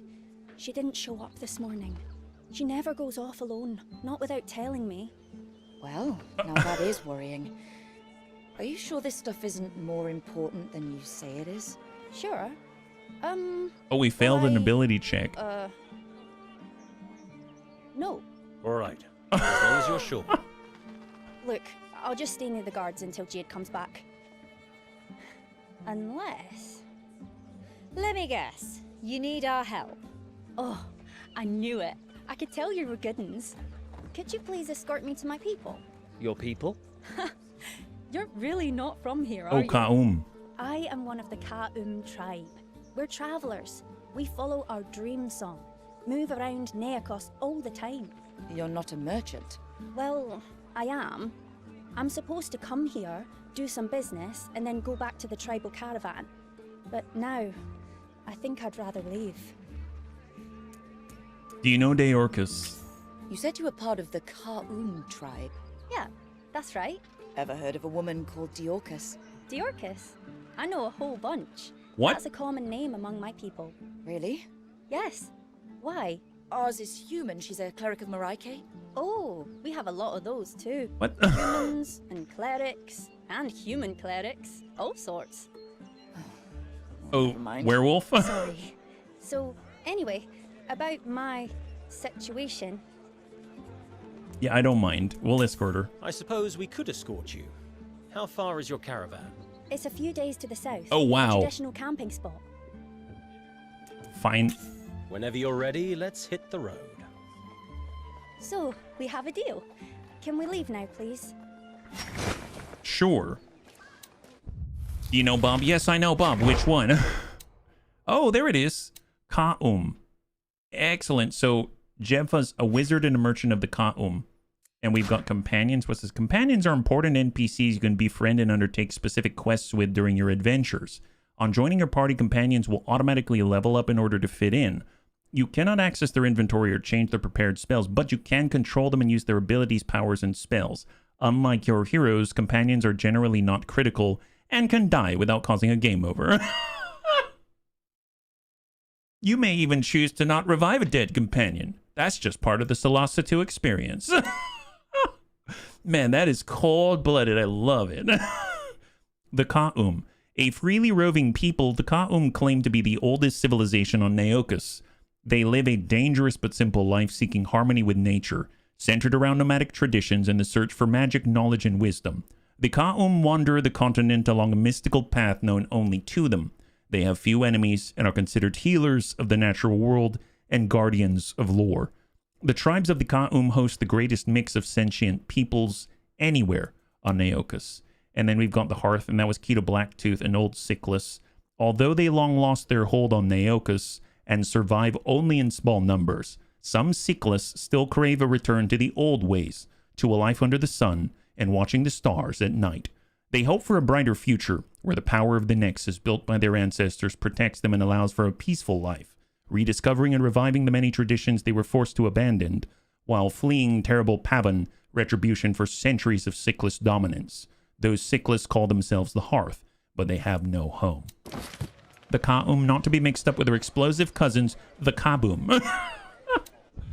All right, so where are we supposed to go with this lady, right? So if we actually zoom out and take a gander, we're going to head up this way. Let's do it. Honestly, I feel like we should, just because we don't have too much time left, and I'd like to maybe see something outside the city if possible, right? So we are going to the east, and we need to go this way. So onwards and upwards. I can find you a video called Do You Know Bosco? It's part of a comedy routine I can put on. Yeah, sure, absolutely, Paro. Thank you. That's like having an allied mortar turret. I can see problems coming in. Truly ready for this? Yes, we are. Yes, we are. We'll have to see what it's like outside. At least I'm curious what it's like outside, because we've been inside for quite some time. They said it's like multiple days to the south. Is that right? I sure hope it's not like real multiple days. My SO want to play this. Oh, you mean this game? Oh, wow. Oh, legit. Old Sickless building. Samish camp. Holy moly. Can I select it? The fog of war still covers this area, so we have to go one at a time until we can Uncharted. Wow. Oh, look at that. Epic. Wow. That's cool. I'm not going to stop here. I want to go straight there, but... And they've got the outer walls right here. What is this? An unlooked-for occurrence. As you make your way along a path through the foliage of a dense forest, you notice that Jebfa is looking preoccupied and frequently launches worried glances behind.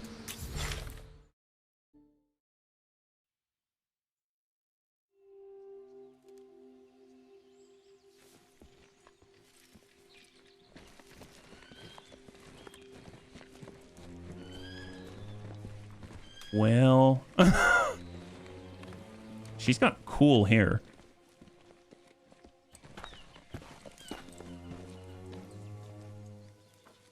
Is she just getting a feeling, or? We can't go on like this. We have to do something. What are you talking about? What's going on? We succeeded at a perception check? Really? You can't hear them on the wind? Thought I heard movement, maybe saw something, but I wasn't sure. We've been followed since Kayamar. You're welcome, Tosku. High five. We have to lose them. Or I feel our song will end badly. You think they're the ones after your sickless items? Blessed Maraiki. That is the one thing I am certain of. Okay, time to take the initiative. Ambush them. Nice. This is as good a place as any. We can hold the high ground. Are you sure? We don't know exactly what or how many there are. She's right. What if they're too strong for us? We could lose our lives. We don't have much time. They'll be here soon. We haven't long rested, so that does worry me a little bit. Stay low. We're gonna be fine. Okay, we need to find ambush your pursuers. Let's take a quick gander. This is probably where we need to be, right? So, and that's up this way. Okay, fair enough. Can we get up here? Is that possible? Is there a climbing point? There is. Let's head up as high as we can. We hold the high ground, our ambush is going to win 100%. I don't know about that, but it'll be a little better of a chance. Oh, there's the enemy. We see him. Oh, you know what? Let's just attack him from here then. We don't have to be completely high up. We'll come back around. Oh, this is cool. It's like in real time. Okay, separate. We'll have Chat Bambo right here. We're going to go and get our halfling off on this side. I guess we could do the bless, but I'm going to do that in combat. We'll get Chortle Wizard, and we also have Jebfa. Yeah, sometimes it doesn't sync perfectly. I did notice that, absolutely. But they generally have done a pretty good job, yeah? All right, let's get... If I wanted to get a shot, target not sensed. We have 75% from here. Cancel. I want to get a better angle.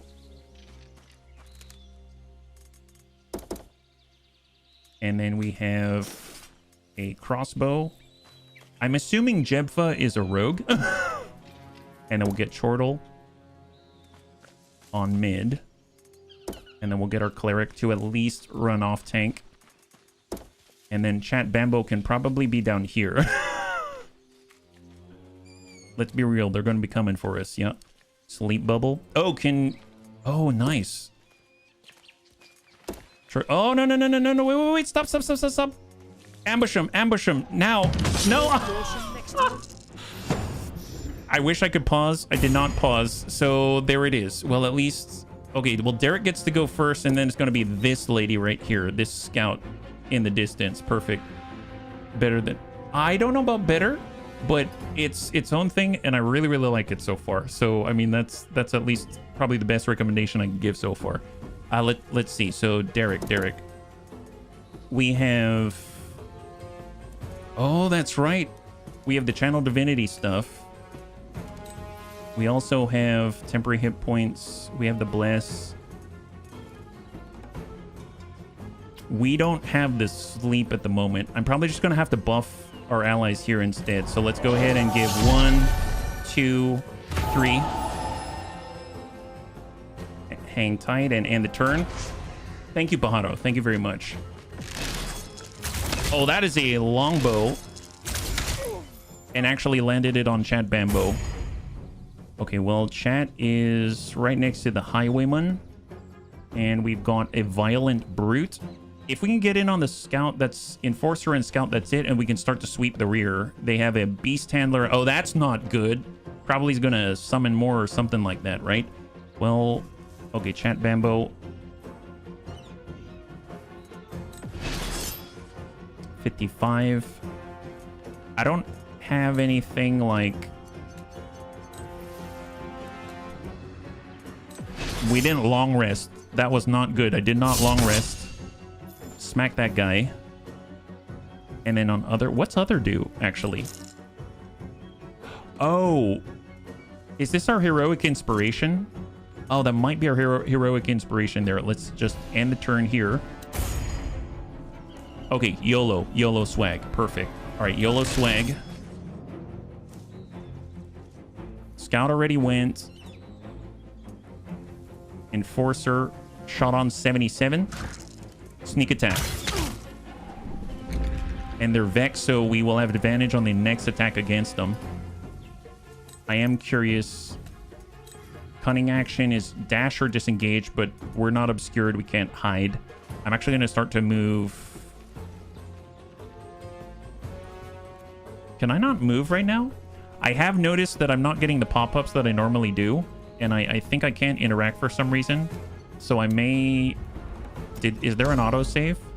Combat save. I may load this just to see if I get that back. So this is probably the, like I said, the only thing I'm really noticing is that at times I can't interact with things. Like if I go to this, now I have pop-ups. I didn't have pop-ups a moment ago.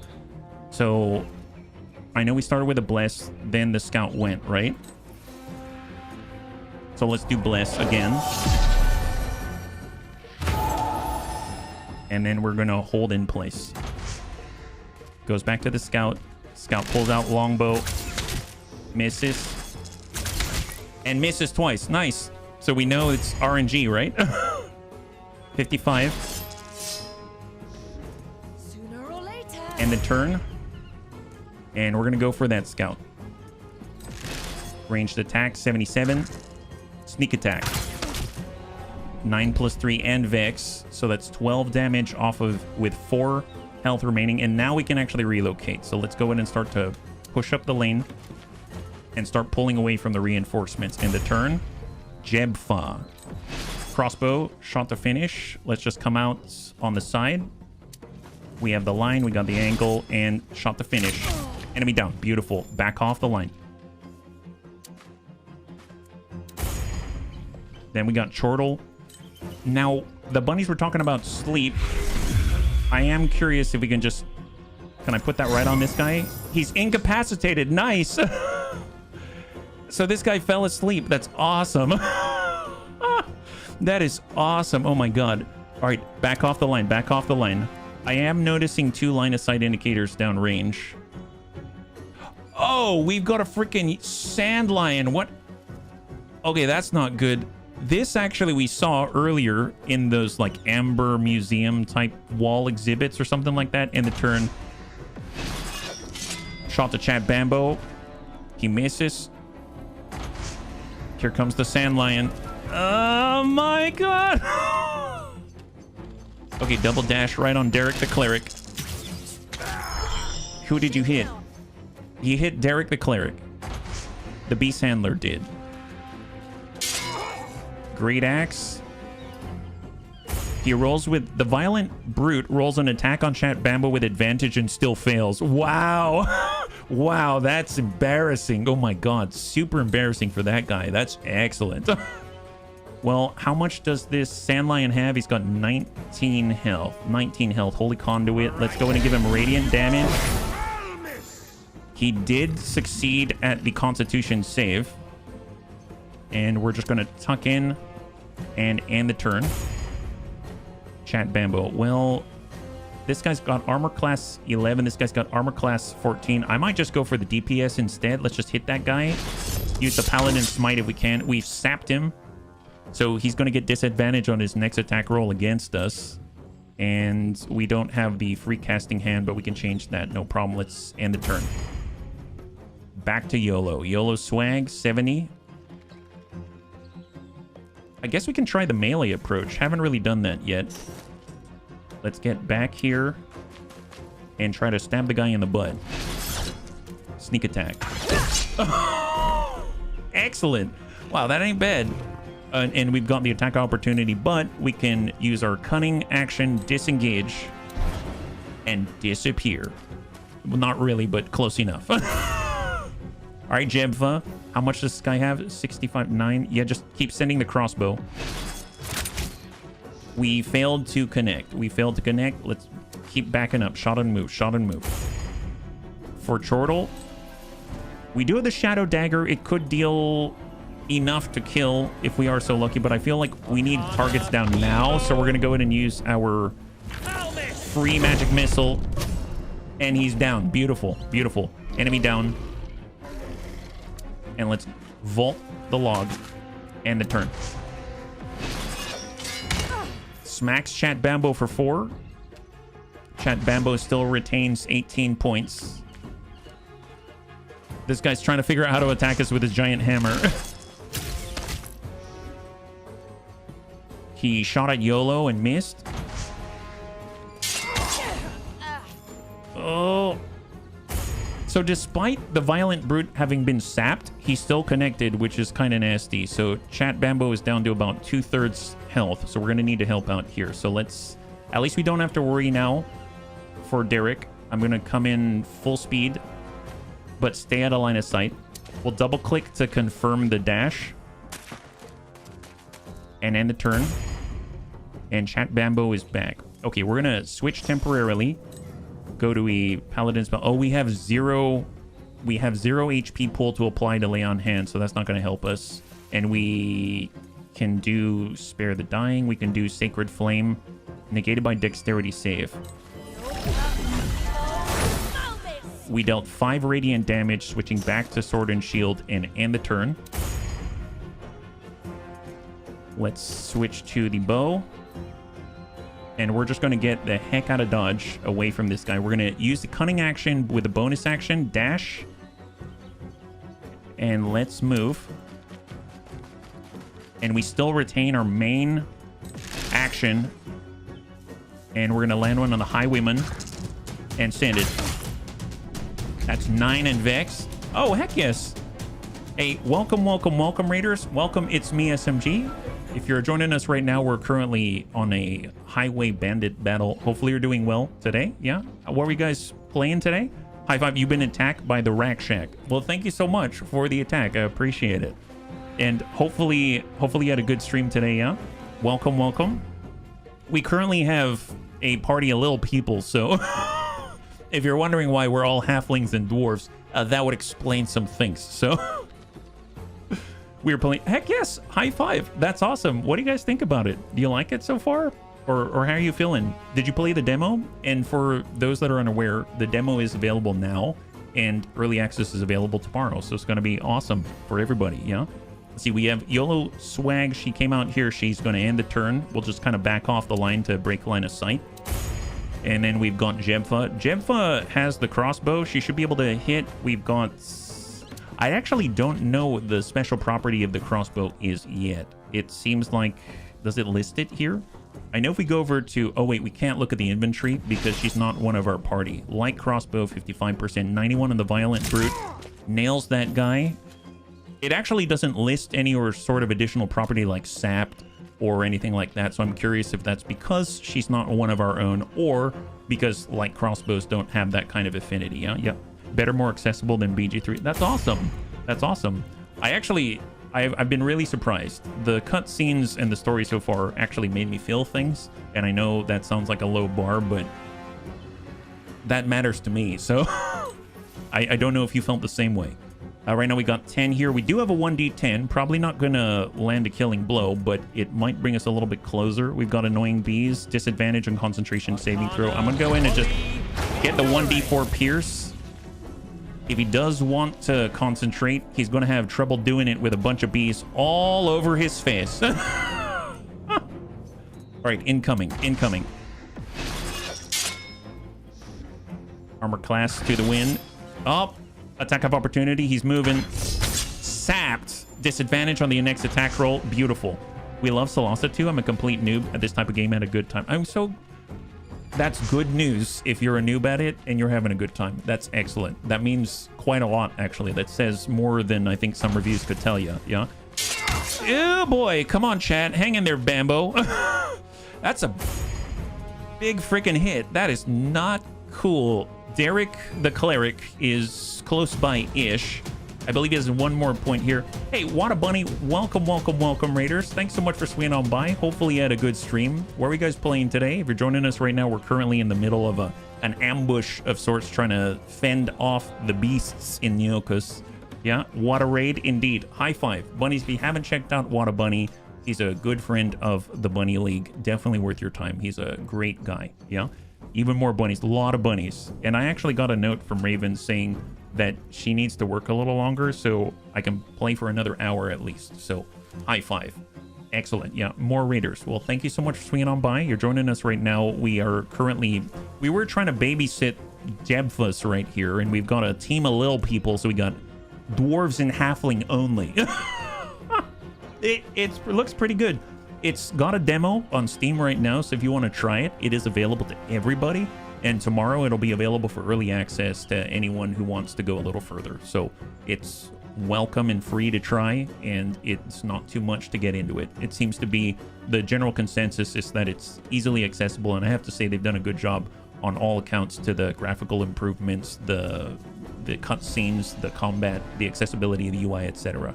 So welcome once again, and I hope you enjoy your stay. So we've got a bit of an issue. Chat Bambo's in a bit of a bind.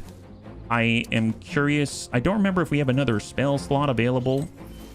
We are out of the one spell slot, but at a 30-foot range on cantrip, we should be able to provide a little bit of extra survivability with one temporary hit point. Okay. Oh boy. Oh boy, that's not quite what I was looking for. At least if we stay right here, maybe we're going to block the highwayman from climbing. Okay, Chat Bambo, do you have any... Yeah, we have a potion. I think it's time to use it. Let's do it. Holy moly. That's not the best. I'll be the first to admit it. All right, smack this guy. There it is. He's got 4 remaining, and I'm going to turn on the heroic inspiration. I can't believe I had that off. And the turn. And then we got YOLO swag. Yeah, YOLO swag can do it. I believe in the YOLO swag. Thing is, we need a line of sight in order to engage more effectively. Let's...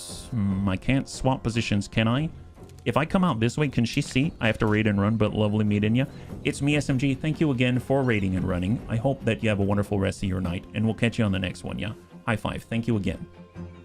All right, let's see if we can't... I don't think so, because we didn't get that line of sight indicator, unfortunately. We could do the bonus action dash. That's going to allow us to come around the corner, right? Can we make it here? Oh, we can dash all the way through like this. It doesn't seem like we're going to trigger any sort of attack of opportunity, I don't think. Getting ballsy. Come on, YOLO. YOLO swag. Now's the time. There it is. Engage him. Sneak attack. Enemy down. Beautiful. Jesus. Oh my god. You know what? Big things do come in small packages, my guy. Jeez Louise. That is amazeballs. Wada Bunny, thank you so much. I hope you have a wonderful rest, and we'll catch you on the next one. High five. Wow, man, she put in the work, and it is paying off. My goodness. Jebfa, what do you got? Can you smack this guy in the head with a light crossbow? Hopefully it's not light damage on his head. Oh, there's the advantage. Critical hit. Nat 20. There it is. All right, back off the line. Clear the space. Let's go. Let's go. All right, Chortle. If you're wondering why if you've just joined us and you're wondering why I named this guy Chortle, he kind of reminds me of, well, Bulbasaur. I don't know. So, anyway, that's the reason why. Let's go and give this guy a little bit of a ding. 65. And he did not save it, and now he sleeps with the fishes. There it is. And the turn. Yeah, sneak attack gets nasty. Yeah, it does. All right, there's 2 left. 2 left. Oh, watch it. Oh, no. It's fine. It's fine. It's fine. Chat Bambo's fine. She's just dying. It's okay. Who was that against? Who did you shoot? On Derek the Cleric, but failed. Okay, well, Derek, you've got a lot of work in front of you, let me tell you, my friend. Let's go in and get down with Chat Bambo. I don't know. Advanced combat action. There's dodge, there's disengage, and dash. I don't... You know what? I'm adjacent. Can I use the potion of healing on him? Yes, I can. Nice. They're no longer dying, and they're no longer incapacitated. That's phenomenal. I can probably give... There's our channel divinity now. Turn undead, no. Divine spark heal, yes. Do it. That's our Derek the Cleric. What a guy. What a guy. My God. There it is. And Chat Bambo's back online. Man, it sucks to be you today, sir. That's what. All right, let's get a little closer and contest this guy. It will come right to the backside. Come on, Chat Bambo. You got what it takes. I believe in you. 45%. Ooh, boy. Ooh, boy. Well, we could shove him, which is hilarious. We can cast a spell, but no. I think we've been through this. We don't have the points. And then we can dodge. You know, actually, if he's going to target us, let's go ahead and start dodging. Spend a main action so the enemies will have disadvantage when attacking you until the start of your next turn. Confirmed. Excellent. End the turn. All right, YOLO swag. Just back off the line. Because the thing is, the one who's shooting at us is way over here. So if we pull out maybe this away, then we can get out, and he's got to spend all of his time just moving to us. 50% negative and end turn. We got Jemphus. She right at the end. Okay, we can see from here. We can see from here. Light crossbow, 45 negative end turn. And then Chortle. Chortle needs to get down, I think. We just need to back alley brawl with this guy. Back alley brawl. Acid splash. Annoying bees. Yes. Cover him with bees. So many bees. More bees, the better, if you ask me. End the turn. Oh, that's right. Guess who's dodging, my guy? Wow, sucks to be that guy. Covered in bees. Can't touch a dwarf. That's right. That's him. Bee's knees. Yeah, that's right. In case you hadn't noticed, I'm pretty sure Jempha is mage. Oh, is she a mage? I mean, you would be correct in assuming that I did not notice. No, I didn't notice. Yeah, apparently she's a mage. Okay, well, that's good to know. Thank you so much. I do like the crossbow, though, I must say. She's doing a phenomenal job for a mage. Well, let's give this guy the bad touch. That's what we want. Lots of bad touch. Let's holy conduit this guy's butt right from the rear. There it is. And he takes 10 with the worst of touches as he fails his constitution save. Phenomenal job. Phenomenal job. Derek the cleric touching in all the wrong places. Or the right places for us. That's what we say. Cast a spell. Nope. Negative. Although, we do have the... Oh, spare. Can I spare myself? I'm gonna Sacred Flame. We're not having much luck on this guy. So we're gonna go ahead and switch. Sacred Flame. 55. Nail him. Nice. He failed his dexterity save. Man, he's failing so many saves. I feel really bad for him. Then we got YOLO swag. Perfect. All right. Stack it. 40. I suppose I could... If I head up above, I'm going to have a height advantage, right? Let's dash on bonus action. And we're going to head up top right here. Oh, boy. Wow, I didn't catch that one. I forgot that he's got extended reach with that thing. And then we'll try to land a 50 instead. Nasty. And now he's vexed. Super vexed. The source of vex has advantage on its next attack roll against this poor unfortunate soul. Wonderful. And then we got Jemphus. So apparently we are a mage. NPC spells. Oh, wow. Oh, wow. Burning Hands. Shocking Grasp. I am super shocked right now. Ray of Frost. Yeah, that's probably a good idea. Let's not go down there. And I'm going to do a Firebolt.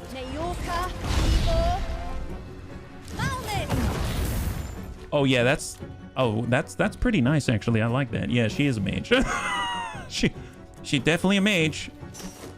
Glad we found that out thanks to the bunnies. All right, perfect. This guy has 10 health left. 10 health left. You know what? Should we just go up and give him a bad touch? 1d8 prevents targets from making opportunity attacks until the start of next turn. Probably not. 1d10 Shadow Dagger. He saved Wisdom save on that one. He actually saved it with an 18, yeah. Rage Mage, like a barbarian with spell books. Man. Okay, that's a lot. Yeah, that's a lot. That's not the best. Oh, boy. And he actually lands it on our NPC mage. Okay, not great. It's fine. Okay, Derek the cleric. Honestly, just keep giving him the bad touch. He won't know what hit him. But we failed to hit. It was a 50-50. I don't really have much healing left, so Just try to smack him. He's sapped now. Excellent. Disadvantage. And YOLO, just stick with it. Stick with it. Right to the butt. Sneak attack. Nice! High five! Wow, it sucks to be that guy. All right, back off, back off. Let's go ahead and cunning action. Dash. Disappear. Oh my god, she's a badass. Okay, Jebfa, I think you've done quite enough. Why don't you head down here, have a little bit of a rest. Good job, good job. You detected them in the first place, yeah? There it is. End the turn. Beautiful, beautiful. Chortle. Do you... Yeah, none of us have any spell slots left. Can we... No, I don't want any light. You know what? That's fine. Here, just tuck into the base because he's got a lot of range. We're just going to stay right there. And what I can do is ready in action. So if he wants, he can come at us. I'm going to go ahead and Shadow Dagger, but ready the action. So if the opportunity arises, he's going to get blasted in the face. Nope, he dashed. We couldn't see it, actually. That's fine, that's fine. Right now, it seems like Derek the Cleric is kind of the way to do this, so let's go ahead and push this guy. Thank you, Jonathan. I'm glad you swung on by. We actually have, according to Raven, about another like 40 minutes or so it's totally fine. You've actually made it in time. High five. And the turn. Okay, for Chat Bambo, we're in a bit of a pickle. I suppose I could get up there and just keep focusing on dodging. That's one thing we could do. I'm gonna move in, and we're gonna use an advanced combat action. Just focus on dodging in place and end the turn. Then we can come up this way. I'm gonna do a cunning action dash, and we're gonna come out here. And YOLO Swag is gonna deliver it from afar. Eat this. Nice.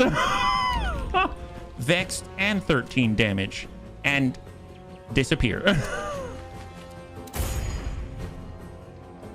All right, Jebfa. You do have a line here? Yeah, you got a line here. You got a line here. Let's go ahead and... You know what? Magic Missile. Magic Missile. Down to 12. 12 out of 39. Disappear. Can you push the guy off the ledge? Yeah, actually, Lord Cucumber. That is a possibility. Absolutely. Good call. Good call. Let's back up with Chortle. And we're going to give him a little bit of the... That's 45% for the Shadow Dagger. This is based off of melee hit. And we've got bees. A lot of bees. Ah, well, it seems like you're a beast handler. Doesn't know how to handle a few bees. That must be really embarrassing. Super embarrassing for that guy. Oh, who did you shoot at? We can use an opportunity attack to fist this guy. Yeah, fist the beast handler. Yeah, fist. Oh yeah, we fisted the heck out of that guy. Let me tell you, he's not enjoying that one bit. My goodness. Well, tell you what, he don't want to be pushed around. I suppose I could try to push him over a log, see if that works. Oh no, that did not. It would have been good if he tripped and fell over though, wouldn't it? You know what, chat? Just stay over here, focus on dodging, because I don't want you dying and being incapacitated right now. This is fine. This is fine. Okay, here we go. Loose, 80% on advantage. Sneak attack. Nice! High five! Wow, that's a lot of dead people. They were definitely after us.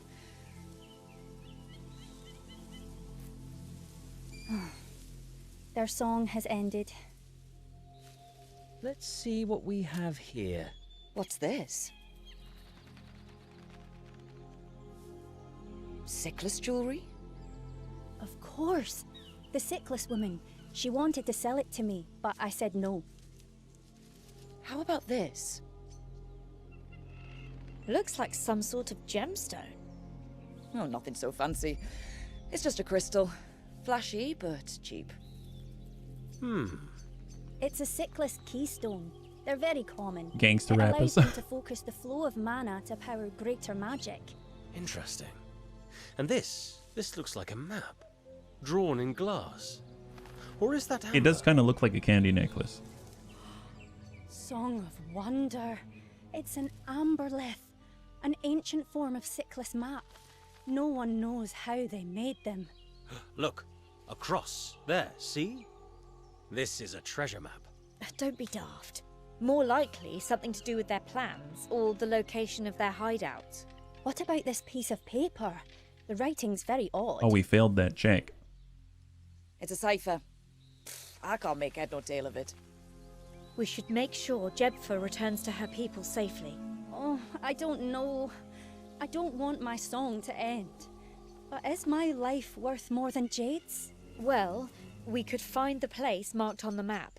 Maybe we can locate your friend and whoever is behind this. Blessed listener. I will trust your decision. Wow. So we made a critical error by not long resting. I need to find a place to long rest as soon as possible. But first, before we do anything else, we absolutely need to grab the loot. So I'm going to grab that. I suppose we can short rest as well. So let's see. Drop pouch. What do they have? They have, ooh, nice, a battle axe. They got a battle axe. They've got leather armor. They've got lockpicks. They've got some gold and some shells out here. In the distance, we've got another pouch. This was from the scout, I believe, right? And they have... Oh, nice. Short sword, martial mail. Okay, so we had that already, but we don't have a longbow yet. So that's going to be a nice addition to the fold for sure. I don't know if our thief can utilize that. And then, of course, this was the attack from the young lion out here, yeah? Is this an early access? It is. It is, absolutely. And it's available tomorrow in early access. We got some venison. Oh, from a lion? Oh, that's interesting. But it is available in demo now, Solasta II.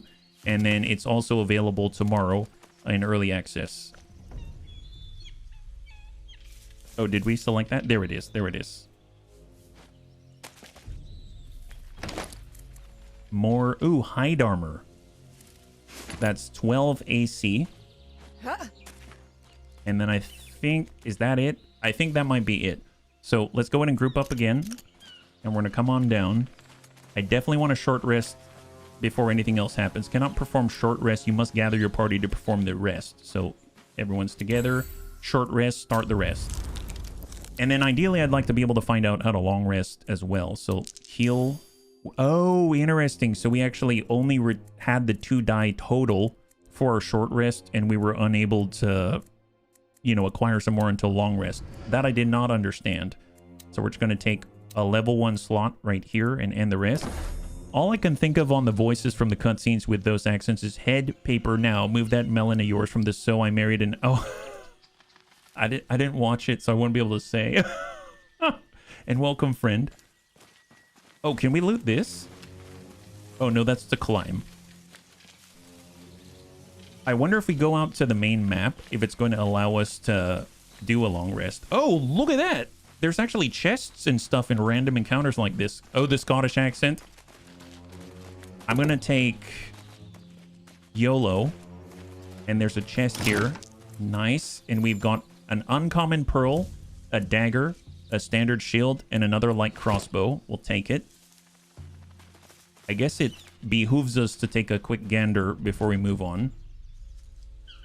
And it seems like everything else is mostly okay, although there is a tower right here that I guess we could have used for ambush as well. So there's that, yeah.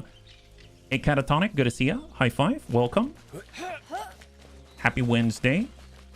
If you're joining us right now, we're just taking a look at Solasta II. And so far, it's been really, really good.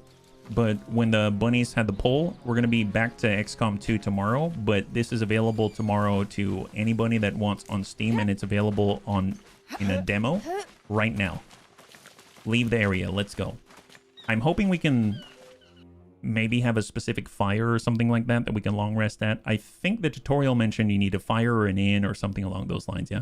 You recover half your hit dice rounded down per long rest, so at the moment you get 1 per long rest. Oh, really? Okay, that's good to know. I feel bad for Chat Bambo then.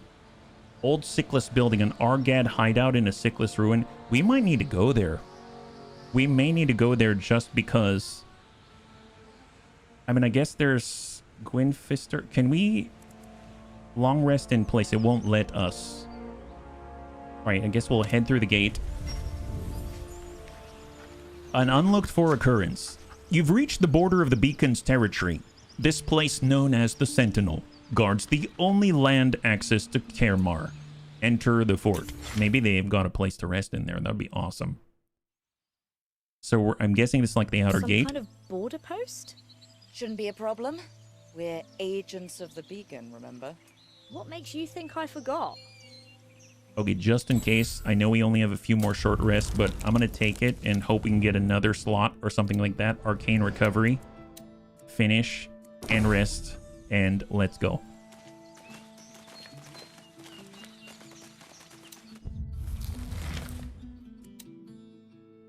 Dude, this place is sizable. This place is sizable, and this is just like the outer gate. Is that a salute? Nice. I wish I could salute back. Mr. Strongarm. Well met, newcomers. Or maybe I should say, clear skies. Harold Strongarm at your service. You're from overseas. How did you know? Ha! You mean besides the way you talk and being equipped like adventurers? You searching for glory and riches in our beautiful land? How is that your concern? Oh, don't mind me. Just looking for business. I'm a comber, you Comber? see. No, not really. What are combers? We comb the places adventurers have made safe. Collecting and reselling loot left behind. Sharing the proceeds with them. So, combers. Simple. Oh, you're like the scavengers on Ferendra. Now you've got me at a disadvantage. Anyways, you ever want a dirty job done for you? Just visit this here humble tent. We'll keep that in mind. Interesting. Maybe, Thrake. You Maybe. look like an adventurer yourself. Ah, yes. In a former life. I'm retired. Do you have another way to recover HP or whatever they call health? A save file is alternative. I don't have another way, but I think that's part of the balance, right? So we're trying to find a place where we can actually long rest and regain a lot of slots, health, etc. Yeah, you need a fire and enough food, or you can long rest at inns or traveling on the world map. Yeah, so we were on the world map, so I know we have enough food because we have a bunch of crab claws and stuff like that, which are counting as food rations. But I haven't found a fire yet. And I'm hoping this place has something akin to a fire or an inn. Absolutely. There might be an inn here. I sure hope so. You're a follower of Pakri. Interesting. It looks like the owl watches over you. Oh. What? This symbol? Yes. I don't hide my faith. Sounds like you have He did a mention tale the to tent. tell. One day, maybe.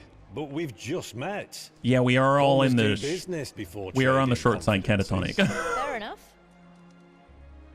We have our little party, so like some of the premates that we were selecting from, they're already like human or taller, etc. And then I turned them into dwarves because, let's be real, now it's now it feels like a real bunny party here. Can you tell us more about these lands? A lesson on Neokos. That's gonna take some time. We're just getting our bearings. Neokos is a vast continent, with a host of different folks and riven by conflict. But Kayamar is a pretty safe place, if you abide by the law. We're still safe here, behind the Sentinel, but outside, it's dangerous. Is the And there are Sentinel the rumors wall? of a war in the south. But that's far from here. Where can we find your outposts? Do the combers offer any services outside the beacon's territory? I can see that. In case we want to use them. Well, our network's a little limited right now. It's kind of why we're here today. But it will improve, I promise. So don't hesitate to come back. We won't. So I'm assuming that means that he's actually going to have stuff for us, yeah? If you're at the town right now, try bringing up the world map. The long rest button should be active now. Oh, really? If we go to the local map? Oh, the world map. Well, we'll come back to that. We just encountered the Combers. The Combers are a loose organization of freelancers who've made a speciality of rummaging through ruins to bring back treasures. Inspired by tales of the scavengers of Ferendrag brought to Neokos by a sailor, the Combers organized into a guild and set up an outpost under the direction of quartermasters. They gather old and abandoned goods, hoping to uncover gems, gold, and artifacts of greater value, and sell most things for their raw material worth. Combers commonly work with adventurers carrying out the heavy booty in exchange for a portion of its value. Nice. The game said booty. There it is. Please note the Comer game system is not available in early access. Oh, womp womp. But it does sound like they are the version from Solasta 1, like the scavengers. They want to fill the long rest, one of the triggers an event. That's why they want us to fill them. How's it holding up? It's available tomorrow. So far, I really, really like it. I really like it. I think it holds up just fine. I wasn't sure what to think. And then as we... Oh, there's a... Oh my god, a rest. Sorry, interrupted myself. So far, I think it holds up really, really nicely. We've been looking for a long rest location for a bit because we're really hurt. And now we finally have one. There it is. It's right there. I see a fire. We're going to rest right here. Perfect. Excellent. Rest for a long time, recovering all powers, spells, hit points, and half of spent hit die. Select a time to wake up at the end of your long rest, dawn. Nice. Dark soul fires. Yeah, we need all the help we can get. Prepare spells. Honestly, I like the spells that we have already. We have recovered our hit dice recovery. Excellent, excellent. And our paladin healing pool. Fantastic. And now we are clear. Okay, great. So I can't really talk to Strong Arm, I don't think, because they said it's not available in early access. So we go to the map and we zoom on out. We've got potential containers. Let's hold down. We need to go east. That would be this. There it is. And we have... Oh, nice! More food rations. Wow, how handy is that? I'm surprised we didn't have to feed Jebfus or anything, which is hilarious. Yeah. How's the difficulty compared to other games? I think it's right on par. We're playing on authentic mode, so it can be easier if you want it to be. Name in business. Who's that? Very well. Move along. She looks sus. All right, my lovelies. Not too bad, and you? Could be better. Name's Ellie Sharpreef. You? We're the Colwalls. Nice to meet you, Ellie. Wow, a family. Never would have guessed. You's all working for the Lady Anabasia? Haven't worked that out. And you? Same, I guess. Right now, I's got to get home. I lives in Torwen. Don't know where Never that heard is. of it. It's an old beacon watchtower. Got busted up by a quake. Now it's just a fishing village, built on the ruins. Lots of weird mana stuff and broken statues floating all over. Sounds incredible. Yous get used to it, I suppose. But yeah, guess so. It's all in order. You can go. Thanks. Gots to go. Guess you do too. Sure. It was a pleasure, Ellie. Likewise, matey. As far as how the difficulty is compared to other games, I think it's spot on. Because there's plenty of times where it's like in the beginning, everything's super, super easy. And I suppose if you know exactly what you're doing, which I do not, then it'd be very, very easy. However, I feel like so far, almost everything that we fought against it's not overly difficult, but it's challenging enough that I have to pay attention. You know what I mean? Like the crabs. We fought against some crabs. They're crabs. But it was still kind of nail-biting at the same time because this big giant clacker came in and he was trying to like smack us in the face, and that was a little rough. And then we fought against some bandits, and for the most part, you can execute them. You could focus fire. It's all great, but they can really hit you hard, as you saw, right? So I feel like it's a nice balance of the difficulty and at the same time being accessible. So if I had to say anything about this game, is that it does a good job of being accessible, and it surprises me. The sum of the parts surprises me more than I was expecting to be surprised. So that's pretty high praise, at least as far as I'm concerned.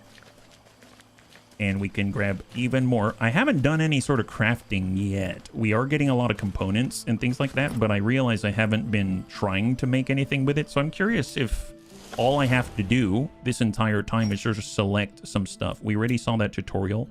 I believe we've got crafting components. If I right click, transferring quantities, split them. No, nothing there.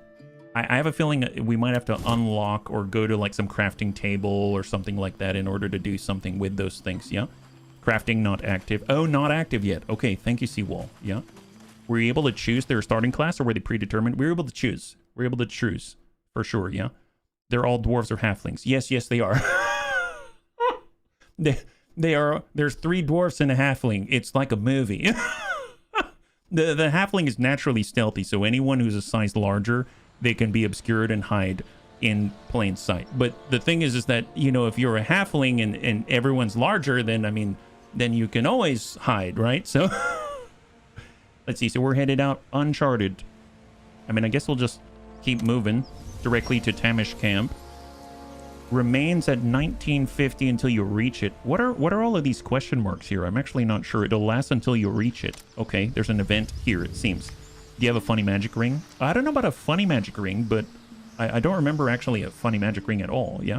Identify the architectural style history. As you travel, you see a bridge to the south, reminiscent of the architecture of Kermar. A watchtower looms nearby. Oh, that sounds like Torwen, right? Let's use history. And we pass. Success. This bridge bears all the signs of being Manacallan built. More proof of the beacon's origin. Each party member receives 15 experience. Oh, that's nice. Just for that? That's excellent. Are you kidding me? Wow, 15 experience is a lot. Well, in that case, maybe we'll kind of swing on by to drop off Jebfus, in theory. Let's head on down the road, and then we're going to go off the beaten path. Oh. An interesting discovery. Footprints. Nothing untoward on a well-trodden path, but a crossing set disturbing existing traces and heading straight off the path that will always catch a careful and vigilant eye.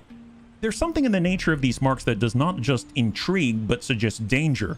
By the look of them, and the current conditions, there's no doubt these were made by kobolds, and they passed through not long ago. Perhaps they're on a hunt, running from an ambush or preparing one themselves. There's only one way to find out. Choices, choices. Follow the trail, yes. Nice, we did it. High five. Tracking can be a difficult endeavor, but between your sharp senses, clever use of the skills at your disposal, and nature's cooperation, you find what you were looking for, and your quarry is now within reach. Only one thing left to do after coming this far and this close. Time to satisfy your curiosity. Observe them. Oh wow, there it is. The trail does not lead as far from the road as first expected, and for good reason. You spy a group of kobolds vainly attempting to hide. Their stab at an ambush, no doubt. The leader loudly croaks in an endeavor to whisper. Remember, only attack if they look weak. Hushing sounds echo from each kobold, giving away their positions. As impossible as it seems, this ruse must have worked before, as you notice the scattered dead bodies and belongings of unlucky travelers nearby. By the looks of it, they might be easy to fright or kill. If you wish to deal with them at all, that is. Approach and clear your throat. No, let's attack them. This could be a bad thing, but I'm going to attack them. Let's go in and attack them. I'm going to take every opportunity to get some experience in here. This is really, really cool. Oh my, wow. All right. So 5 kobold veterans. Murder hobo for the win. Yep. I mean, they're the ones who did it first. Oh boy, that is nasty. Okay, that's not great. So they smacked Chortle and every one of us around, and currently we took anywhere from 2 to 3 damage all over the place. Can't be dangerous if they're dead. Yeah, exactly. Now, we do have AoE ourselves, right? We've got the acid splash. We can put a ball right. I'm getting 2. 2 only. Is it 2 max for this kind of radius? And who's up next? It's going to be this guy. Here, hang tight for a second. This guy's next. Then this gentleman, then this gentleman, then that. Okay, so on 4. So it's going to be this outside here. Let's go ahead and put a splash. Oh, sleep. Yep. Well, sleep will cost us... Actually, yeah, sleep. We'll get 2. Put the sleep. Nice. High five. Good job. It did cost a spell slot, but short rest will remedy that. No problem. Good call. Good call. Let's back up. Get a little spread out here, yeah? You can kick him off the cliff. That's smart. Hey, Kalania, good to see you. I'm excited for... Yes, tomorrow is available. Absolutely. Man, they're bombarding the heck out of us. This is not good. We have the magic missile. Honestly, we got the burning hands. That's a cone, right? Okay.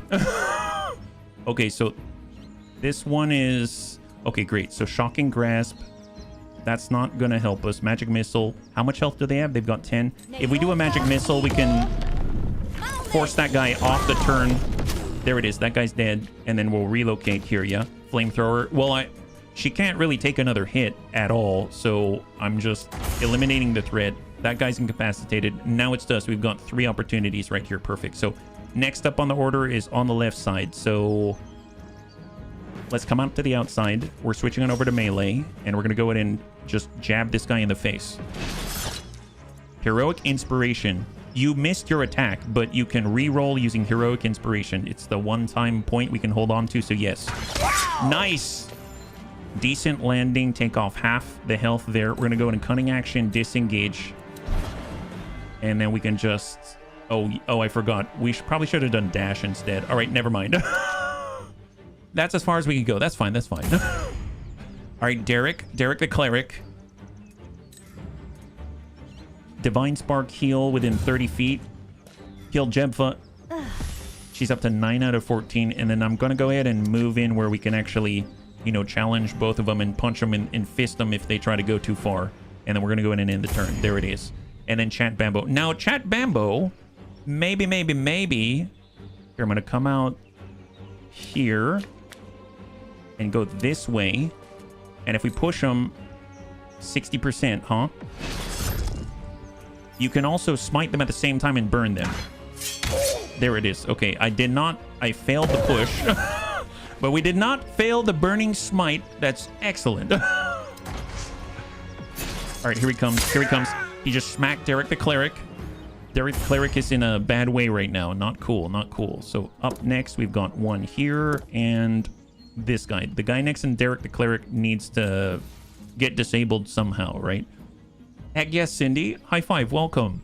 Well, we might as well do that free magic missile. Excellent, and that is a clear. That's phenomenal. And then we're gonna move up to Derek and end the turn. Come on, he's still...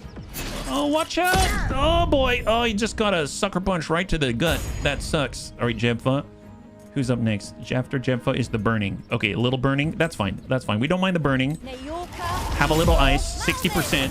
Oh, we missed.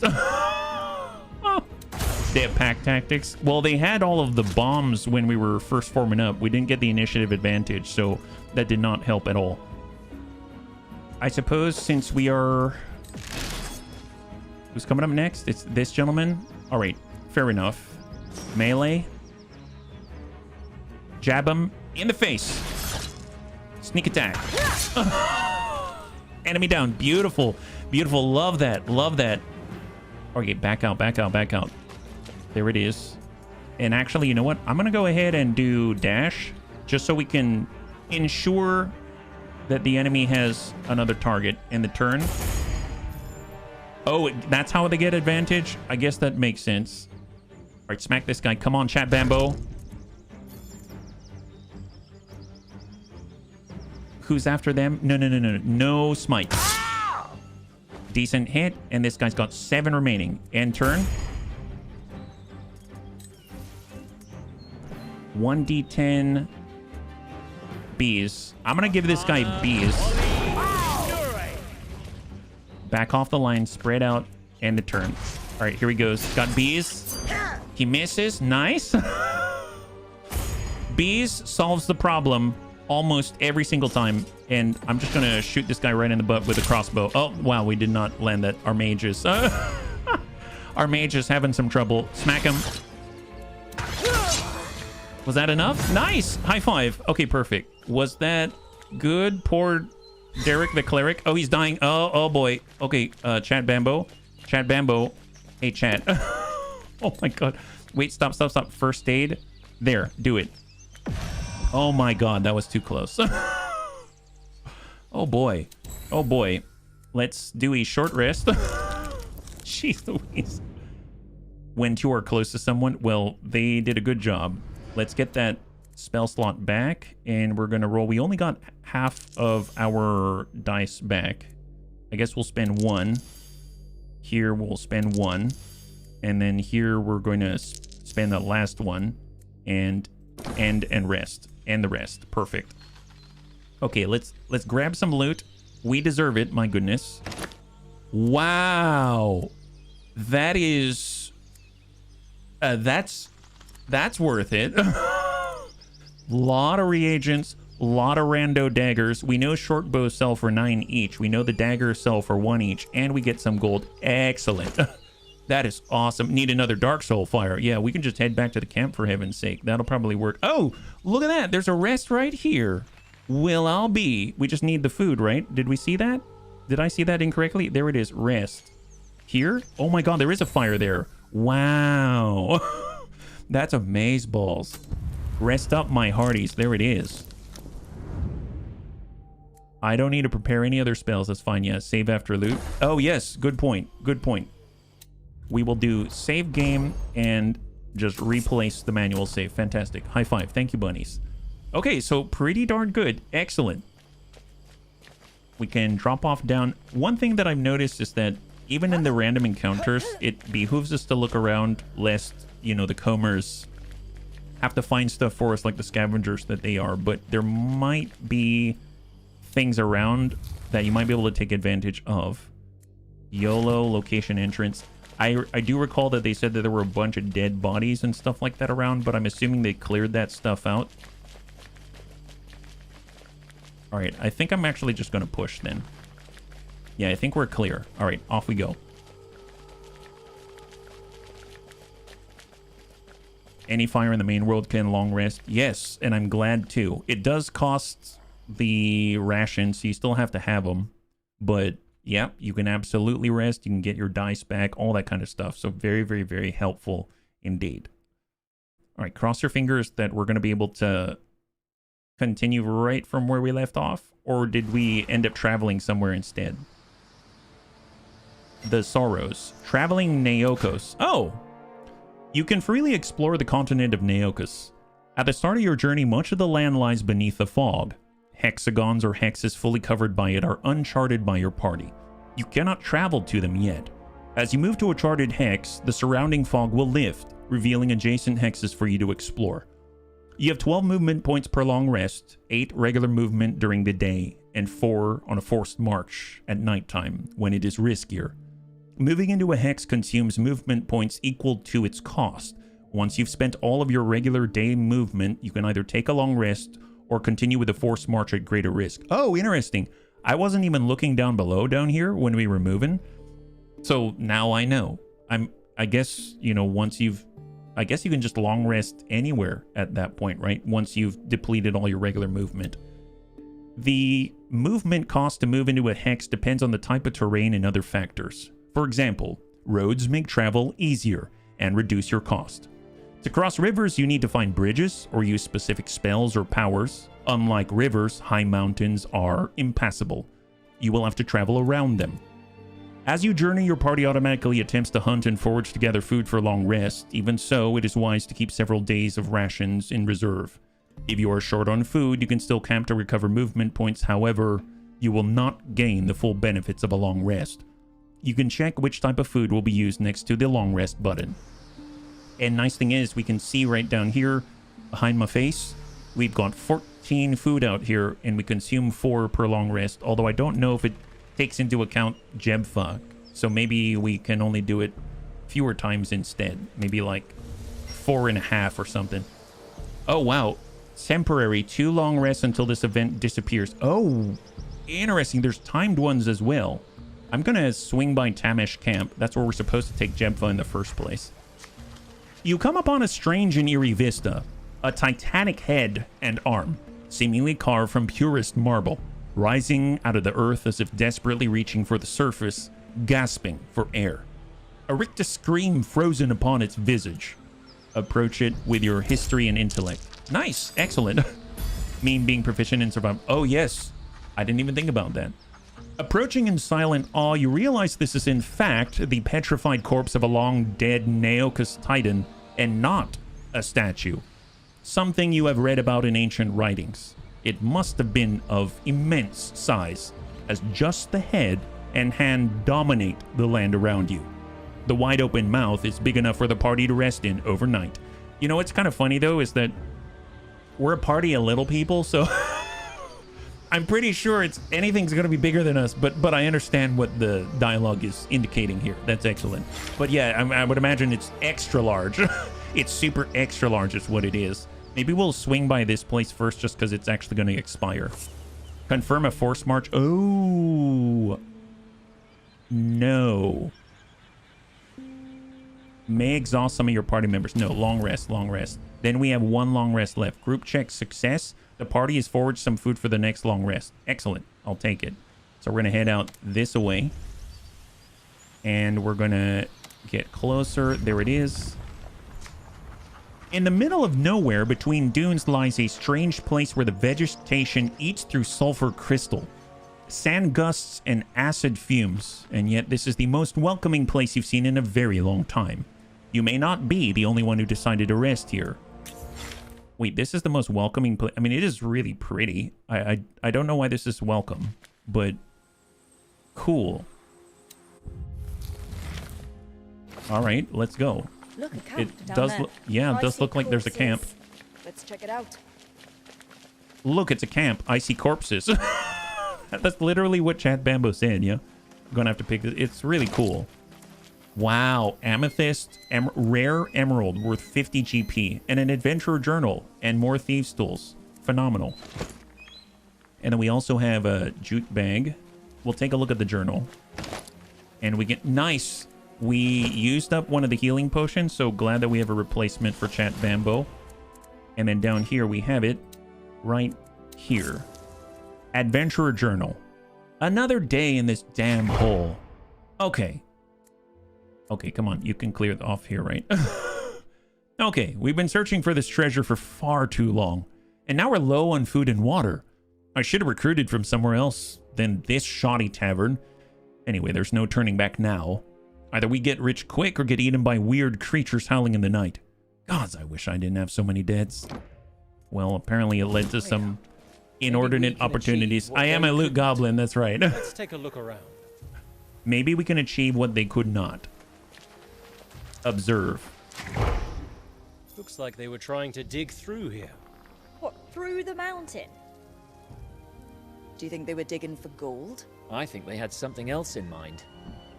It looks like they might have had the right place, but their treasure wasn't here. So, in the background while they were talking, I swear I saw a snake go right by. I'm like, should you guys pay attention to that? That's a little terrifying. Buried chest. Ooh, hello. We have 10 jasper, nacre splinter, and a scroll of cure wounds. Well, I'll grab all that. And then for Chat Bambo, I'm going to take this. You know what? It's probably not bad to have Chat Bambo with a scroll of cure wounds, because Derek the cleric already has cure wounds, so I think he'll be fine. We're just going to keep looking around at potential places for some treasure out here. I suppose if we go in cautious mode, they did say it's easier to detect things. Hey, look over there. We should climb that hill, get a better view of our surroundings. Oh, up this way? Oh, nice. I'm sure all the healing resources here is totally coincidental and not at all foreshadowing. Oh boy, we're crawling. No, no, no, I don't want to go there. I want to go here. Those weird crystals. No idea, but yeah, there seems to be a way through them. I mean, we did go through. This says leave the area, right? Yeah, I don't know if I want to leave the area. If we stand, what are we looking at? Does it say anything? Well, this says find the entrance. Okay, so definitely don't want to leave just yet unless this is an entrance. Is this a cave entrance? Legit, what is this? I don't know. Oh. Oh. Oh. Oh, that works. Oh, that's excellent. And we can go in here. Nice. Find the lost treasure. Are we? Oh, wow. Are we like in Willy Wonka and the Chocolate Factory? You discovered a large cave above an underground... What was that? Treasure hunters. You discovered a large cave above an underground acid lake and a lot of sulfur crystals. Okay. Magic scrolls could only be used by conjurers of the corresponding type and level, and I believe high level thieves. Oh, nice. Do you think we might find some lost treasure? Just watch your step. In that case, we should probably pass the scroll if that is the case. I am curious if they're going to let us sort at all. I know we have the ability to filter, but I don't know about sort. Here's the scroll. So I'm going to go ahead and give this out to Derek the Cleric. And then we'll exit right here. And since we're in a dungeon-esque sort of area, I'm going to move around in cautious mode just for increased detection capabilities. And we can go... I guess we could take a gander out this way, just see if there's anything on the edge. Harvest sulfur crystal concretion. Nice. What's that going to do for us? Is it crafting component? Yellowish crystals form where acid is boiled by mana, creating a kind of yellow ember. Well, kind of neat is that they actually mentioned how did we find that it was like an amber code, and they don't know how it's made. It's very possible it was made in a place like this, yeah? It does, absolutely. Hey, Thrake, thanks so much for hanging out. I hope you have a great rest, and we'll catch you on the next one.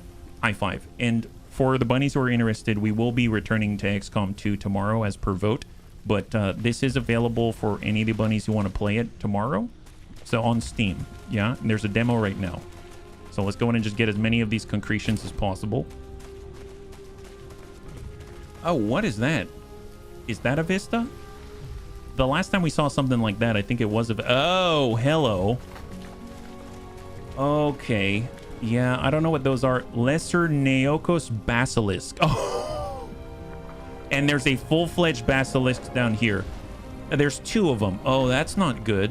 I would assume that means we're all going to turn to stone. Well, we should probably bless and stuff before we get there. That does not sound good. Do you have stone to flesh? No, I don't. I don't. But you know what? I'm going to save. Saving sounds like a great idea. We're just going to save here, no problem. Everything's fine. Excellent.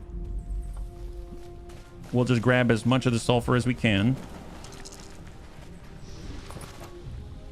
You failed your wisdom perception ability check. Well, I mean, they're down there. We're up here, so that's a thing.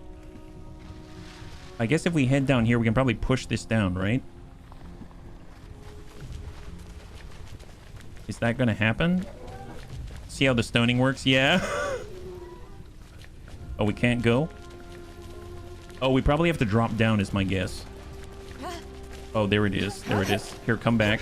What's this? Vista look. Can I head up there? Oh, is it actually going all the way back? I just clicked to see if I could look at the Vista, and it's taking a very specific route. I mean, at least they know the route. I don't. Oh, I am definitely a murder hobo, Kettling. High five, welcome. Oh, there we go. What are we looking at?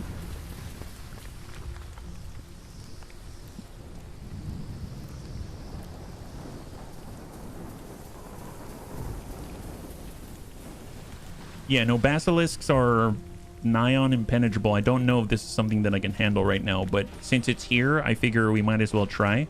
But it is a little disconcerting, I will say that much. And before we drop all the way down, I do want to apply Bless. Let's go ahead and save in place right here. And I think if we are here, then we drop down, then we're good. Let's come down this way. We're trying to stay silent-ish. I have a feeling they're going to kick our butt. All right, individual control. Chat Bambo's right here. They definitely don't see us. Let's have YOLO. We're going to have our 2 mages. And then we're going to have Derek the Cleric, and he's going to run screen. We'll bump up a little bit. Is this a Pavon nesting area? They did say avoid all the Pavon. There's a stench here, and it's not the sulfur. It's something else. Guard up. Ooh, that does not look good. I wonder if they have land sharks called bullets. Oh, that does not sound good at all. Oh, that's a little much, isn't it? That's like almost 200 points of HP to burn through, and we're like level 2. Are you capable of killing 52 HP? I mean, maybe one of them. I don't think 3 of them. That's for sure. But you know how science goes. I did save, and I do want to... Oh, boy. Yep, that's cool. All right, let's just kind of be super... Oh, no, they might see us. Wisdom, perception, ability check against DC 14. Yeah, they're definitely much higher than we are. Wow, our tank has 22 health. This is... Do you have a rogue? What's their stealth? Their stealth is better, for sure. Yeah, this is our rogue. Oh, they found a trap. Disarm a trap. Wait, they can set traps? Oh, there's another lesser Neokos basilisk. So we actually have 4. 20, there's 4. Okay, that's not good. Here, chill there.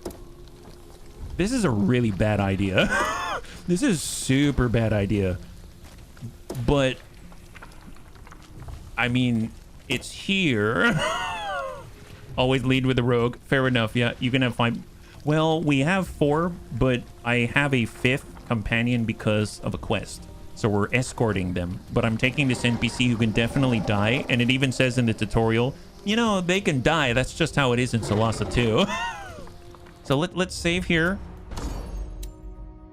Sure, it's going to be fine. Bum rush them? Yeah, that's... Well, it's some kind of a bum. I don't know about a rush. Yeah.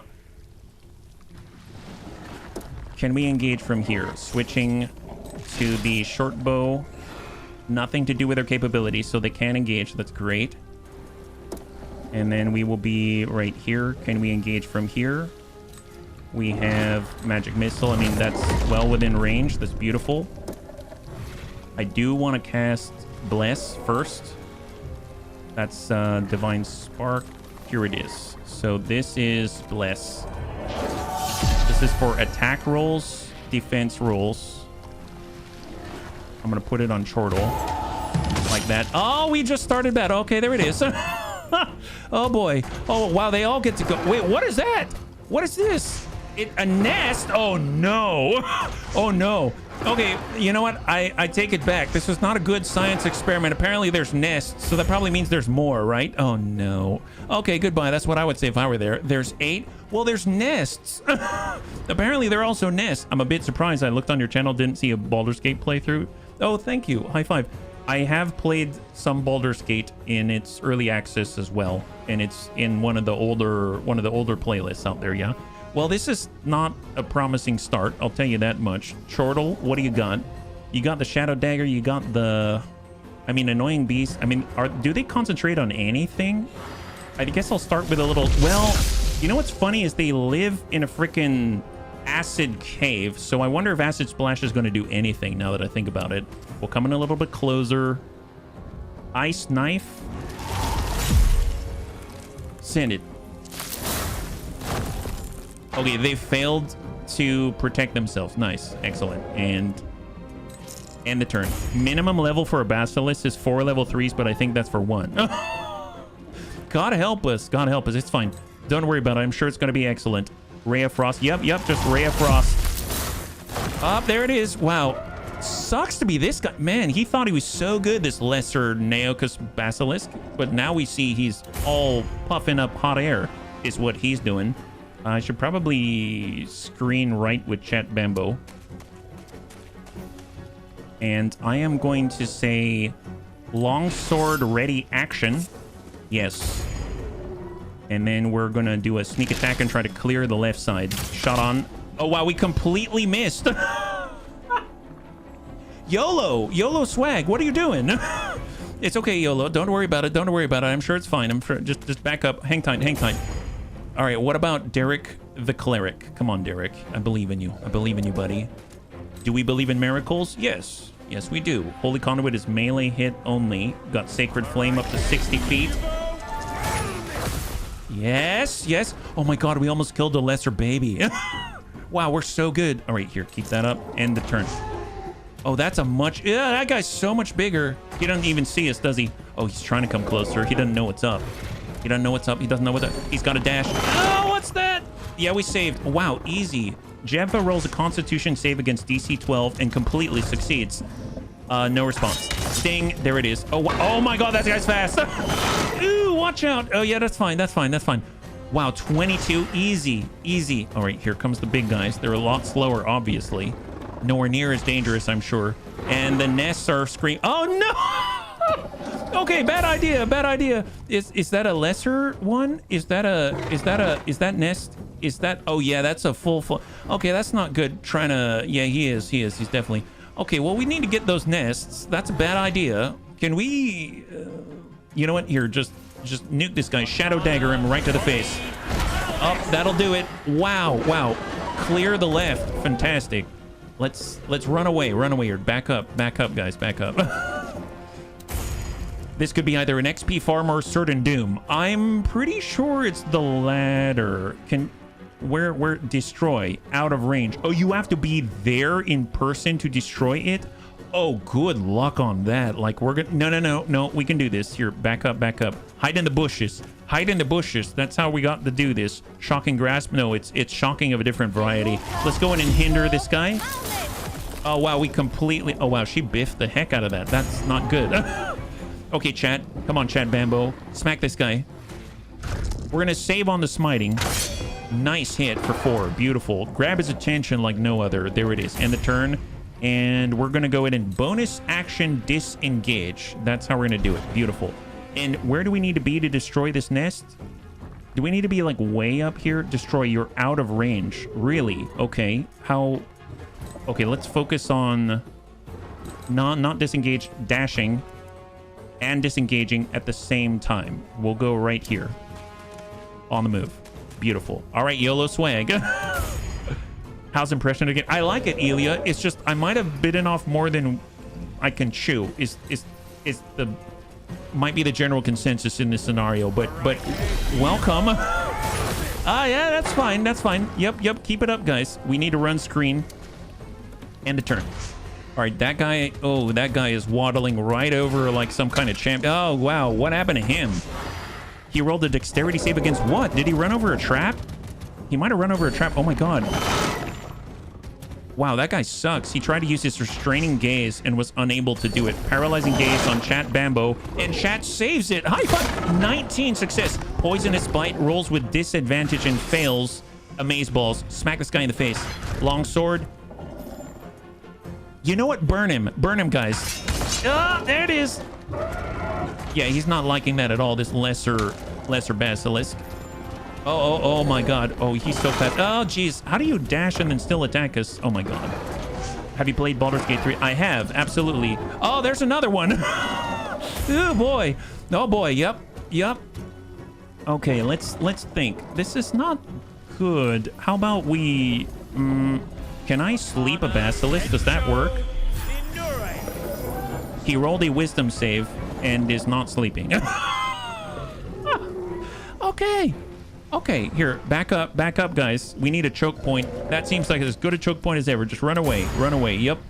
Jebfa? Yeah, Jebfa. Go into the mage corner out here. That's what we're calling it these days. It's a hangout place for your kind. Can we hinder the heck out of them?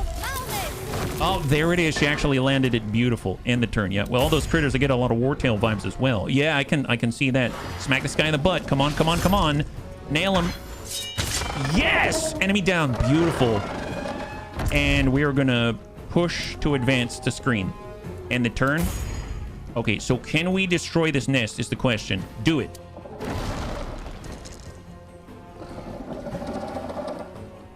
Wait, did it pop out 2? Wait, is that 2 lesser basilisks?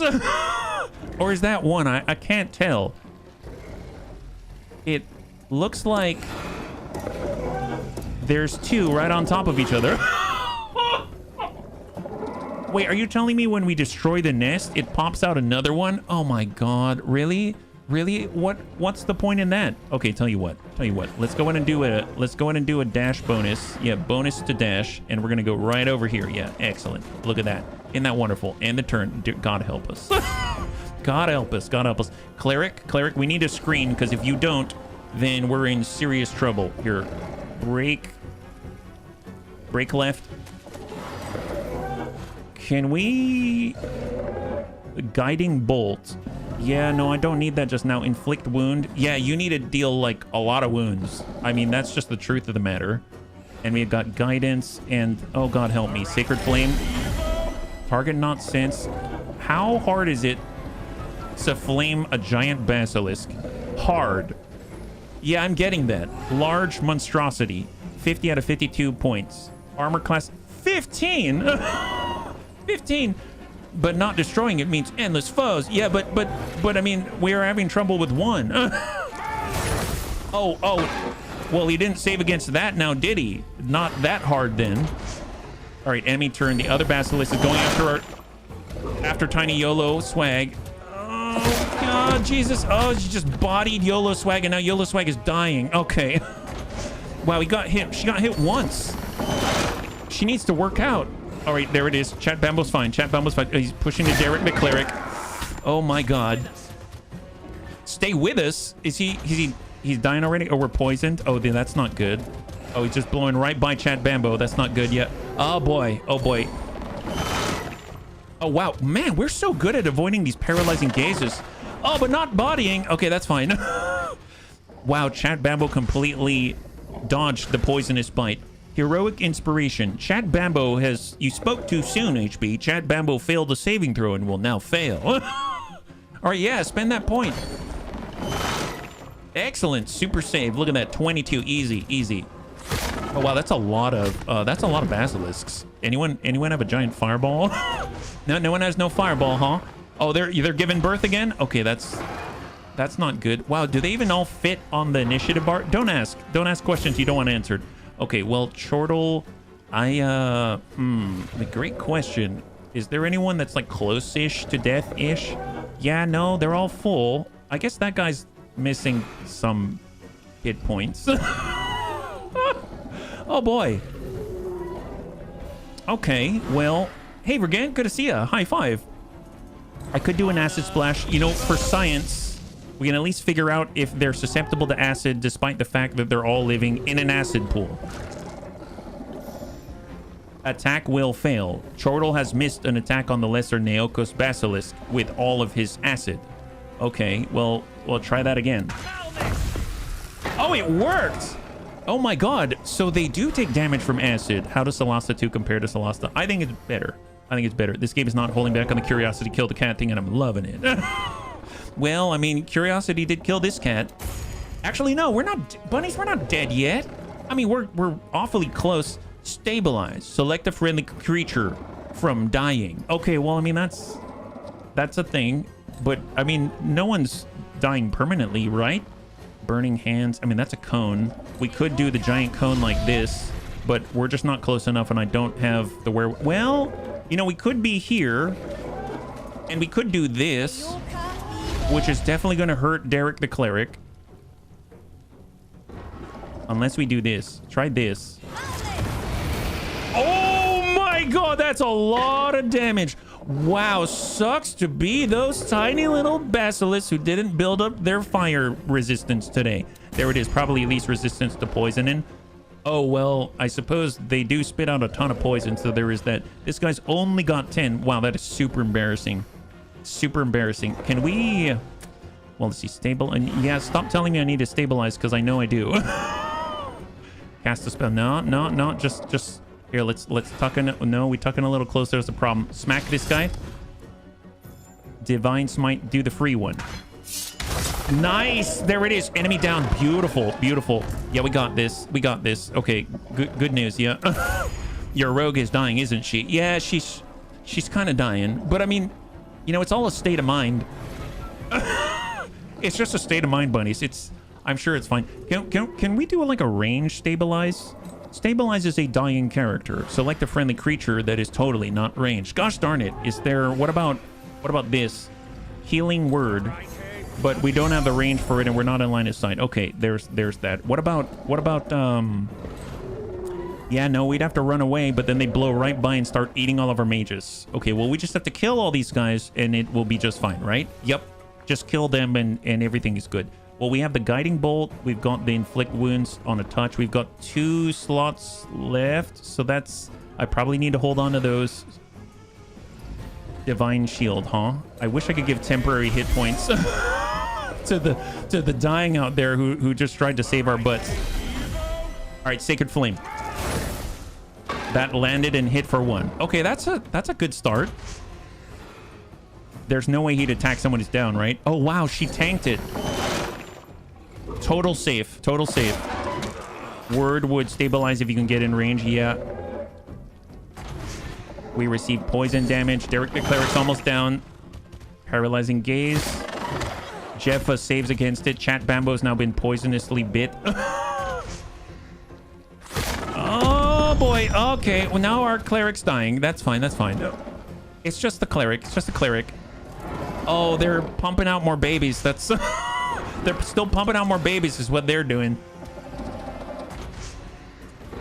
It's just it's a kiting maneuver is what this is called. Yeah, stop. Why do the nests scream at us? That's uncalled for. Why do the nests keep screaming at us? I really think they should probably think about this. High birth rate in that country. Yeah, there's a ton of birth. So much birth. So much birth. Thunderwave. Oh my god. Well, the good news is, if we were to do this, it doesn't matter because Derek the Cleric's already dying, right? Actually, no, that probably like put him over the top. It's the wrong kind of over the top, right? Can we Shadow Dagger it? 1d10, 16, negative contact. We have major... Yeah, that would have been good a long time ago now, wouldn't it have? We could Acid Splash it on the cantrip. Do that. There it is. Beautiful. Excellent. They failed to protect themselves. That's how sorry an excuse they are for a Basilisk. Cleric dying reminds me of the medic, usually being the first one injured in Ground of Aces. It's a good thing I haven't played that game so that I don't have to know how badly I'd fail at it. If I run like this... Okay, that's not good. I suppose I could send the mage. I'm sure the mage would be 100% okay, right? Can she focus on dodging? She can. Interesting. How desperate am I? If you know what, can she stabilize? Yes, she can. Here, do this. Nice. Super stabilized. Not even worried about it anymore. And we're going to just back up a little bit and end the turn. Fantastic. See, the Cleric is basically immortal as long as we're here to touch him in all the... No, that's exactly what I mean. As long as we touch him in all the right places, everything's going to be fine. All right, smack this guy. Oh, 24? No, I want to hit the other guy. Well, we do have access to... Here, I'm going to switch on over to the Javelin. We can throw Javelins like no other. But we are close, so we're going to be at disadvantage because we're in melee. So that's not going to help out too much. Yeah, this is fine. If someone is down, they get hit with a magic, they automatically fail 1 death save. If they get physically attacked, they auto-fail 2 death saves. Well, that doesn't sound like a very healthy system now, does it? Let's burn the baby. Up. We did not burn the baby, but... Oh, no, we burned the baby. Baby's combusted all over the place. There it is. Okay, so who are we up to now? We can control Chortle. Oh, yep. We can control Chortle. Oh, they're coming around to the outside. There it is. Nice baby Q. Yeah, baby Q. Okay, wonderful. Derek is obviously feigning death like the greatest hunter known to mankind. I don't know. He's trying to go after Jeffa. Oh, trying to go after Chat Bambo. Chat Bambo's too good for you. Oh, he's trying to run. No, you're not allowed to run. Longsword, burn this guy. Which one are we burning? The adult. Are you going to burn, though? Oh, the baby burn instead? Baby Q. Oh, there it is. Oh, boy. Oh, boy. Wow, Chat Bambo's invincible. Come on. Hang in there, Chat Bambo. Come on, hang in there, Chat Bambo. Oh, who's that? Oh, there's more. Wow, what are you, from WWE? How quickly did you come out of that corner? Stay over there. It's not your turn.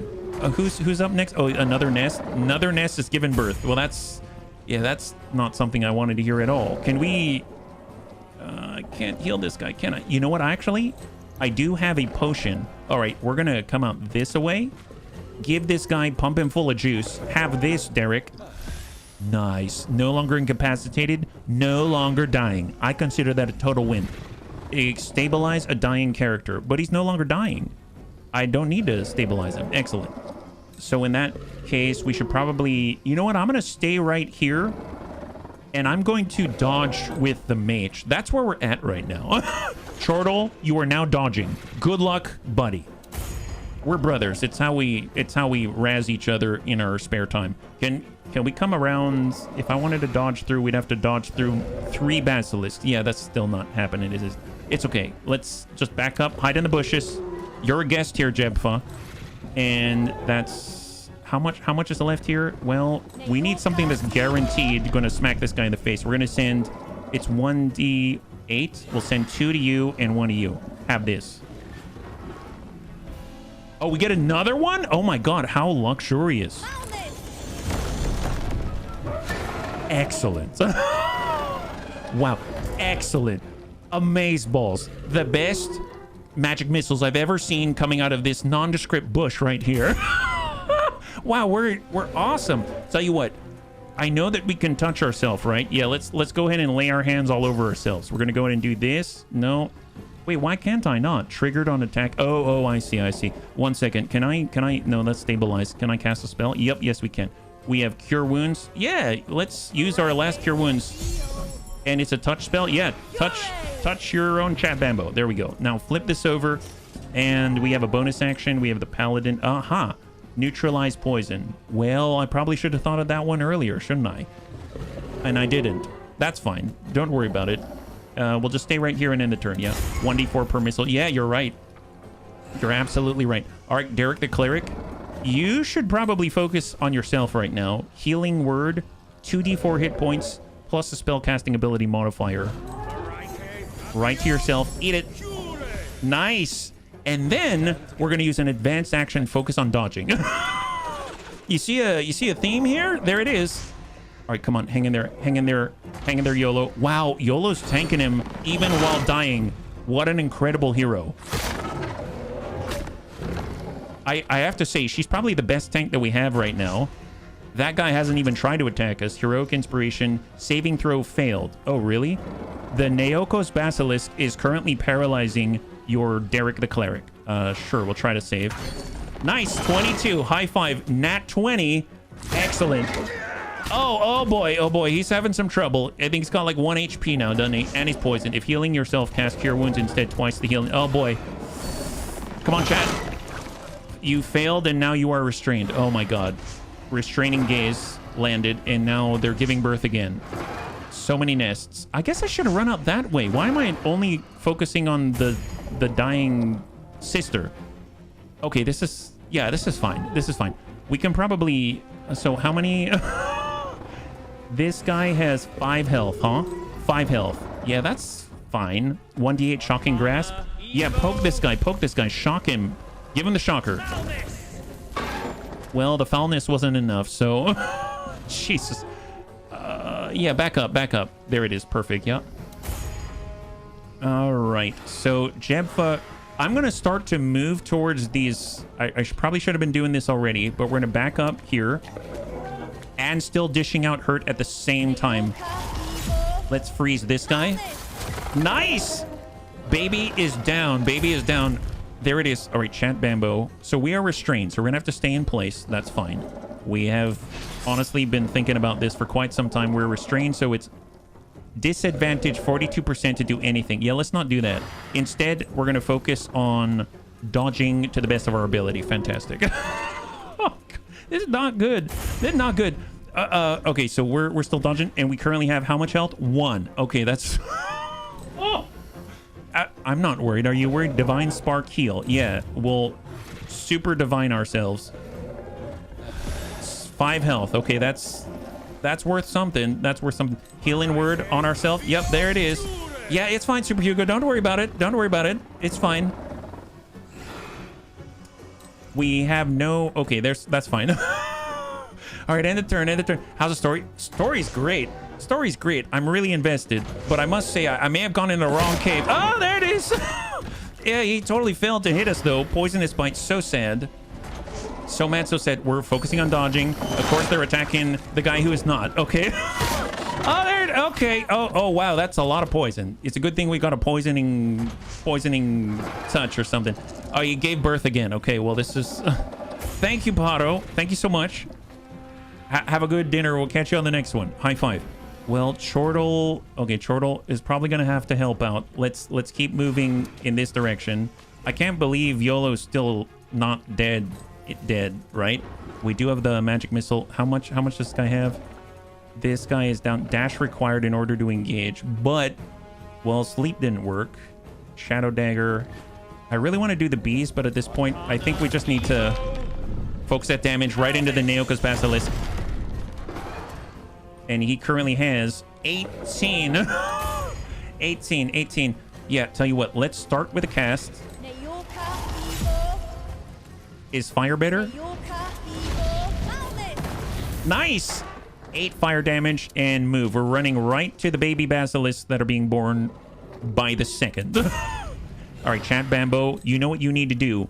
You've got neutralized poison, and you're going to touch your invalid target. Select a friendly creature. Target must be poisoned. Oh, we were hit for poison damage, but we're not poisoned. Okay, fair enough. Well, we can lay on hands for 10. That's a bonus action. Do it. Use 8. And then we're going to focus on dodging. Go. just fully defensive. Fully defensive. Let's go. Let's go. Derek, you are like all out of slots, aren't you? Yeah, he's totally out of slots. But we can cast Divine Shield right on top of ourselves. And we got... Nice! We got 6 temporary hit points. That's amazeballs. And end the turn.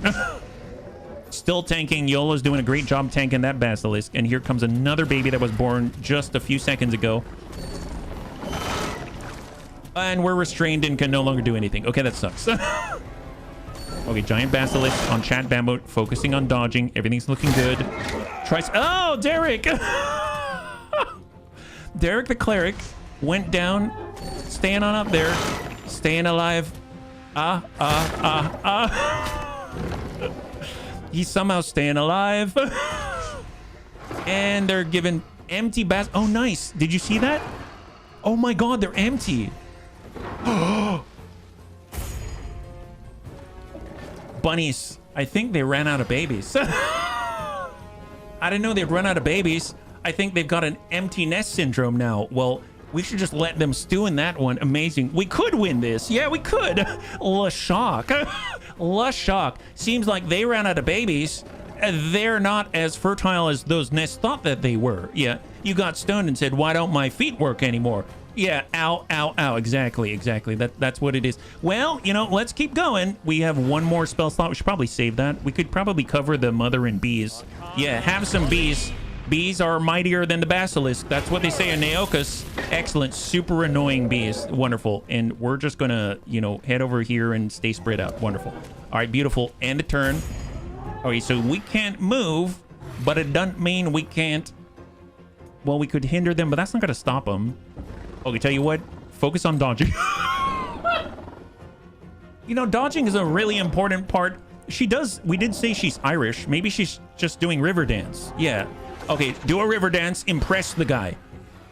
That's all I got. All right, there it is. Chat Bambo. You can't move, but you can definitely smack a baby. Can we attack this? No, that's a disadvantage. We can attack this. That's a disadvantage as well. Gosh darn it, really? Oh, it's because we're restrained. All right, well, keep dodging, Chat Bambo. And we don't need healing, so end the turn. God help us. Okay. I got a feeling.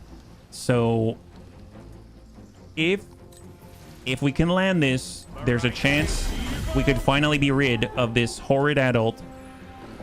Engage him, my guys. Oh, he's got one. He got one left. It's good enough. It's very close. Honestly, I'm very impressed. Good job, Derek. YOLO's still tanking with the butt. Here comes the baby. But she's doing river dance, and it can't touch her. I mean, oh, no. Stay. Oh, he was not river dancing. You're supposed to focus on the performance. Guy. Annoying bees. Dodge that. Come on, try again. Just try it. Oh, no, he just got bodied. He's dying again. Okay, that's fine, yeah. But the bees, take the mama down. Yeah, I was trying, but let me tell you, she got very angry. Yeah, still dodging Chat Bambo. Man, how many times is Derek gonna go down? Yeah, empty nest syndrome out here. It's a sad day, but, you know, sometimes you just gotta face the reality that you ain't gonna pop out any more babies in the next every few seconds, right? I mean, like, normal people know this, but you just can't accept it, is what I'm hearing, really. Tell you what, if we do a shocking grasp, let's give this guy the shocker. There it is. That stops them from doing an attack of opportunity and allows us to relocate more easily. So let's go and back on out like that. Fantastic. End the turn. Yeah, what a ruffian, exactly. There's no way they can't be dead. She must have plot armor. She's it's the best plot I've seen in a very long time. Well, I suppose We could get really ballsy. Well, no. Come out this way. You need to do the last one, literal 1 damage. 50-50. Engage. You biffed it. Okay, it's a good thing. It's a good thing she's an NPC. All right, hang tight. Okay, come on. What do we have? We have, yeah, we don't have much. Can we hit him with a sword? 25% on disadvantage. But at this point, we don't have much of a choice now, do we? Yeah, swing. Yeah, of course. And the turn. Then it goes to Derek, and Derek is totally dying. In comes the babies. Oh, they found our hiding spot. They found Chortle's hiding spot in the nettle. What's that? Chortle's... Oh, no. We're incapacitated because they got through our tank because they're no longer focusing on river dance. This is not good. Oh, we came so close. Come on, Chortle. Okay, it might be up to the wizards to tank. Okay, Chortle. Come on, Chortle. Wow, we missed. That's so sad. Basilisk nests are all going to realize that they're infertile now. That's good. Okay, yep, there's that. Okay, Chortle. I don't think you have a choice. I'm pretty sure... Is it possible to make them fall asleep? No. Now's not the time to get cute. Instead, you should be cute by doing river dance. There. All right, he's dodging in the turn. And then we got Jempha. Okay, Jempha. Get in right here. Can you do anything about this? Wonderful. No longer incapacitated. They're now just unconscious. Okay, they're... Magic missile could have ended that one. Oh, you're right. They could have, but they did not. Oh, no, they stopped tanking.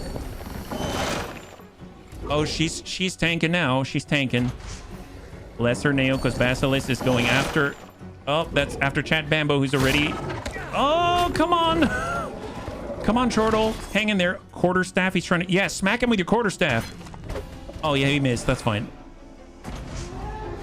Okay, the mom with 1 health has restrained Jempha. Oh, that's... Chortle is on the ground. That leaves Jempha and... Okay. As long as Chat Bambo still stands, we still have a chance. All right, all the empty nests out here. So many empty nests.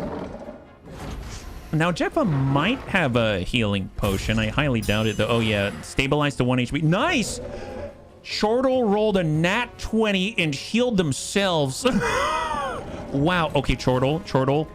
You heard the bunnies. You got a magic missile. We have no chance otherwise. Which one of the babies is more hurt? This one? Give him the juice. Nice! High five! Okay, Chortle, run away. No more hiding. Run away. End the turn. Wow, he came back from the dead. It was insane. Never expected such a thing. Do you have any healing at all? You don't? All you can do is give them the shocker. Well, that's not very helpful now. You can try to push that guy, but let me tell you, I tried that before. It didn't work very well. You know what? We're just going to dodge. Yeah, dodge in place. Here we go. Sleep works weird. Number rolled doesn't damage the enemy. Instead, the total is more than remaining life they have to sleep. He's playing possum in the bush. Yeah, he was. What a guy. I was so impressed. Honestly, I wish he would have done that earlier. He would have made a fine lad. Can we... Okay, I can disengage in bonus action, but then we're really risking it all in order to get Derek the Cleric up. I feel like we need to... No, just hold in place. You've got a ton of cantrips. If they're focused on you, Chat Bambo can't lose. All right, dodge Chat Bambo. End a turn. Derek the Cleric. Yes, sorry, Derek. Yeah, look at that. Chat Bambo dodges critical failure from the Big Daddy. Baby Basilisk tries to land. Critical failure, double ones. Snake Eyes from the Basilisk family against the Crawwell family. And oh, nasty hit, poison damage. And Chat Bambo holds strong-ish. All of the nests are screaming at the fact that of their impotence and incompetence. My God, it's honestly a sad sight indeed. Let's go and continue to engage all of their children. Why did that sound so... You know, it sounds perfect is what it sounds like. Let's go and cover their children in really annoying bees. Eat that. Beautiful. And then run the heck away, my guy. Yeah, you were hiding in a bush. Now you're just hiding on a mountain of sulfur. Yeah, paladins have the gods on their side. So true. Never have I seen anything truer. Oh, wow. She can't move unless she disengages. You know what? Let's disengage. I have a new strategy. Disengage. And then we're going to back up and we're going to try to shield Chortle with her body. All right, there it is. Beautiful. They're going to have to get through her first. But I'm not even in your party. I know. Oh. And a turn. Beautiful. We're dodging. You know what? Keep dodging. Don't stop believing. It's a journey to this point. Keep dodging. There it is. Excellent. End the turn. All right, Derek. Yeah, I'm sorry, Derek. You're going to have to roll a nat 20. He rolled a constitution saving throw. Oh, okay. Yep, there's some poison. Oh, Chat Bambo's restrained. Annoying bees have worn off. Oh, watch out. Yeah, she's fine. One of my all-time favorite spells. Feet don't fail me now. Oh, no. Chat Bambo's down. All right, Chat Bambo's down. Chat Bambo's down. I didn't know the lesser babies have to recharge their paralyzing gaze. Ooh, wow. Oh, that's that Irish blood that we're looking for. Come on, come on, come on. There's the nest. It's screaming. That nest is screaming. That nest is screaming. Man, 27. We have to focus on the one that's attacking our favorite redhead out here, right? Man, we don't have any healing at all. It's okay. It's okay. All right, just do what you can until the fat lady sings. If I do the acid splash, here, splash them.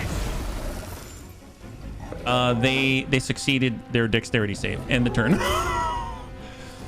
Okay. Shock them. Nice. And then let's shield them with your body. End the turn.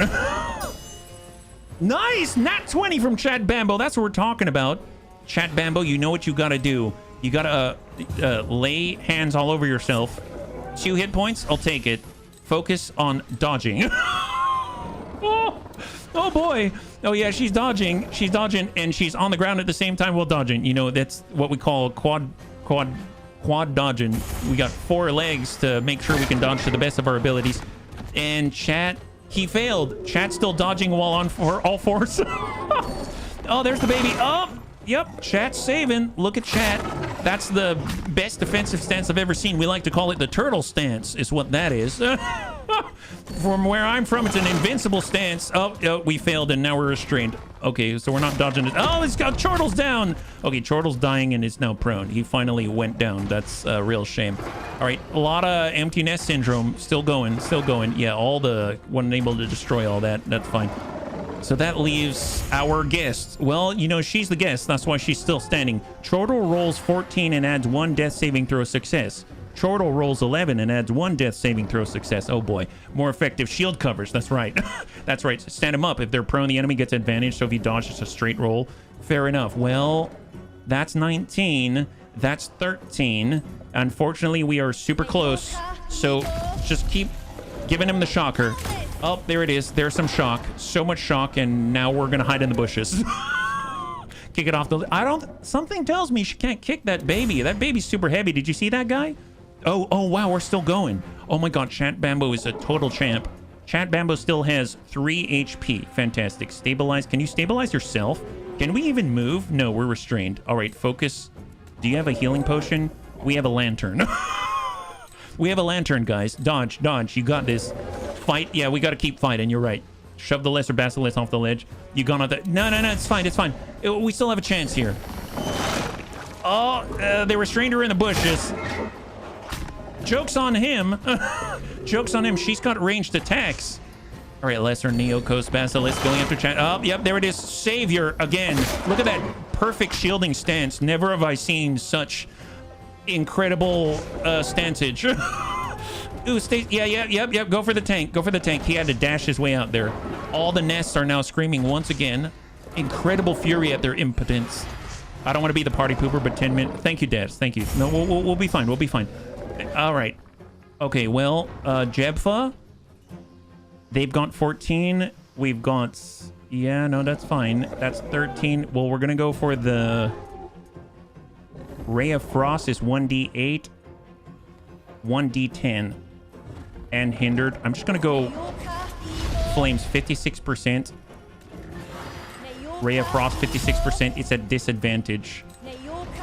Send it. Oh, he lands it. 3 on the 1d10. Phenomenal. End of turn. And now to Chat Bambo. All right. Dodge. Can you imagine this scenario? You're on all fours like this, and Chat Bambo's like... This is... We've had better days, bunnies. We've had better... Okay, Derek, you still didn't roll a nat 20, Derek. You need to roll that nat 20. Oh, wow. She's actually on her 2 legs. Amazeballs. Come on, Chat. You got this, Chat. Come on, Chat Bambo. Yeah, yep, there it is. Beautiful. Come on, please. There it is. There's another baby. Oh! Critical failure, and the baby falls flat on his face. I mean, he's not well coordinated yet. That makes sense. He was only born like 2 minutes ago. Yeah, you can keep screaming, but you ain't gonna make it out of here. He does the move like the snake, which it just starts rolling down the hill in order to save his pals. Well, I guess, can I? Okay, it's fine. Just keep trying to burn the babies. Send it. Nice! Baby down. High five, bunnies. That's another one down. Another baby bites the dust. Should we come out of the... Yeah, we're going to come out of the bushes. Bunnies, we're coming out of the closet. End of turn. You know what? Just keep dodging. I mean, it's been working so far. I don't know how long it's going to last, but I'll take it as long as we have it. Yet, Derek still didn't roll a nat 20. Chat Bambo saves. Gonna be damn good experience if you pull it. Oh, Chat's incapacitated. Okay, she went down again. Oh, they're going after Jebfa. Oh, Jebfa just got smacked and her spine is really feeling it right now. And the baby just disengaged. Oh my god. It's okay. It's fine. Basilisk nests are now screaming. Yep, they keep screaming.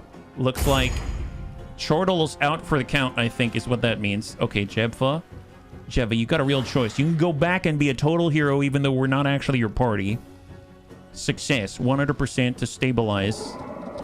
But that's not going to bring him back. Or we can... If I run their... I can't outrun a basilisk. And I can't kill this guy for sure. So...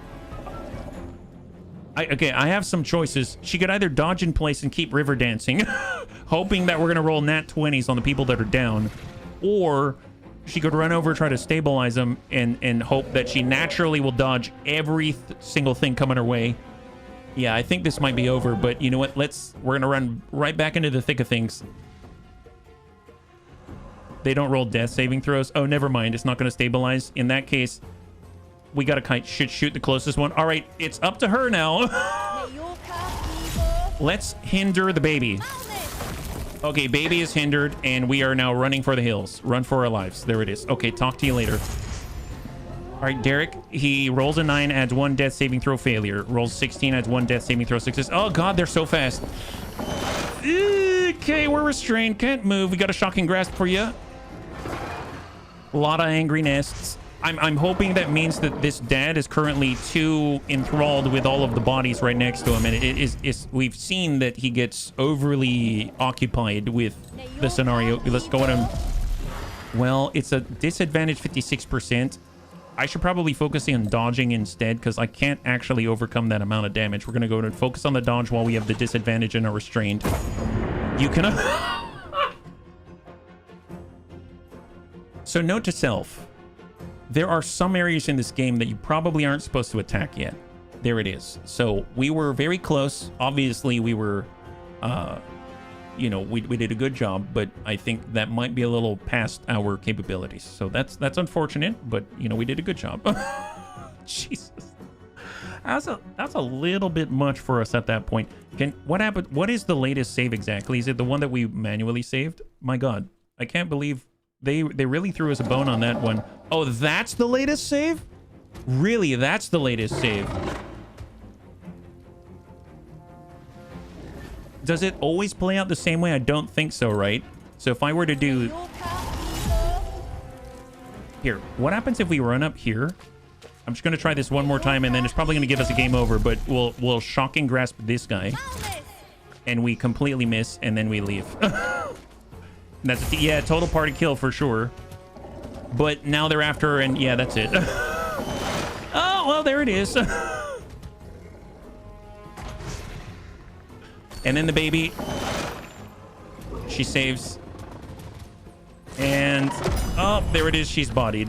And that's that. Okay, wonderful. Well, that was a nice try. Is that it? When do they tell that it's game over? I would consider this a game over right now, right? Or is it that they literally can't? Okay, there it is. Oh, wow, that is rough. That is rough.